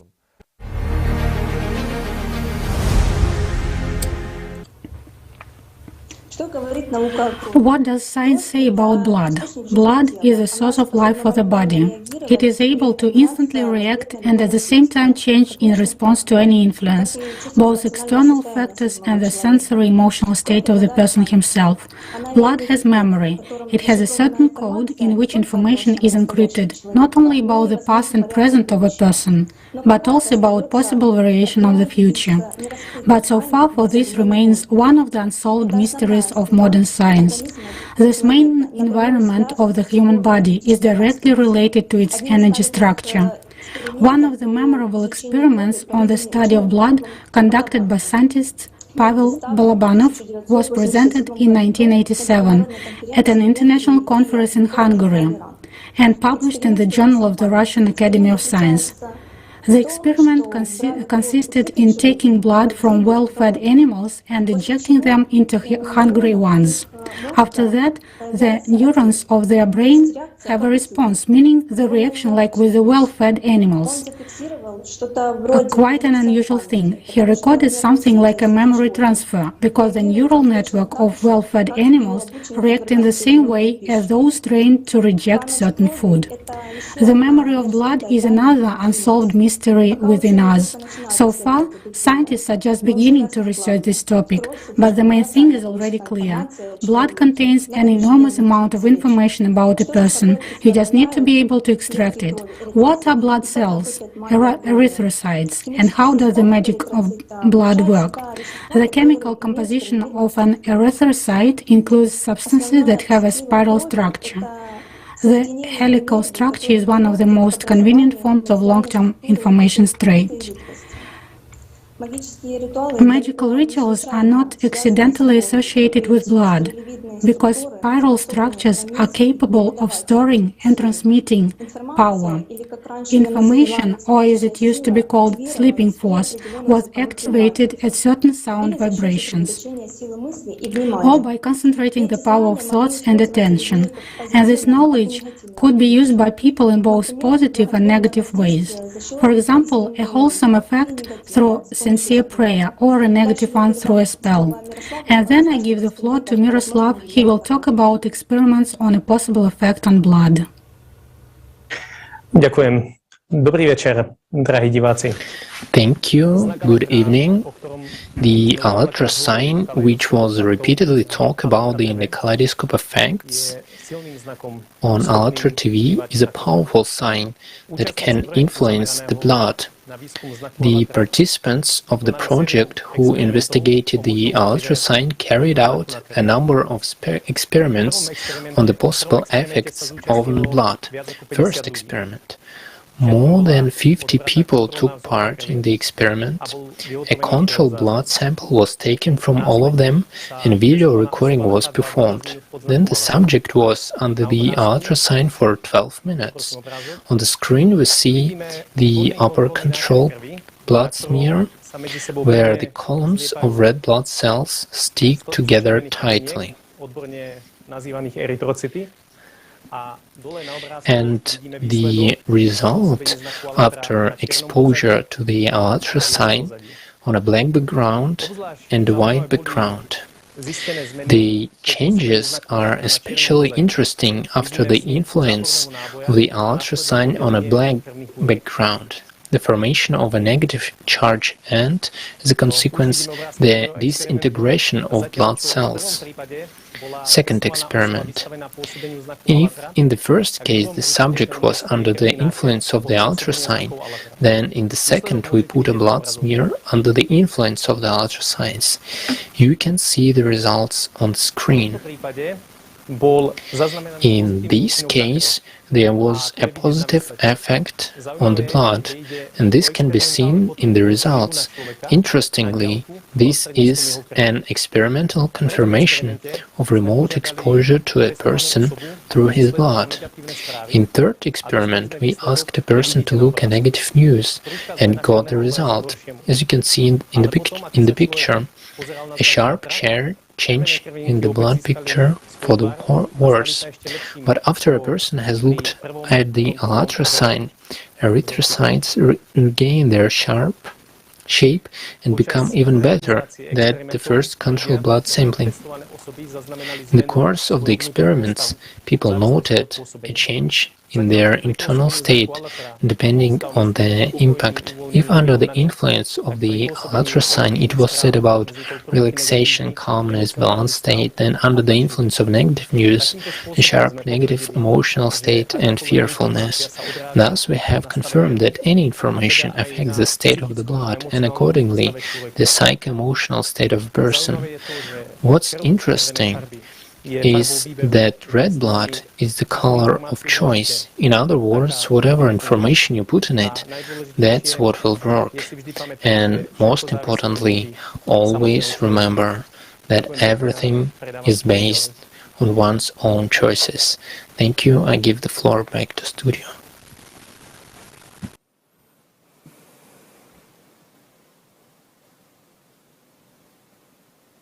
Здравствуйте, друзья! Hello, dear friends. Since information affects a person's blood, it is natural that it affects the person himself, both positively and negatively.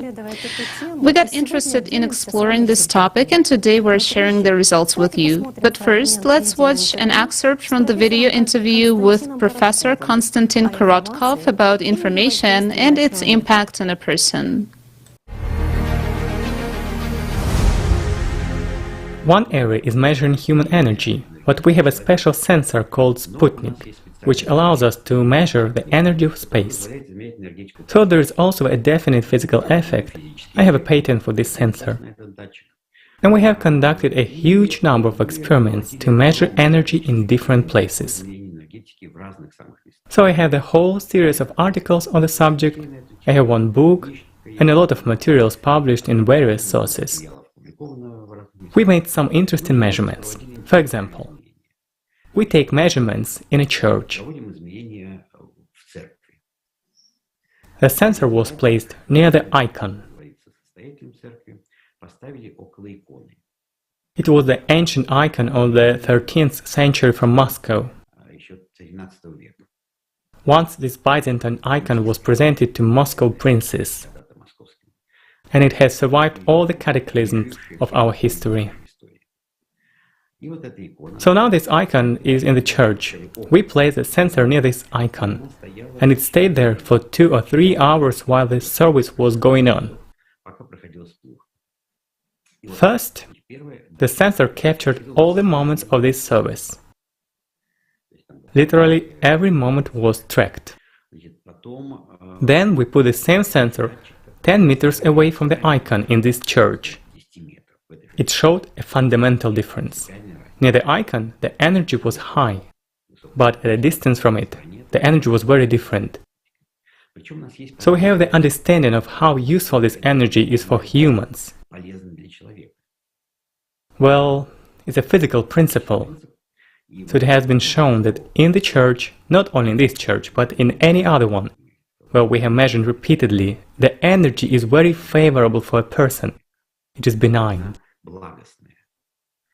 And so when we are in church, we feel it properly if we can feel it in a deep way. Then measurements have been repeatedly taken in cemeteries of all kinds. And it has been shown that the energy can be very high there, but absolutely unfavorable for humans. So the energy over there is destructive for humans. Well, it is possible to stay in the cemetery for a while, as it is a worldwide tradition, but it is not advisable to stay there for a long time. Doesn't matter daytime, evening or nighttime, at any time. The energy in cemeteries is very sharp and rather active. It's very energetic. Therefore, It is not recommended for a person to stay at the cemetery for a long time. You know, every second we receive a huge amount of information from the world around us. What is information? It's not just the noise we hear, not just the light we see, but a mass of fields. And information is something that exists in space. There is such a notion as the information field. This field holds a huge amount, an unbounded amount of information about the past and maybe about the future. There's a lot of evidence for that. It is known that some cardinal inventions happen simultaneously in different parts of the world. Information comes to people. It's a communication with the information field. Each of us, according to the extent of our spiritual development, can communicate more or less with this field. Each of us, according to our intuitive abilities, can receive information from the space around us. And our right hemisphere is usually based on processing this intuitive information. We receive it, we analyze it, all the time. Then we can transmit it partially to the left hemisphere, and then somehow it can come back to our consciousness. But it mostly goes to the subconscious, it's mostly processed by the backbone of our brain. Since we are talking about the concept of matter and information is two interrelated entities, in the same way we talk about the material fields that we know.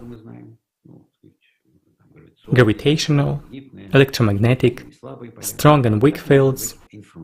This is also how we can talk about the information field. The concept of the field was introduced in the 19th century by Maxwell, but in principle the concept of the field was introduced by Newton when he presented his theory of gravity, the interaction of objects at a distance. Imagine how ingenious the idea was that two objects could interact regardless of distance. Where, in an absolutely material world, that it is not without reason he did not publish this idea for many decades. It is this notion of a field. Imagine we are here, the moon is over there, and it affects us. We are here, and the sun is over there, and it affects us. And you act in the same way. When I hold a cup in my hands, I will affect it with my gravitational field. Similarly, the information field is the possibility of receiving and sending information between some systems beyond time and distance. This is the information field. We send information into it. We receive information from it. Depending on your abilities, your tuning, you receive either more or less information, because information can only be realized when you understand what it is and when you have a system to perceive it. You see, you don't feel the radiation, but it affects you. You don't feel the influence of another person, but it affects you. At the same time, if a person affects you from the distance of 3 meters or 3,000 meters, it doesn't matter. He will still affect you. Your subsystem will process this information, but you may not even feel it or know about it. But it works. The clearest example of this is children communicating with each other. It works. It works consciously, subconsciously. And there are plenty of examples.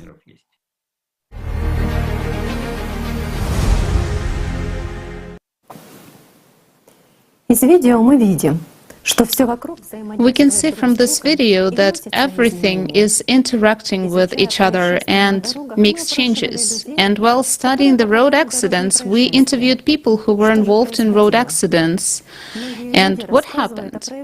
People talk about the manifestations of the invisible world, as well as note strange phenomena while driving, especially at crossroads. The substitution of reality from the picture that they see to illusionary one. And one participants get into the accident and others manage to avoid it. We become interested in this uncommon phenomenon and began to study it. And during the research, we noticed that the most dangerous sections of the road are crossroads. It is the crossroads that play a significant role and attract the attention of not only road users, but also mages, who use the energy flows of crossroads in performing their rituals. But what do mages know? What has modern science not yet approached? Scientists are studying anomalous places that are located in the zone of geomagnetic faults, karst voids in the ground, underground rivers. Such zones are also noticed in burial places, in places where the road was laid, in the area in which there were cemeteries, destroyed mounds, where fierce battles were conducted. And what's interesting, studying the causes of accidents in such places, we found out that the cause of accidents is not only the violations of traffic rules. According to the testimonies of road users, drivers, and pedestrians in such places, they observed destruction of attention, a distorted perception of reality, often with the substitution of reality for an illusionary picture, an unexpected increase of fatigue, severe drowsiness, which indicates destruction of attention. For example, a pedestrian doesn't see the moving car, or the driver doesn't see the pedestrian. It is the destruction of attention that is the main factor for the accident. But what really happens in such places, and what affects a person causing such weaknesses? The mechanism is very simple. At the crossroads, where there are a lot of people, when one flow of energy moves opposite to another, a kind of vortex appears at the point of contact. And if we draw an analogy with the water, then the contact of two streams flowing opposite to each other form a kind of whirlpool. The same is with the flow of energies. And observing the behavior of fish, for example, you can see how a predatory fish, the same pike, hunts just near such whirlpools. It also protects the surrounding territory where the small fish lives. And getting into the whirlpool, the fish, the small one, gets distorted and basically disoriented in space and becomes food for the predator. So it is in the human life. Being in an emotional state, a person loses vigilance and falls under the invisible influence of a predator. Only the predators living in such places do not feed on flesh. They take away the invisible. This is the vital energy of human, prana. That is why the stories of hungry ghosts appeared for a reason. Let's call these creatures shadows. Probably the question arises, why do we not see all this? It is because the shadows live in the fourth dimension and can appear in the third only when they attack a person to eat and to feed. Let's take an example of ducks that fly in the sky and then, seeing a fish in the water, dive after it. So the shadow dives from the fourth dimension to the third, feeds, and then returns to the fourth dimension. Therefore, that is why we do not see them, but we can trace them when they move or they feed. Another amazing phenomenon was discovered by modern scientists from different countries in the study of human energy. They recorded fluctuations in the energy field after the death of a person. So we will learn about it from the video with Professor Konstantin Korotkov. I believe that after death, consciousness is preserved in some form. We cannot say for how long yet, but we have plenty of evidence that after death, a very complex process of transformation takes place. We can say that death is the transition from a material body into some other state. We call this state informational. We say that other worlds exist in parallel with our materialistic world, and the simplest thing, what is now proven and beyond any doubt, is that there is a quantum world, and it is completely different. It has different laws and different principles. Now no one doubts anymore, and theoretically everyone knows that such a thing exists. Well, we believe that there are also other spaces, informational spaces, spaces where non-material entities exist, and where after death, human consciousness can also exist for a certain while. There is a lot of evidence for that nowadays. More and more scientific facts on this subject are being collected. Actually, we also conducted such studies of a human after death. We obtained very interesting results. Such studies are also widely conducted in America, France, and Germany. So yes, indeed, we believe that after death, our informational essence, our soul, if you want to call it that way, is preserved. My task was to look at what would happen to the human energy after death. How would it change? If we had obtained the same kind of falling curve, of course, there would have been nothing else, nothing interesting. Yet the very first experiments show that this curve is not falling. It's not that simple. The thing is that we had an opportunity to study quite a lot of people immediately after their death. It took place in a specialized institution. There was a large group of doctors who observed all that. And every hour we measured the body energy. A finger was placed on the electrode of a device. The device worked, and every hour measurement was taken. That's how we managed to build this curve over time. All this was done in the so-called double-blind mode. It means that some people recorded data, and then others processed them without knowing who did what, and it was unclear who they referred to. So when we had already accumulated a huge data array, I mean a lot of post-mortem cases of all sorts, and we began to analyze it, we revealed a very interesting situation.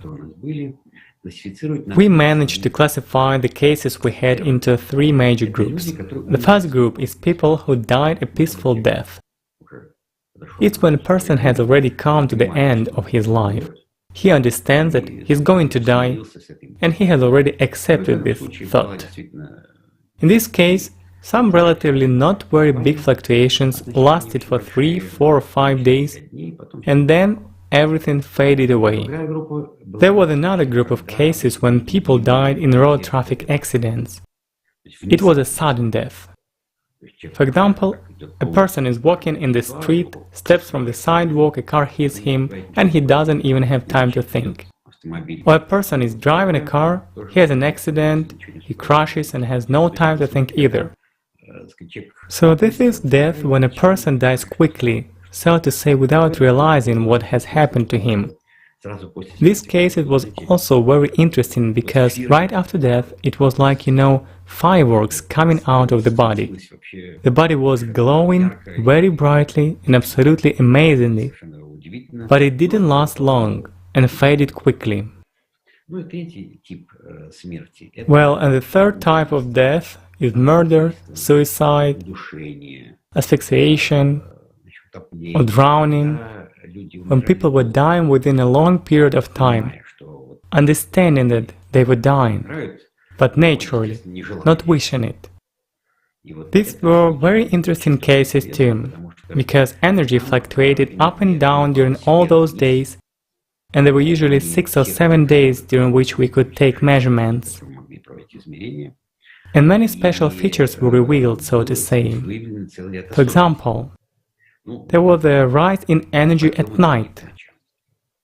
In all the cases that we measured, there was a rise in energy at night. We certainly checked the equipment, all the batteries, so we wouldn't depend on any electrical things. but we did find that there was a rise in energy at night. Moreover, it's an objective property for some reason. Then at some point we discovered the presence of entities in that small room where the body was lying at night.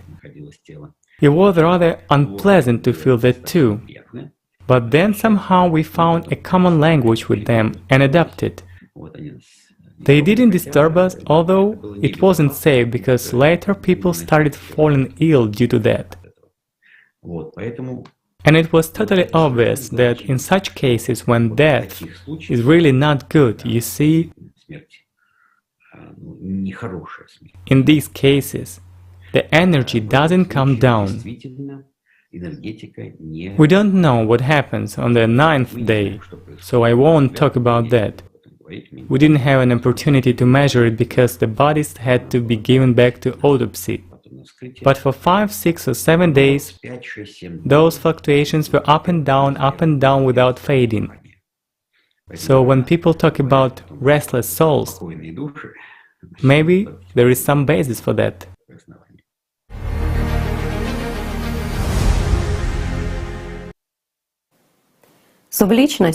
Subpersonality is the former personality of a person, which in cyclic periods of activation returns to the remains of the body and can affect a person's consciousness when he is in an emotional state, a state of euphoria. From ancient times, there is a tradition to bury people who did not die by their own death along the roads, and in the war times, they used to put gallows along the roads, and there are places where the heavy fighting took place and bodies were left in the ground. Previously, people possessed knowledge and built villages far away from such places, but in times, for example, the USSR, when knowledge about the invisible world was completely denied, roads and highways were laid in the places of dug mounds, where fierce battles were fought, and some roads run on human bones. There are such roads all over the world, and it is at these crossroads the mages interact with the essences. Let's watch a video with Igor Mikhailovich Danilov. Igor Mikhailovich, there is also such a topic about the magic of the word, as it is also called, because researchers and ethnographers, while studying ancient religions, the religions that currently exist, and ancient peoples, said that the majority of rituals were built with the use of certain spells. Others say, no, there were silent rituals too, where actions were important, not the rituals. And now they have such a dispute. What is actually paramount and more important? Perhaps it is the word that influences, or maybe it is the action that influences. Which one? None of them is important. Or maybe the place too, the one with intersections. Neither the place is important. Those spells like go to an intersection. Whereas an intersection does play a certain role, but a busy intersection. When many people move in one or another direction, let's say, especially if it's an intersection of busy roads, then it does play the role here. Why? The flow of people is, well, sort of like rivers. Rivers of energy where these demons live. It's just easier to make a deal with them there. But if we look at the roads, there are places where accidents happen constantly. Yes. Why? Well, a geomagnetic zone. The location is such, a reverse flow is formed. But this is only on those roads where there is active traffic. A stream of people, a stream of energies, some kind of anomaly, some kind of dead end, where, let's say, predators can be present. But it's enough to place the ALLATRA sign, and the order is restored, let's say, on that very road. That is, in this case, the signs will work, right? Towards positivity, towards creation. They will work, yes, signs will work.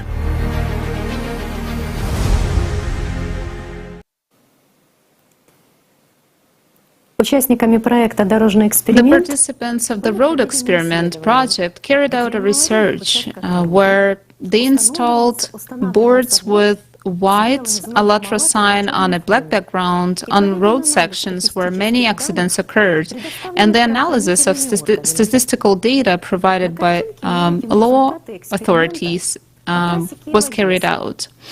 In the picture, we see the results of an experiment on the Kiev-Odessa highway, which is one of the 3 most dangerous roads in Ukraine and which has become the road of death for many people. At a distance of 4 kilometers from each other, 2 boards with ALLATRA sign were installed. Before the installation of the boards, from January 2018 to November 2019, 81 casualties and 28 deaths were recorded in accidents. During the 9 months of installation, no accidents were recorded except for periods where the boards were damaged by the weather conditions. And at the distance of 3 kilometers from the board, there was an accident. The next slide is the Chuyski Tract, where there were where the Huns passed, and Scythians and the hordes of the Golden Horde rushed. Dozens of workers died from unbearable conditions during the construction of the road. They were buried in mass graves right next to the road, and in some cases they were simply buried in the roadbed. This road is named the Road of Life and Death, built on the bones of people. 2 boards with the ALLATRA sign were installed at a distance of 15 kilometers. 2 years before the installation, 94 victims of accidents and 39 deaths were recorded. After the installation of the boards, there were statistically 25 victims, 2 people died. The experiment was carried out in several places, and the statistics of road traffic accidents confirmed that after the installation of the ALLATRA sign, the accident rate decreases significantly up to complete disappearance, and also the accident rate decreases in the radius of the zone where the ALLATRA sign is installed. We received letters with feedback from the participants of the project who install the signs at home, at work, in places with a risk of injury, and they note the change of the situation in the team, a calm state of mind, well-coordinated and friendly teamwork. We live in a world of distorted mirrors where for 6,000 years there are bloody wars, where a lot of people die and continue to die. But this cannot go without any trace and cannot influence the lives of many people. So please, friends, be careful and protect yourself and your loved ones. And we continue the research, and we invite everyone who is interested to participate in the project and contribute to the reduction of the accidents on the roads.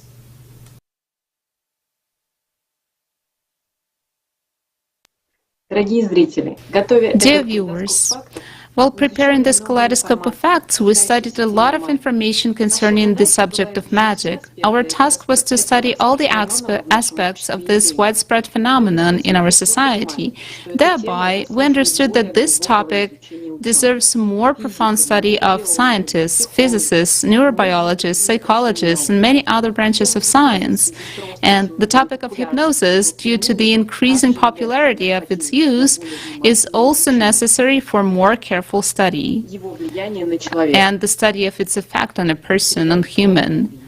And I pass the floor to Paulina. La hipnosis, su esencia y sus consecuencias. No solo los psicoterapeutas utilizan la hipnosis en su trabajo. Hypnosis, its essence and consequence. Not only psychotherapists use hypnosis in their work, it's also used in various magic practices and rituals. Hypnosis is differentiated by the degree of immersion into a hypnotic state. The word hypnosis is usually associated with an inexplicable and mysterious magnetic effect of one person on another. If the earlier times the hypnotic techniques were able to shamans, priests and mages, currently the entire institutions exist to train hypnotherapists. Special attention is currently paid to development in the direction of hypnotic regression. It is worth understanding the mechanism of hypnosis and determining the risks and consequences of using this technique. How does the hypnotherapist affect the client? Why does a person put into a hypnotic state suddenly begin to speak in another language that he or she didn't know before, or demonstrate skills he or she never had before? The thing is that our consciousness is a field structure, which consists of primary consciousness associated with the body and human personality, and secondary consciousness responsible for our intellectual abilities and associated with system of animal mind. During a session, the hypnotic suppresses the primary consciousness using special techniques, breaking the connection with the secondary consciousness.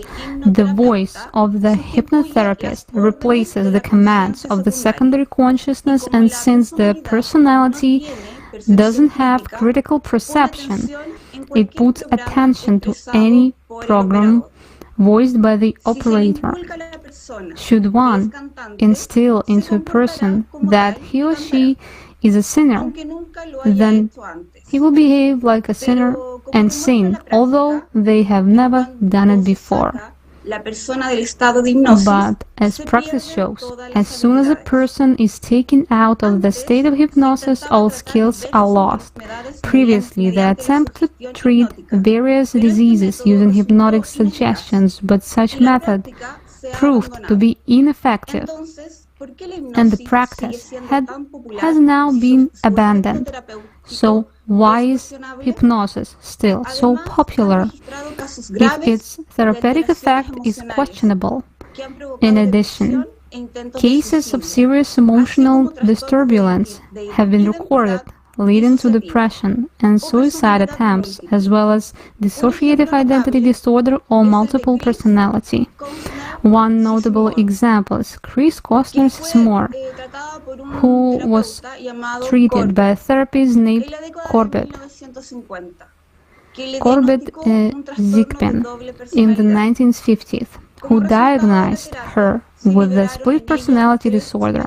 As a result of the therapy, 3 alter identities were released in her. Unfortunately, nowadays, people are increasingly diagnosed with DHD, the danger of which lies in the fact that personality of a person is displaced by other alter personalities from past incarnations. As evidence, there is a large database in research of such phenomena. Some of the studies can be reviewed by watching the conference titled Life After Death, Fiction and Facts. Personality of a living person can be doomed to be the same post-death fate as an alter personality or subpersonality in DHD disorder. Thank you. Спасибо, Паулина. Здравствуйте, друзья. Человек является мощным Thank you, носителем. Paulina. Greetings, friends.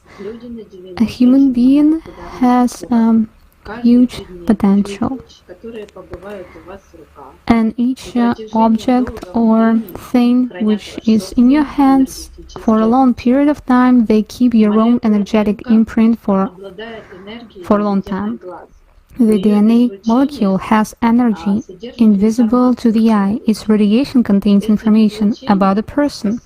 These radiations are capable of affecting objects and living beings. They have a wave quantum nature, can fly out of DNA, and have very complex trajectories.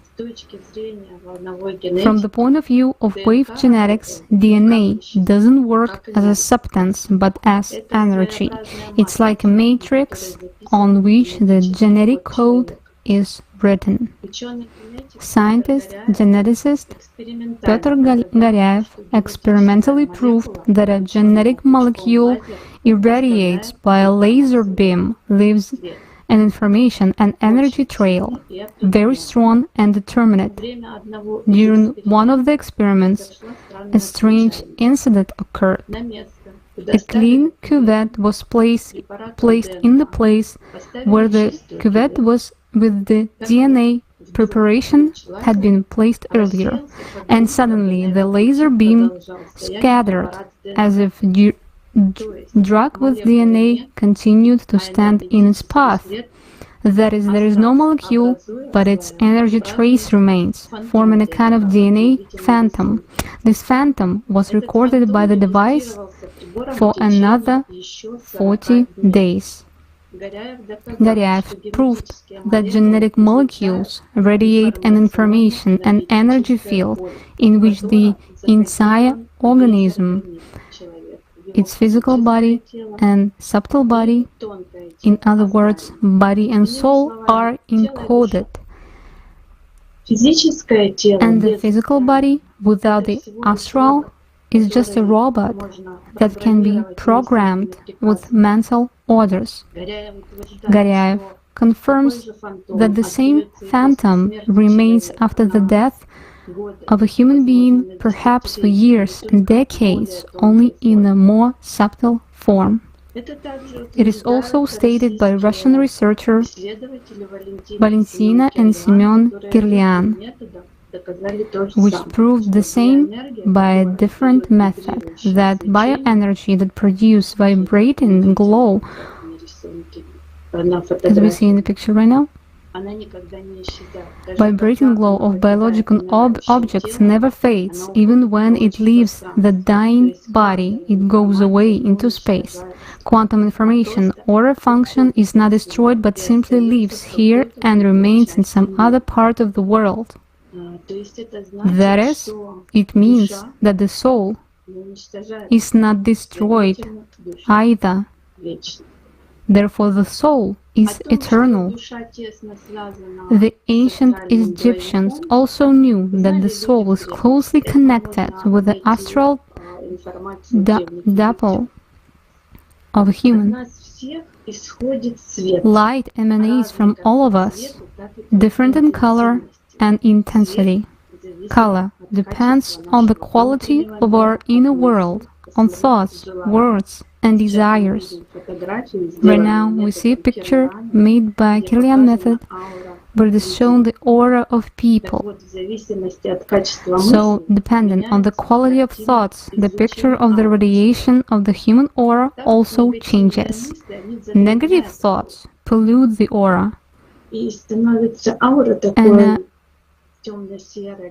aura gets darker and dirty, gray.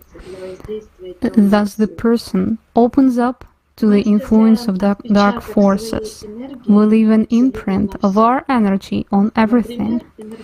For example, the energy trail from a negative situation can have a determinal effect on living object.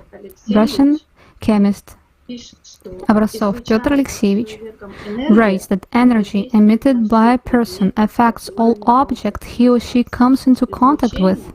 The emission recorded information about this person, changing the energy of the object.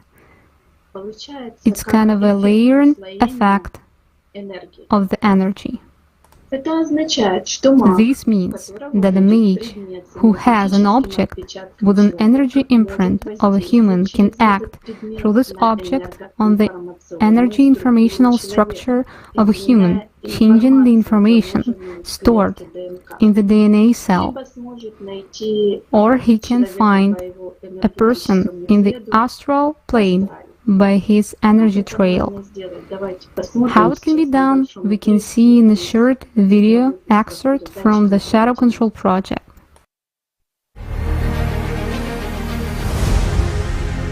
How do they work with photographs? Now, this is how I worked at my level of initiation, at a higher level. Previously, we used to just put mirrors around these photos, bury them in the cemetery. That was on the basic level, but then we started to work through a phantom. If there was a biomaterial, we would make a doll. But if there is a photograph, it's clear that one can use this photo in a ritual, but that's not the main point.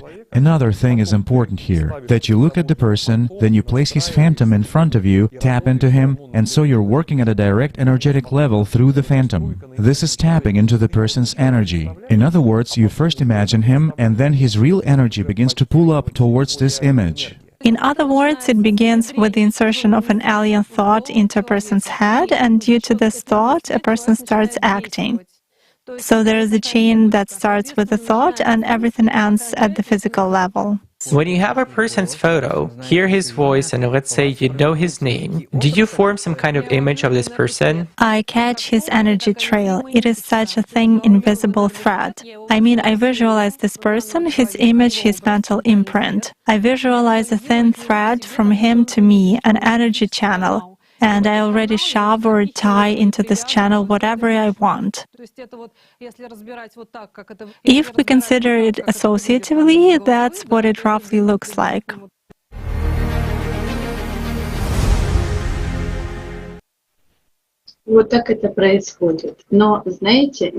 It's exactly how it takes place, but you know, not all people can be influenced. After all, a human who is filled with light, emanating from the soul, who is connected by his love with God, becomes invisible to the mage, and the impact on his energy informational structure becomes impossible. The best protection for a human is the love of God. Let's watch an excerpt from the video about magic with participation of esteemed Igor Mikhailovich Danilov.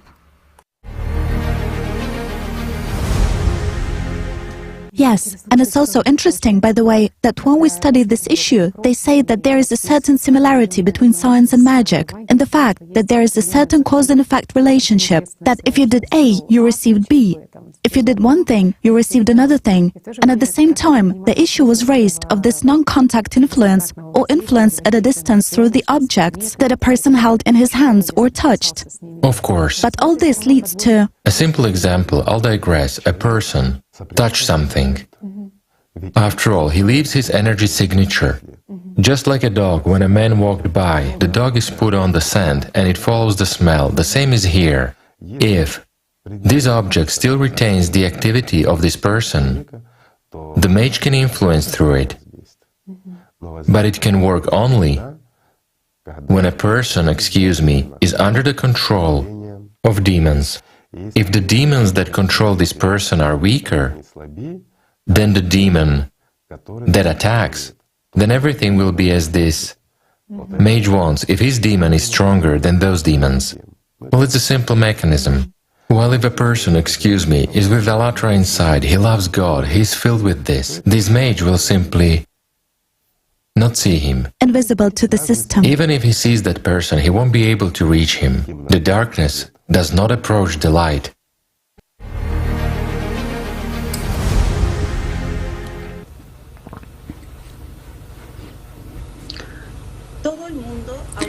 Everyone has heard about the importance of a person's image and name in magical rituals. It's an important aspect of any magical ritual. But images are also found in religions and in psychology. Let's listen to our next speaker, Jennifer, who will tell us about the importance and influence of images in our lives. I give the floor to Jennifer.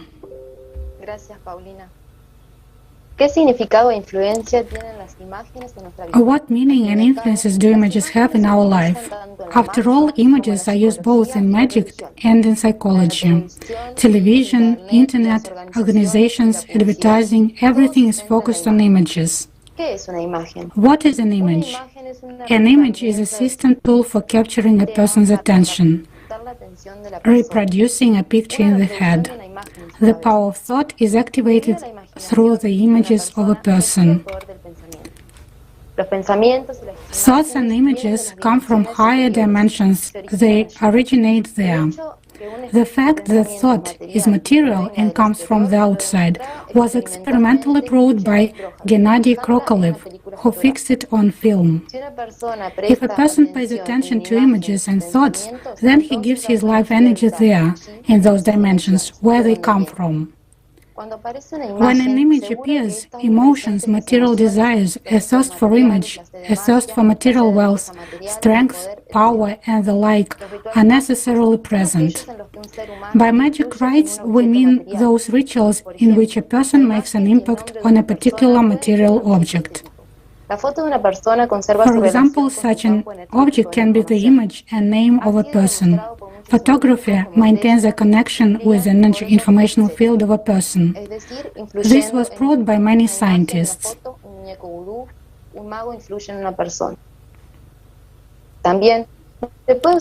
That is, by influencing the image of a photo, a voodoo doll, the image affects a person. You can also use the visualization of the image. Now it is used in psychotherapy, for example, psychoanalysis, gestalt therapy, art therapy, symbol drama, etc. They work with images as if they are living characters. Freud considered the images as a form of reproduction of instinct and drives. For example, a person is told that in order to come to a normal state, he needs to remember an emotional situation from the past that hurt, images in an image of the offender, and scroll these pictures in his head until one feels better. In the history of religion, magical rites and performances have played and still play an extremely important role. Magic is one of the essential organic parts of every religion, from the earliest to the latest stages. A religious scholar and a historian Tokarev writes in the book Early Forms of Religion. In a religion, a person turns to miraculous means of influence. He orders a prayer service for health, prays to the image on icons, goes to holy places or to the elders for healing. If we look at the catacombs of early Christians, there were no pictures of images, only symbols and signs. Icons in Christianity appeared only toward the end of the 5th century. The early Christians preached love for God. The prophets told us that we do not need to perpetuate someone's image and name, but that we directed our whole attention to building eternal life in us. This is stated in holy scriptures of different religions. In Islam, there is a prohibition on images of God, the Prophet, peace be upon him, or any person. The Messenger of Allah, peace be and blessing of Allah upon him, said, I heard Abdullah saying that he heard the Prophet, peace be upon him, saying, the people who will receive the severest punishment from Allah will be the picture makers. Judaism. You saw no form of any kind the day the Lord spoke to you at Horeb out of the fire. Therefore watch yourself very carefully, so that you do not become corrupt and make for yourself an idol, an image of any shape, whether formed like a man or a woman, or like any animal on earth, or any bird that flies in the air, or like any creature that moves along the ground, or any fish in the waters below. And when you look up to the sky and see the sun, the moon and the stars, or the heavenly array, do not be enticed into bowing down to them and worshipping things the Lord your God has appointed to all the nations in heaven.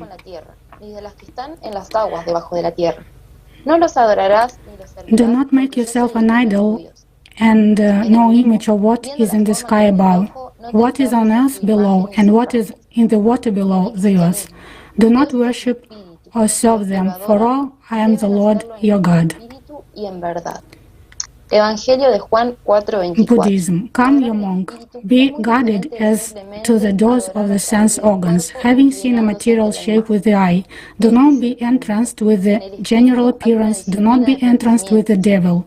For if one dwells with the organ of sight uncontrolled, covetousness and dejection, evil.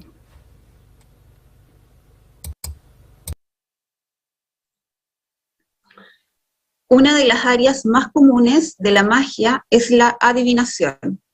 Casi todo el mundo conoce nombres como... One of the most widespread areas of magic is predicting the future. Almost everyone knows such names as Nostradamus, Edgar Cayce, and Twanga. Since almost everyone has an interest what will happen next, our next speakers will tell us about such a phenomenon as prescopia and the phenomenon of sleepy techniques in prescopia. Eva, you have the floor. Дорогие друзья, Dear friends, there are many people today who do not believe in any predictions, and yet, if any high-profile event occurs, there is always confirmation that it has already been predicted, and even the greatest skeptics begin to wonder. The other way around, there have always been people who put a great deal of effort and energy into looking into the future. Surely, you have heard the names Nostradamus, Cassandra, Messi, and Casey and Wenger, right? Events predicted by them took place both in the distant past and more recently. Many historical figures also turned for a prediction. We know how a fortune teller predicted Pushkin's death. And have any of you not turned to fortune tellers, or haven't tried to tell fortune at least on Christmas night?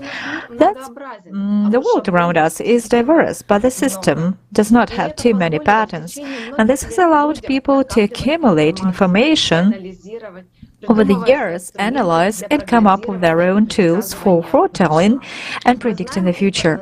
We know them under different names: astrology, clairvoyance, divination, tarot, numerology, horoscopes, chiromancy, predictions. These and other tools have a common name: prescopia, a person's ability to identify future events. The phenomenon of foresight is a very real fact, and numerous documents testify to it. Социальная наука называет плоскопию лженаукой, предлагает другие методы свои. Official science calls this discipline pseudoscience. It offers their own methods: prediction, scientific prediction, futurology, forecasting, mathematical analysis, foresight. There is another universal prediction, I warned you. Известный американский социолог Джеймс Таунтон This is what known as accidental prescopia. The famous American sociologist James Staunton published the results of his studies of more than 200 railroad to more than 50 aviation accidents, and ended out that it all traffic just tragic cases. Transportation was on average only 61% full, while all safe flights it was at least 76% full. The 15% difference confirms that King even of ordinary Horrors, people... Stephen King, continued his research and got even higher numbers. 25% of passengers safely avoid trouble. Renowned psychologist Daryl Bem of Cornell University, USA, collecting and analyzing statistical data for 8 years, claimed people are able to predict the not-too-distant future, and their behavior in the present is influenced by the events that have not yet occurred. So, is proscopia something supernatural, or does it require more scientific scrutiny? Many tools for predicting the future can easily lead to the idea that life programs are prescribed for each person. For example, a horoscope. A person was born then, the life path will be in such a way. Even a person's right to choose fits in perfectly, like a branch in a computer algorithm. So to say, yes or no condition is met, and the person moves in the indicated direction. Seeing the whole algorithm or scenario of the person practicing prescopia takes it upon himself to predict or calculate the outcome. In certain states, the person may observe a déjà vu effect. The person perceives the whole picture from expanded perception as a personality. He knows what will happen in a short period of time. He sees the scenario prescribed by the system. Therefore, individuals with this skill can anticipate far ahead, and something of what they predict coincides.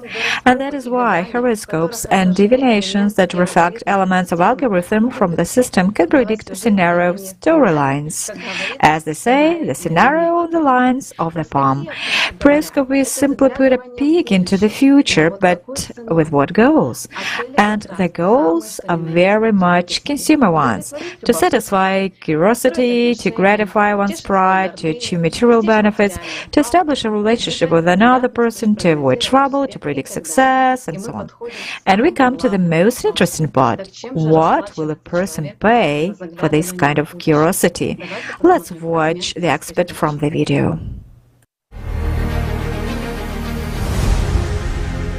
And what's also interesting is that all these religions, in one way or another, many religions, are future-oriented and focused on the promise to people that they will get something in the future. And when people do magic, they want to know precisely about the future. About the future. And why is that? Because a person who is again under the control of consciousness and is manipulated by it always hears from consciousness one thing: you'll have a better life tomorrow, and a person always strives to create his best tomorrow. He does not live now. He lives in hope for tomorrow. And tomorrow is like a horizon. Will it ever happen? It will never happen. Because tomorrow you will be waiting for tomorrow. And it's endless until you become a subpersonality and realize that you had to live now. And what does freedom, spiritual freedom, precisely the true service to God, give a person? It gives now, today, here. While everything else gives hope for tomorrow. A demon can't grant life now. It just can't. It creates such a horizon. As soon as you reach the horizon, a beautiful future awaits you beyond it. You will be what you want and you will possess everything you want. Well, try to reach the horizon, my friends. To swim, to walk, to fly to it. It's unrealistic. It's true, people... It is also impossible to gain happiness from Satan. Indeed, people who live in the present and by this inner life have, say, this now and eternity in here and now, they are unlikely to be interested in any future that the system tells them about. They don't need it. Yes. They don't need it, they need hope. And they live by hope. But instead of really becoming happy and living, people hope that someday they will have it, and they form their desires and their happiness from the material. Well, from some banal patterns that are imposed on everyone, let's say. Again, what do we come to? Tritely, to be someone, to have something, and not to be responsible for anything. This does not happen.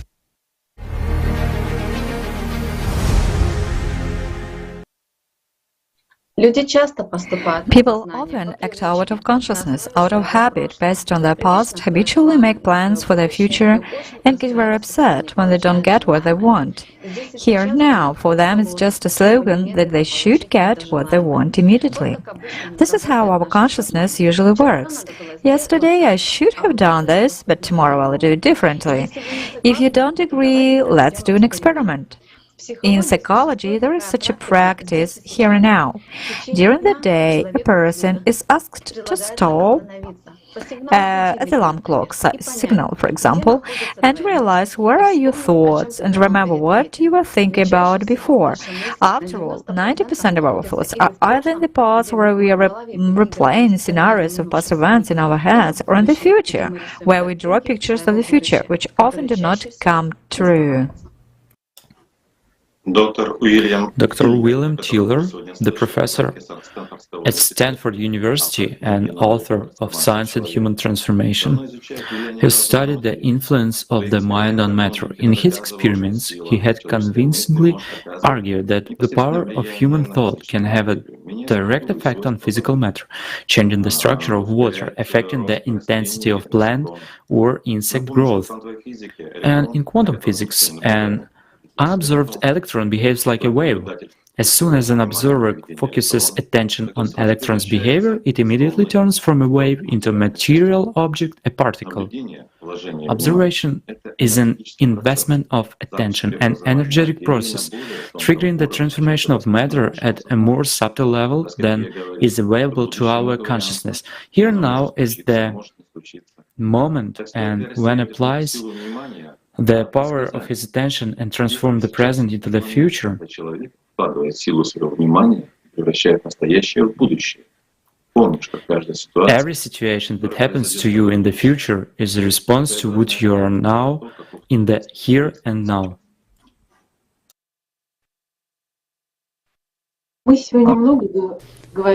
Today we've talked a lot about the various manifestations of magic in a human life, and now our next speakers will tell us in more detail what science says about magic. Does science recognize such phenomenon as magic? What branches of science study it? Is magic studied enough for a person to get answers to all questions arising about it? I would like to pass the floor to Eugenia. Thank you. Hello, dear friends.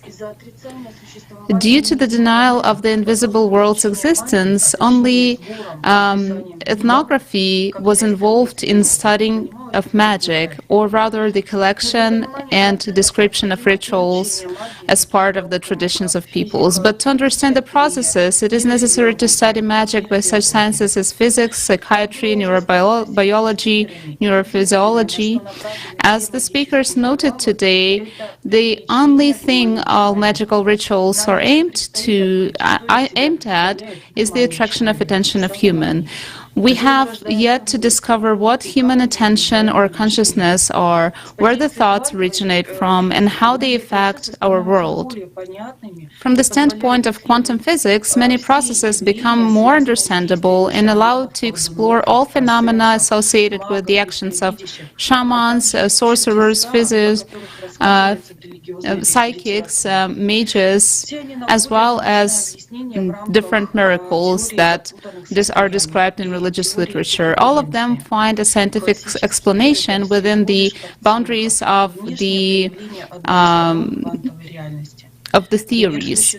The classic world is just a picture, an external manifestation of one of the sides of quantum reality. The world exists not only in the form we are accustomed to, but also in the form of fields and energies. In fact, which are the consciousness and thought.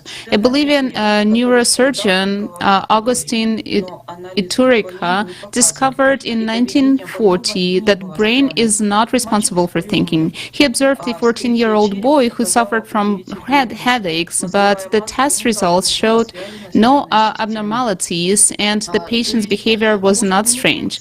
The boy died soon, but autopsy of the skull revealed an amazing thing. This cerebral mass had nothing to do with the nervous system. That is, the brain didn't function as an organ responsible for thinking.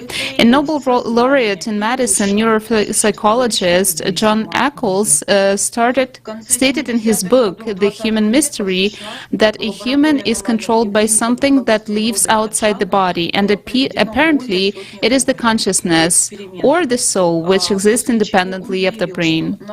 More than 100 experiments were carried out in the USA in the Princeton Engineering Anomalies Research Lab under the leadership of Robert Young in the late 70s of the 20th century, after which he stated that he had found irrefutable evidence that the brain can directly influence matter, or in other words, that thought is material.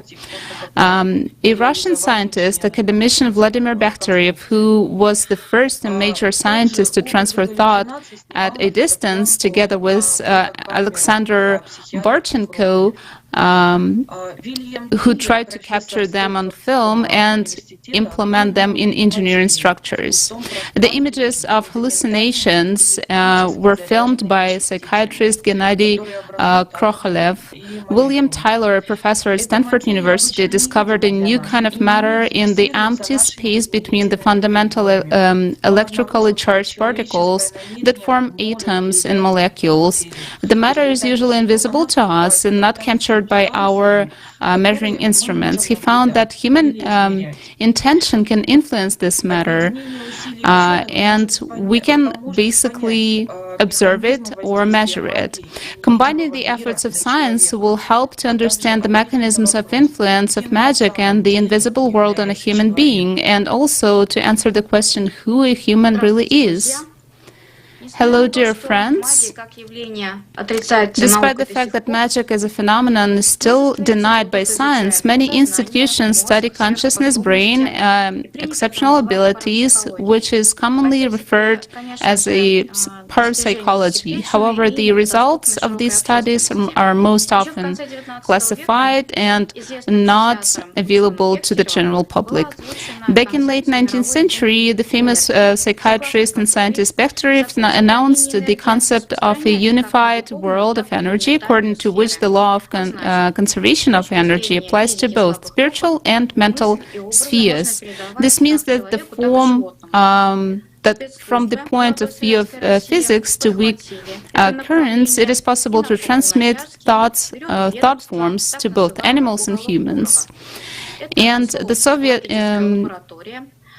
in the laboratory where zoo laboratory actually, where Bechterew, Durov, and Chizhevsky proved actually that thought is material, and a trained operator can, with the help of telepathy, instill thought to both animals and humans, while they would perceive them as their own. Such research was founded for military purposes in order to apply in infiltration ops.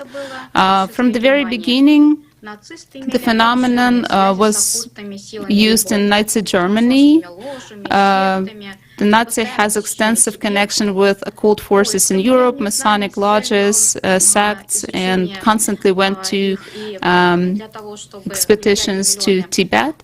The SS occult bureau, Ahnenerbe, was engaged in the search for ancient knowledge in order to achieve control over the minds of millions. For the same purpose, they performed numerous experiments on the human psyche.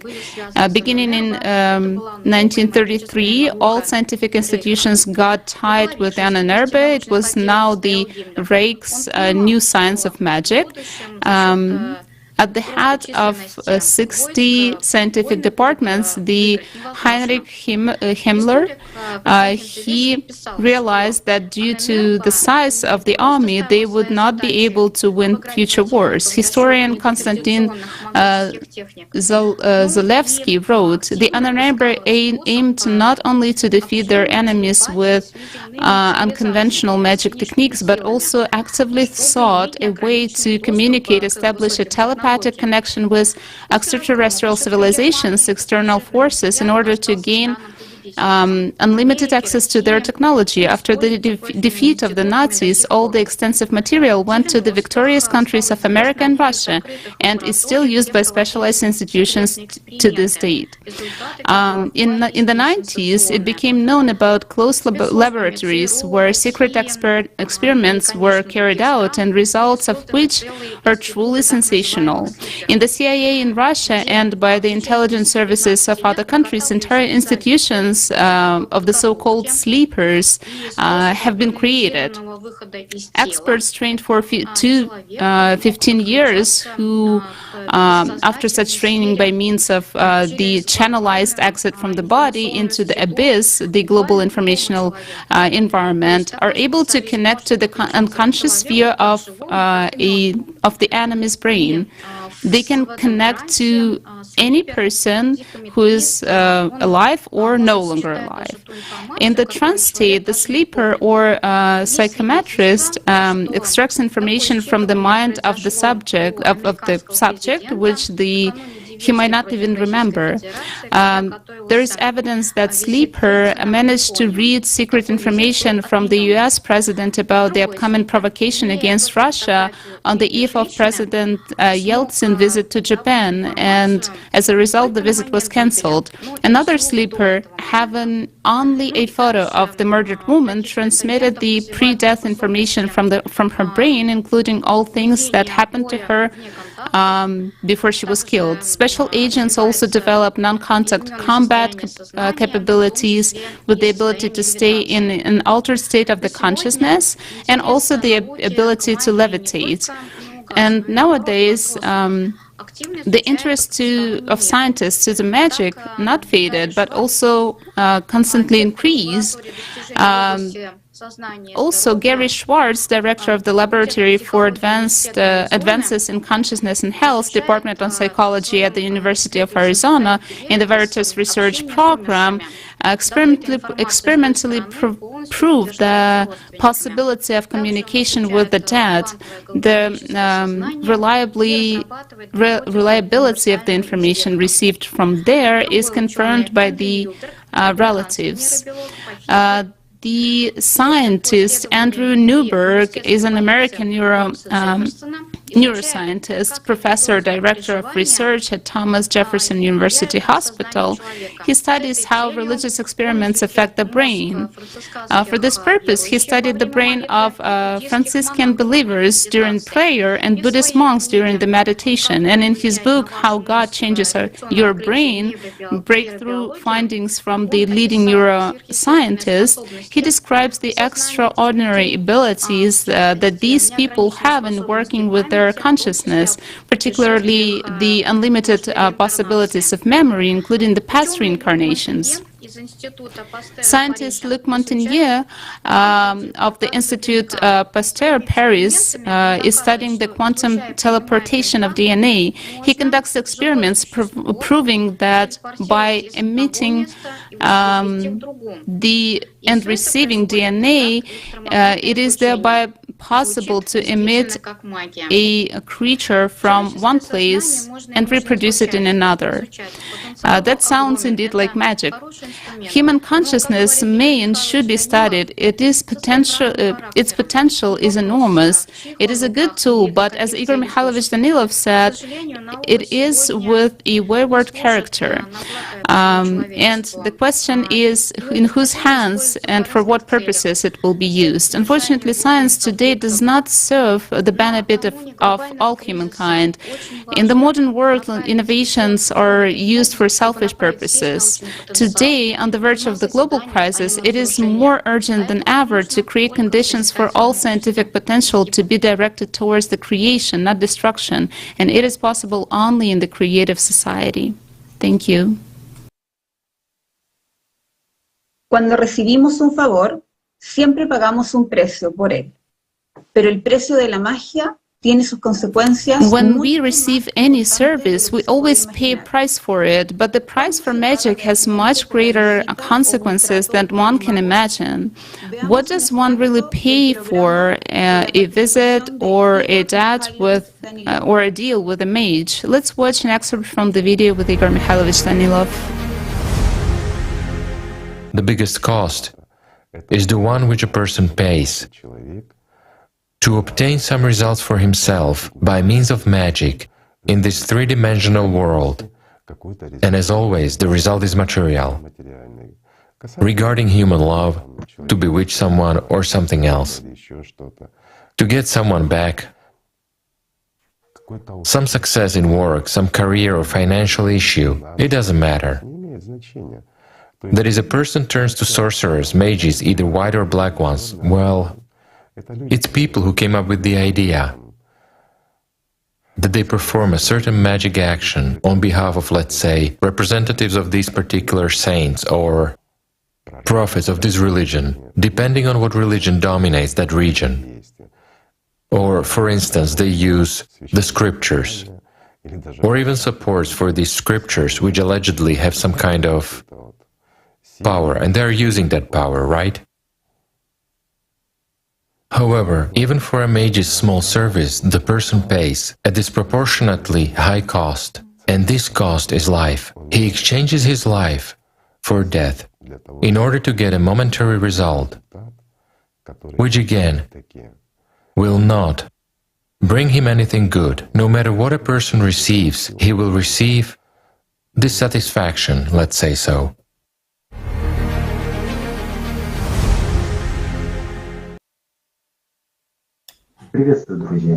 Hello, friends. A person is constantly influenced by desires throughout his life, and he tries to fulfill those desires by any means necessary, all the while forgetting that everything passes: health, wealth, and power. We are accustomed to addressing the spiritual world with material, everyday requests, but are such requests heard? who is actually fulfilling these requests? In fact, everything is simple. Material needs are solved with ordinary tools. If you want to be healthy, get medical treatment. Watch your health. If you want to be rich, study, work. If you want to power, go into politics, gain power. But don't turn to magic. After all, magic does not imply your inaction. It implies that you will have to act yourself anyway, but you will also have to pay the mage with money, and the system will earn your life. And if you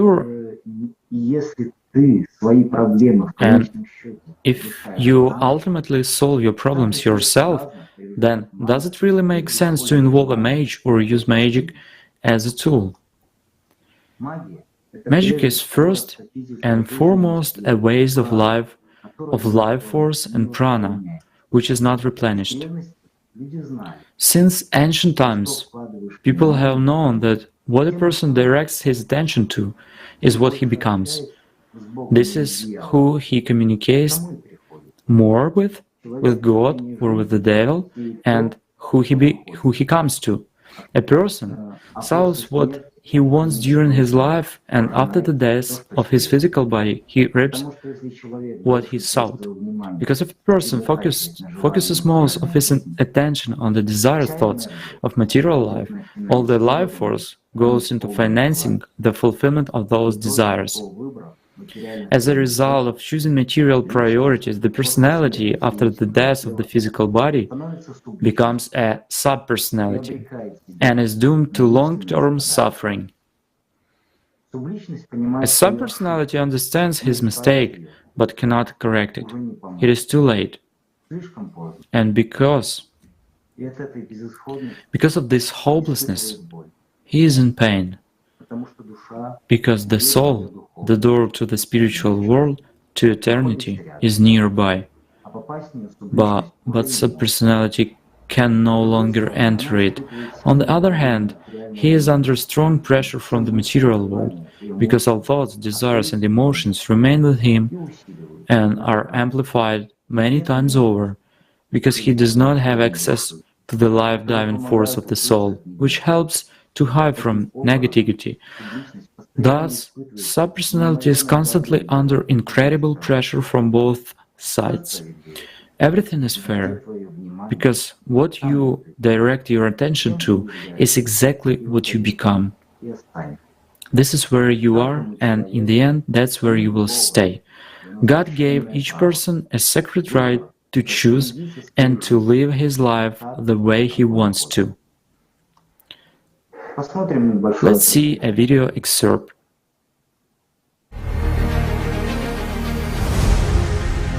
And here's another question, Igor Mikhailovich. Many people think that it's very hard to sort of betray God, that in order to sign a contract or make a deal with the devil, some special ritual is needed, some special spells. The sacrifices, yes. To sign the contract with blood. Yes. I mean, how hard is it for people to go over to the other side, say, to the bad side?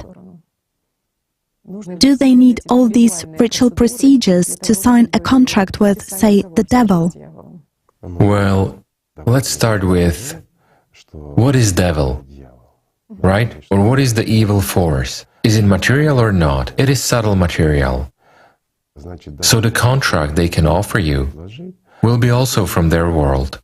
Therefore, it cannot be material and you won't be able to sign it. Well, that is imposed in fairy tales. Well, it's all allegorical. In fact, a person betrays God very easily, and practically everyone is betraying God many times a day. Is it easy? Of course it is easy. As soon as a person has perceived himself as a part of consciousness which dictates to him, he has begun to serve those demons, having forgotten about his essence, about his nature, about his perception through feelings. As soon as a person has forgotten about God's love, well, he has already signed the contract. He renounced life and accepted mortal destiny. That was his choice.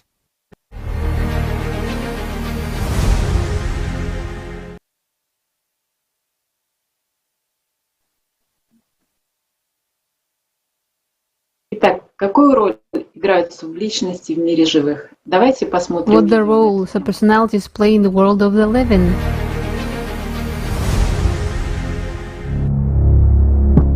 Can we even call the life after death as life? Does such a concept have a right to exist? Because a person dies in fact, well, he dies physically, but there is still information about him. It's the same as this world, but there is no oxygen, there is heat. They are in the world full of winds. There is a lot of winds where they are, so we work with the death by giving them a glass of cold water first. Там, где они находятся, много ветров. Поэтому мы работаем со смертью, давая им сначала стакан холодной воды. Что надо мертвым? Figuratively speaking, they're constantly eating my energy. I mean, I'm totally powerless. То есть, в первую очередь, им нужна энергия. А вы можете написать, что за энергия им нужна? Вот как вы предполагаете? The energy inside me, the energy of life.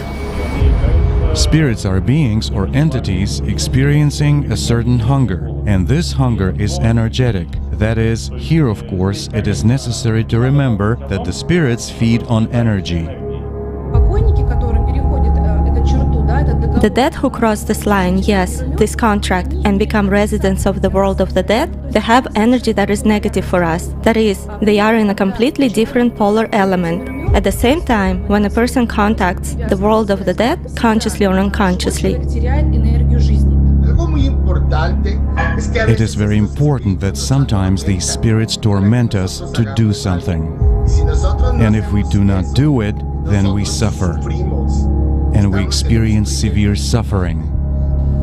it is very difficult to start working with the world of the dead because it is difficult to get rid of them. It is really difficult because to interact is one thing, it is not difficult, but to disconnect from the dead, from the world of the dead, and not give your life energy there, this can be very difficult both practically and physically. If a spirit is constantly near a person, then this is already a binding. They must live in their own world. What do they eat here? What? They want to eat too, our energy. Would you like to be constantly eaten?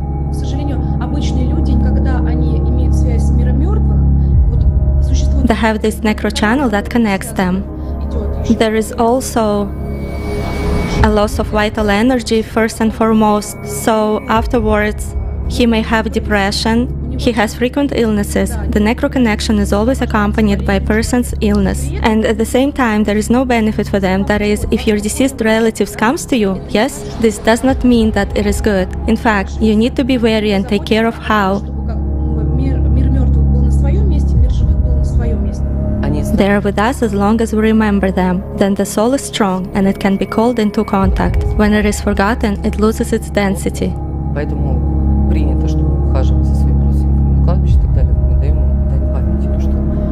And the point is not that you have come to the ground where a person's remains are buried. The point is that you are performing an action aimed at commemorating the person's memory, carrying out the saturation of his spirit.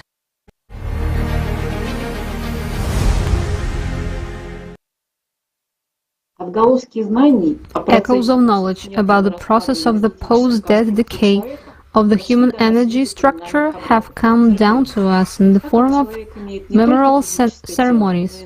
40th, since a human has not only a physical body, but also an energy structure, then all these bodies after the death of a human, like everything material, disintegrate. Since ancient times it was believed that just within 40 days the pyramid energy structure of a human completely disintegrates.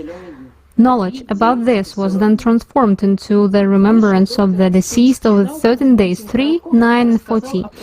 PhD in technical science Konstantin Karatkov spoke about the studies carried out by him and other scientists of the radiation of the remains of the deceased people. It is noticed that the energy on the cemetery is extremely negative and destructive for a living person.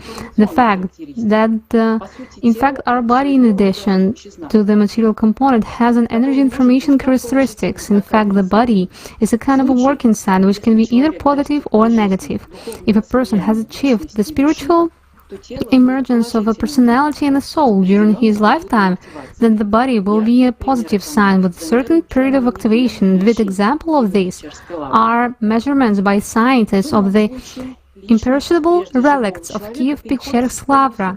Otherwise, the personality of a previously living human passes into a state of subpersonality. Soul merges with consciousness. The subpersonality has an activation period that goes from reincarnation to reincarnation, that is, when the soul passed from the body to body. The subpersonality returns to its body if it has not decomposed. That's why our ancestors burned bodies or gave them up to be eaten by wild animals, so that there would be no body left as a portal for the return of the subpersonality during reincarnation. It is important that when destroying the body, they try to destroy everything, even bones. If the body remains, this is a working sign. With each transition, reincarnation, the subpersonality will be activated and interfere in the life of the living. The practice of burning bodies or cremation has been found throughout the world since the Neolithic era. For example, the Slavs practiced the rite of burning the deceased on a krot, a funeral fire. Until now, the tradition has been preserved by many religions. Buddhism, Hinduism, Sindaism, etc. In Zoroastrianism, in addition to the practice of burning the body, we also meet the practice of giving corpse to be eaten by animals and birds. The same tradition could be found in the beginning of the 20th century in Mongolia and among the peoples of the far north. And in the modern Tibet, it is still preserved. It is so-called Jator, which means giving alms to the birds. The tradition of burning bodies in the ground began to spread actively with the inscription of the institution of priesthood. The Sumerians already practiced funerals with voluntary human sacrifices, and the burial places of the dead are becoming places of worship and frequent visited by living people. In ancient knowledge, we already meet the distortion of primordial knowledge when the practice of embalming the deceased appeared in order to return them in life, but in reality, the regular activation of the subpersonality. There we also find another magical method of activating the subpersonality with the help of the name and image of the deceased person. There are no facts of destruction and of images of pharaohs and inscriptions of their names for the purpose of oblivion, so that his subpersonality does not receive any support from people who, looking at his monument, remember the deceased one. Without an address, a name and an image. A name doesn't work by itself. But if there are both name and image, then yes. Here's a simple example. A person comes to a mage and says, I need to hex this man, here is his name. Well, that's how they, in general, to do something bad to him. If the one who orders this ritual action knows that man, he has his image. The mage has the name, or he might not even have the name, but the one who orders, he has the name, and the one who orders has the image. So it's enough for the mage to attract this person's attention by his action. This person opens up, and the mage completes through him the order, right? Meaning, what the one who came has requested will happen to that man. But if he contacts the mage with his request through the third party, and that one has never seen that man, then however powerful the mage is, he will be unable to do anything. Because in order for magic to work, the image and the name are needed, just like with the dead ones, right? Meaning, when a person becomes a personality, people share their life with the dead man till they remember his image and his name. And the more emotionally they think of him, the more frequently he arises in their head as an image with a name, the more life they give to an already dead.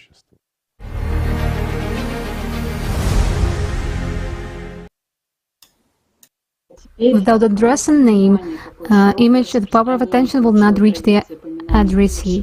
Now notice how, with widespread the tradition of commemoration the dead has become throughout the world today. The forms of commemoration can be very diverse, from a simple memorial dinner in honor of the deceased or display of a mummified body. You can learn more about the posthumous fate of a person from a conference, Life After Death, Fiction and Facts. Here is the video clip from the conference.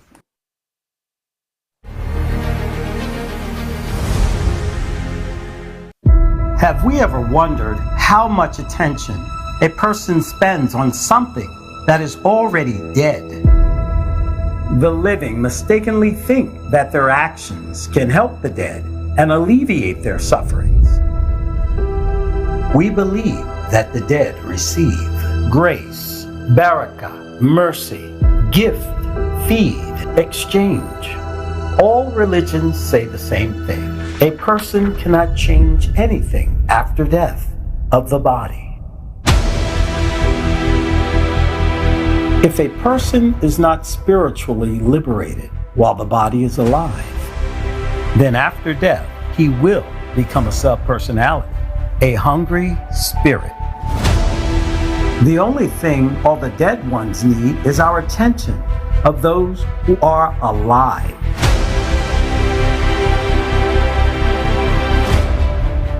The dead needs the life of the living to satisfy their hunger.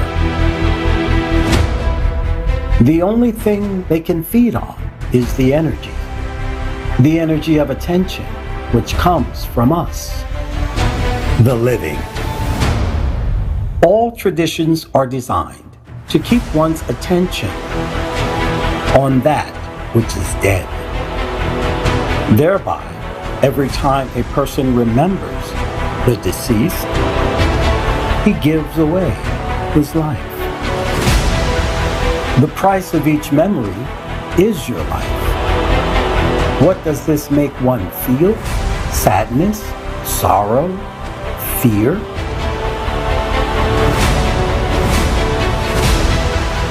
But life is given to us in order to become alive.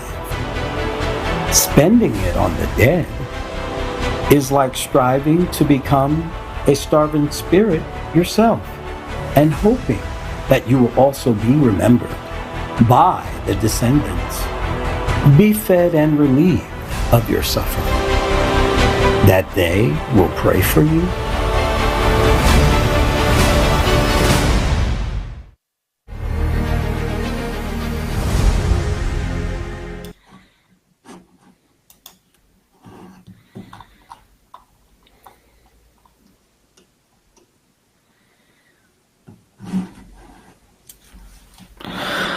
The spread of the cult of subconsciousness in the modern world has led to the emergence of religions such as Santa Muerte, a religion now gaining popularity in Latin America and in the United States. Una historia de los pueblos del continente americano y las secuelas de la conquista española. Hasta principios de los años 90, as Santa Muerte, a religion now gaining popularity in Latin America and in the United States. The roots of the cult go back centuries ago. They are closely intertwined with the history of both the peoples of American continent and the aftermath of the Spanish conquest. Until the early 1990s, the cult was at the level of individual practices at the same time. Until that period, that very religious practice associated with the figure of death in the form of a skeleton was represented by love magic. In 1989, the Mexican media first began to talk about the Santa Muerte Holy Death. The search for the missing student led the police to a ranch owned by a known drug dealer. Before his death, in a shootout with Mexican police, he had, according to the press, performed a ritual human sacrifice, killing 16 people. Further investigation revealed the gang's involvement in the cult of Santa Muerte. The phenomenon of the popularity of the Santa Muerte cult has been directly attributed to poverty and harsh living conditions. In some cases, drug trafficking is said to be a positive environment for the spread of the cult. Reasons for the growth of the death cult: the superficial perception of Christianity by a portion of the Mexican population, powerful influence of pre-colonial cultural tradition, the perception of death within the original cultural paradigm of national consciousnesses, the traditionally weak position of the Catholic Church in Mexico in the 20th century, harsh economic measures that led to an increase in poverty of the population. Based on Christianity, the cult of Santa Muerte is entirely aimed at achieving goals directly opposite to those of Christianity itself. All its religion practice is associated with the achievement of earthly goals, but not the higher goals of Christianity, the attainment of the kingdom of heaven. The prayers themselves are often constructed on the basis of Catholic prayers, with traditional Christian characters as protagonists, along with Santa Muerte herself.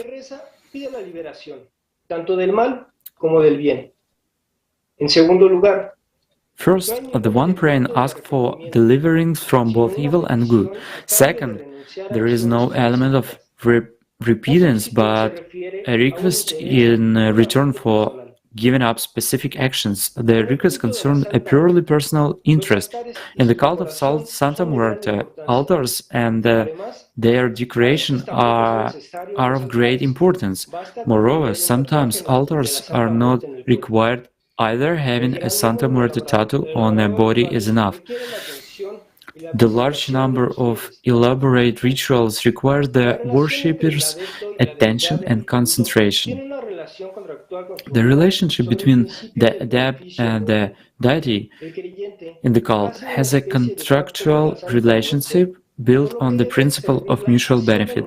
The believers enter into a kind of contract with Santa Muerte, according to which one must serve her by making numerous sacrifices. Sacrifices, as a rule, are innocent enough and are limited to offerings of food, alcohol, and tobacco.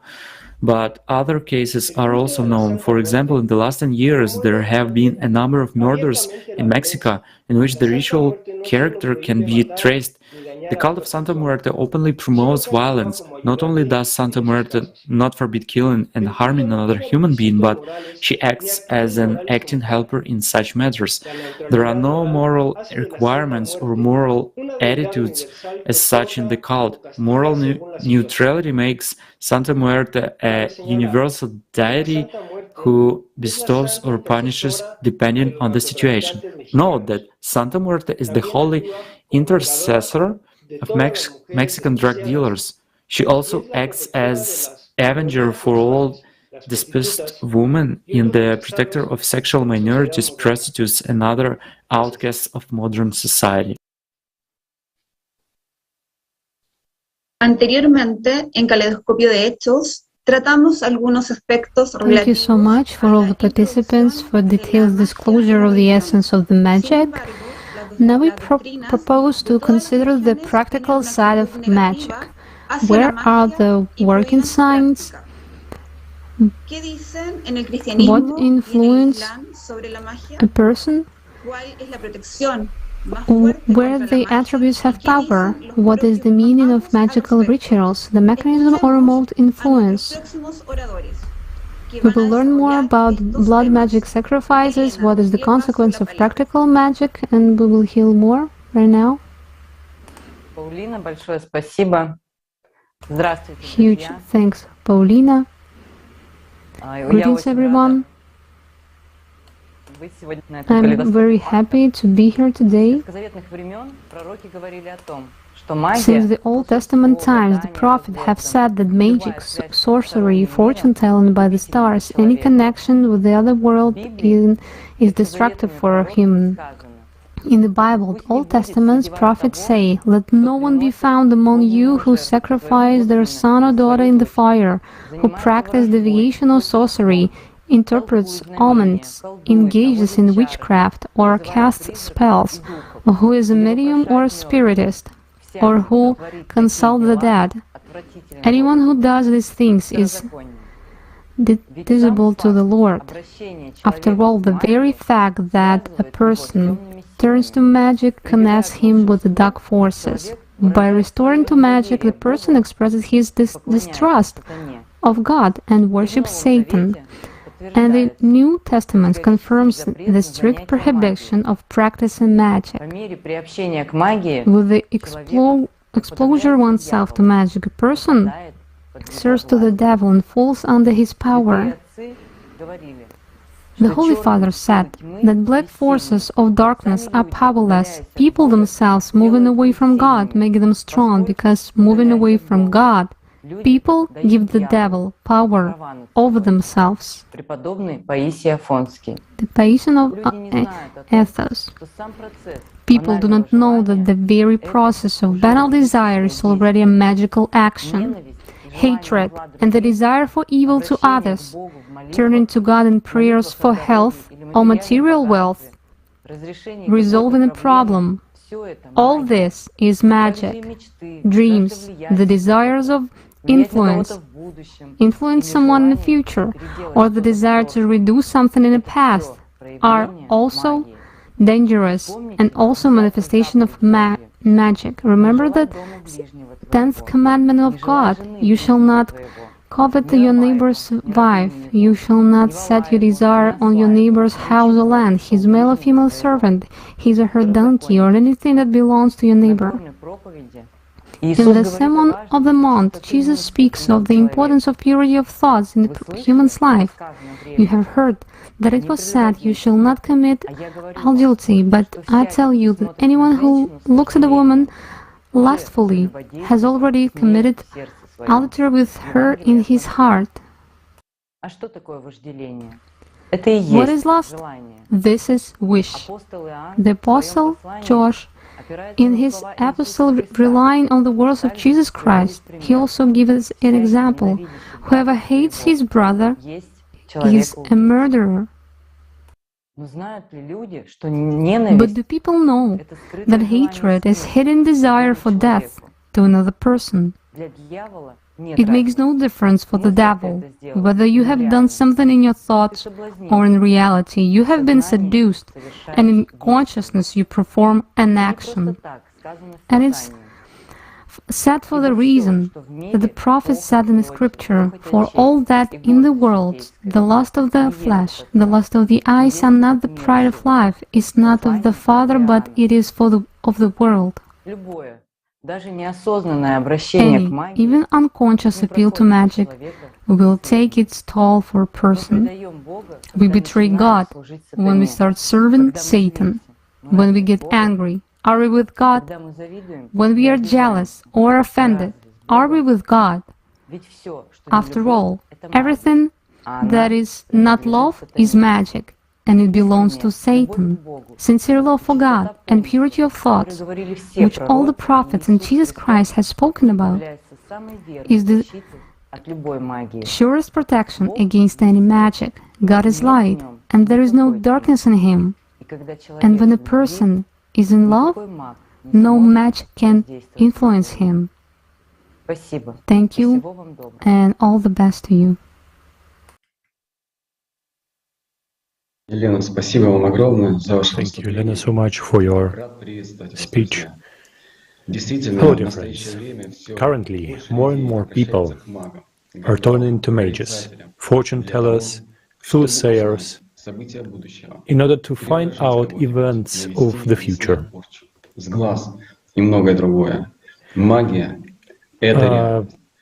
Bewitch oneself, induce or remove spoilage, the evil eye, and much more. Magic is reality. It is one of the reliably established facts, and is mentioned in the Holy Quran and Sunnah. In Islam, the practice of magic is prohibited. In the 102nd verse of Surah Al-Baqarah said that two angels named Harut and Marut came down to earth to teach people magic, but at the same time they warned that practicing magic is unacceptable, that is just a temptation, a seduction, that they descended to earth to test and warn people about the danger of witchcraft and unbelief, so that people know that it is forbidden to practice magic. Angels taught that, for example, there are actions in magic when two lovers can separate if magic is used. Later, some people violated what they were warned about and practiced magic, while others did not commit the sin. Islam forbids a Muslim to go to fortune tellers to learn hidden secrets, engage in witchcraft, turn to mages to cure disease or resolve any problems. The Messenger of Allah, peace be upon him, said, he is not one of us who seeks omens, or has omens interpreted for him, or who practices soothsaying, or that is done for him, or who practices sorcery, or has it done for him. And whoever goes to a soothsayer and believes in what he says he disbelieved, in what he was revealed to Muhammad, may Allah's peace and blessing be upon him. Malik, speaking about mages, said that a man who practices witchcraft is like those whom Allah Almighty in the Quran says. They learned what harmed them and did not benefit them, although they already knew that whoever buys into magic would have no share in the hereafter. From the above, one can convince that magic in Islam is strictly forbidden, but magic is more broader than it believed. Magic is a process associated with spiritual vital force desires, but those forces are given to a person to accomplish spiritual transformation of self, to achieve the world of eternity. Whatever a material person acquires, it's still temporary. It is a substitution. But still, what prompts a person to turn to mages despite the prohibitions? Material desire, or the desire to change something in your life, but not though witchcraft, or influence in the world, and choice of another person, which is also unacceptable. A hadith by Shabin bin Afs say that the Messenger of Allah, peace be upon him, said. A hadith narrated by Shada ibn Afs said, the wise man is one who holds himself accountable and performs good deeds. One comes after death. The foolish man is who gives his lovely desires and seeks his indulgence from Allah. And then I suggest to watch an excerpt from the video Consciousness Personality. Everything is really simple and everything has been given. If you want to be healthy, get treatment, look after your health. If you want to be rich, learn, work, and you will be, of course you will. And this does not contradict any laws. If you want power, go into politics, gain this power. If you want, you will achieve. The question is in something else. The point is that you cannot use magic to acquire some kind of earthly goods. Why? What is magic? Magic is, first of all, the expenditure of life forces, those forces that are given to you for performing spiritual sacraments, and you use them in your desire and direct them towards acquiring something material. Whatever material boon you acquire, it is still temporary. In this, a substitution occurs. Well, what can you do? The system is strong. Nothing changes. As people have been people, so they remain. Rather, not people, but their consciousness. Since the system is one and the same, it seems that people are different, consciousnesses are different, but the system is one and the same. Let us take, speaking in modern terms, all kinds of gadgets, phones, tablets, laptops. They are different, but they have almost the same programs. And when they go online, they go to the same internet and get the same information. Well, it's something like that, with the consciousness, with the system. But it is very important here that the operator understands which programs may be activated and which ones are not needed, and what will he pay for it.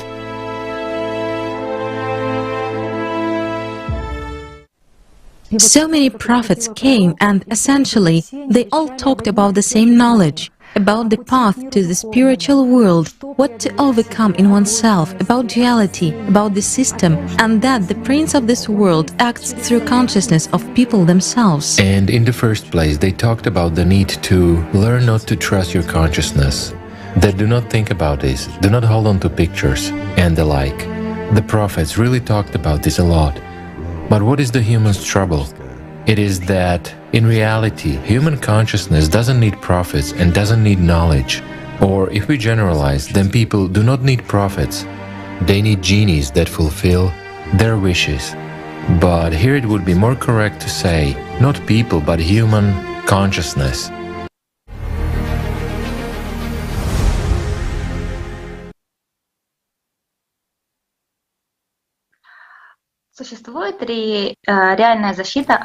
Is there real protection against the influence of the mage or and dark forces on a person?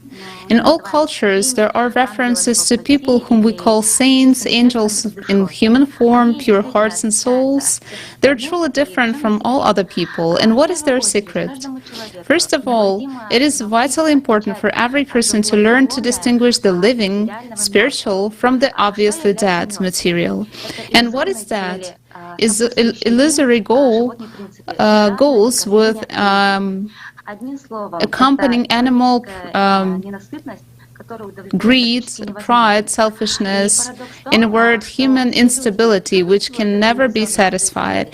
It is paradoxical that people feel that their goals are illusory, since they do not receive satisfaction and happiness, even if they achieve them. So we live in pursuit for new achievements, and without noticing it ourselves, being alive in the body, we become spiritually dead. But a person who perceives himself as a part of a spiritual world lives with love for God, because, as it is said in Surah 50, 16th ayah, Allah is nearer to him than his jugular vein. So in fact, if a person knows and feels God, he is always protected. Such a person lives in constant love, harmony, and consciousness has no power over him. Right now, you might have a legitimate question, so that in order to be protected from magic, I cannot desire anything and only love God? No, the question is not about not wanting or not enjoying the benefits of civilization. And the fact is that if a person needs something in material world, then you should not turn to magic, but you have to desire. You have to decide everything yourself, and spiritual development is not the absence of material desire, but an individual, personal connection of a person with God. There is no better protection against demons and magic than the love of God, but a person must come to this source by himself, by his choice and hard work on himself. And right now, I would like to suggest watching video with distinguished Igor Mikhailovich Danilov. Why can't a mage, as well as any demon, all the evil spirits, come close to a person who is spiritually free? Because a spiritually free person is nothing but a candle in the darkness. Here is a simple example. You can conduct an experiment. Turn off the light, light a candle. You will see that the room where it was dark became bright. Well, it is desirable to do this in the evening when the sun is not shining. And then take this candle and enter the next dark room. What will you see? That it becomes bright in there, in that darkness where you go with the light. Now try to bring the darkness to the light. Will you be able to do that? That's the answer, my friends. Banal physics. There is no place for demons where God's love is. Because God's love is light, while demons are darkness. Everything is very simple.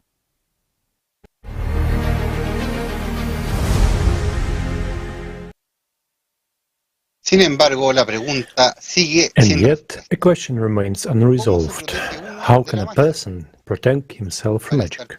In order to be protected from magic, you should not practice it. And if you want something in the material world, then you don't need to dream and visualize it, but you need to start doing it, achieve what you want with your knowledge and your work. Do not be a slave to the desires of your consciousness. What does it mean? As we have found out today, consciousness imposes on us favorable attitudes and prompts us to action through thoughts. But it's important for a person to remember that consciousness is only a tool for interacting with the material world. Like virtual reality headsets create the illusion of the three-dimensional world, but inherently such a world is not reality. So the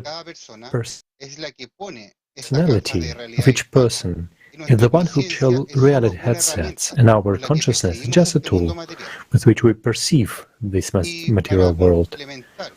And complementing this analogy with virtual reality, I would like to to draw your attention to the following. If we want to get a quick result in three-dimensional reality without method for this, that is, turn to magic to fulfill your desires.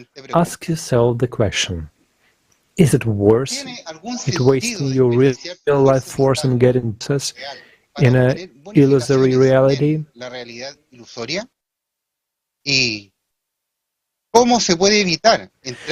And how can a person protect himself from not going to magic himself? Just stay away from it. Our today's release of Kaleidoscope of Facts has been going on for several hours. Based on all the information provided here, it becomes clear that magic and what magic is and what we pay with for it. Today we have already talked about the dual nature of man, about his spiritual and material components, parts. So now we want to once again focus on this. Only being united with God, with one's love for Him, a person becomes protected from the influence of magical forces on him. The desire to protect oneself from magic in any other way will be the desire for the same magic. And this means that a person will fall under the domination of dark forces, never having defended himself from it. And I want you to see the next video of protection from magic. I have great respect for those people who pray sincerely, believe sincerely, with tears, on an empty stomach. Well, I don't know. These are really some kind of angels who live on earth. They should have wings, they glow, they are transparent, these people. Can a person protect themselves from negative magic influence by means of prayer? Yes, yes. They can simply love God with all their hearts, know that He will protect them, be confident in their protection, and no mage will break through. For example, when I do negative magic work, I sometimes perform a ritual. I've created a doll, I've made it, I start working with a candle, and I read the incantation, and at the same time I hear a hum, like an angelic trumpet, you know. They hum, and it makes me feel unwell. I mean, I understand that there are angels, that this person is actively prayed for, their kin is prayerful. There are such people whose family is prayerful, whose grandmothers pray so much, you know. Their grandmothers like to pray for their children, for their grandchildren, and these prayers, if they are from the heart, if they are sincere, then it will be very hard to break such protection. I don't like breaking protections like that. They are even stronger than any magic-made protections. The main thing is sincerity, love, and then the force will hear.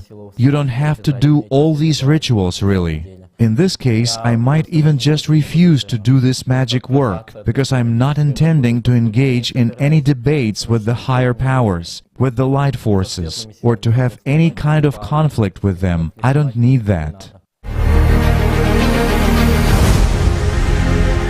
But we've been discussing before this, why are people who live by God's love not affected? Because they have the best protection. They have a shield. And this shield is called ALLATRA, meaning God's love. Great. Which is constantly active, yes. Whatever we call it, yes. Many sort of ALLATRA. Well, it is translated as God's love. That is ALLATRA. It's just like you've said that this is life which He has already now. Quite right. If he, a human being, already has life, if he has gained it, then nothing is important for him anymore. He needs nothing else. The devil has nothing to seduce him with. What can he offer? Death? Well, somehow it's stupid to exchange life for death. Yes, but what is empty?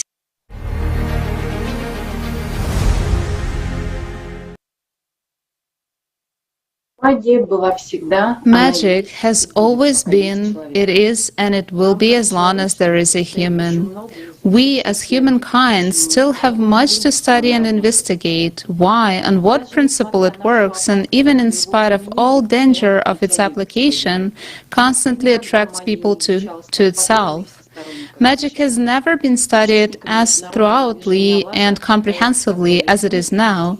The participants of the international movement of ALLATRA in the Shadow Control project have initiated an international project to study magic and the invisible world and its manifestations in the daily life of human.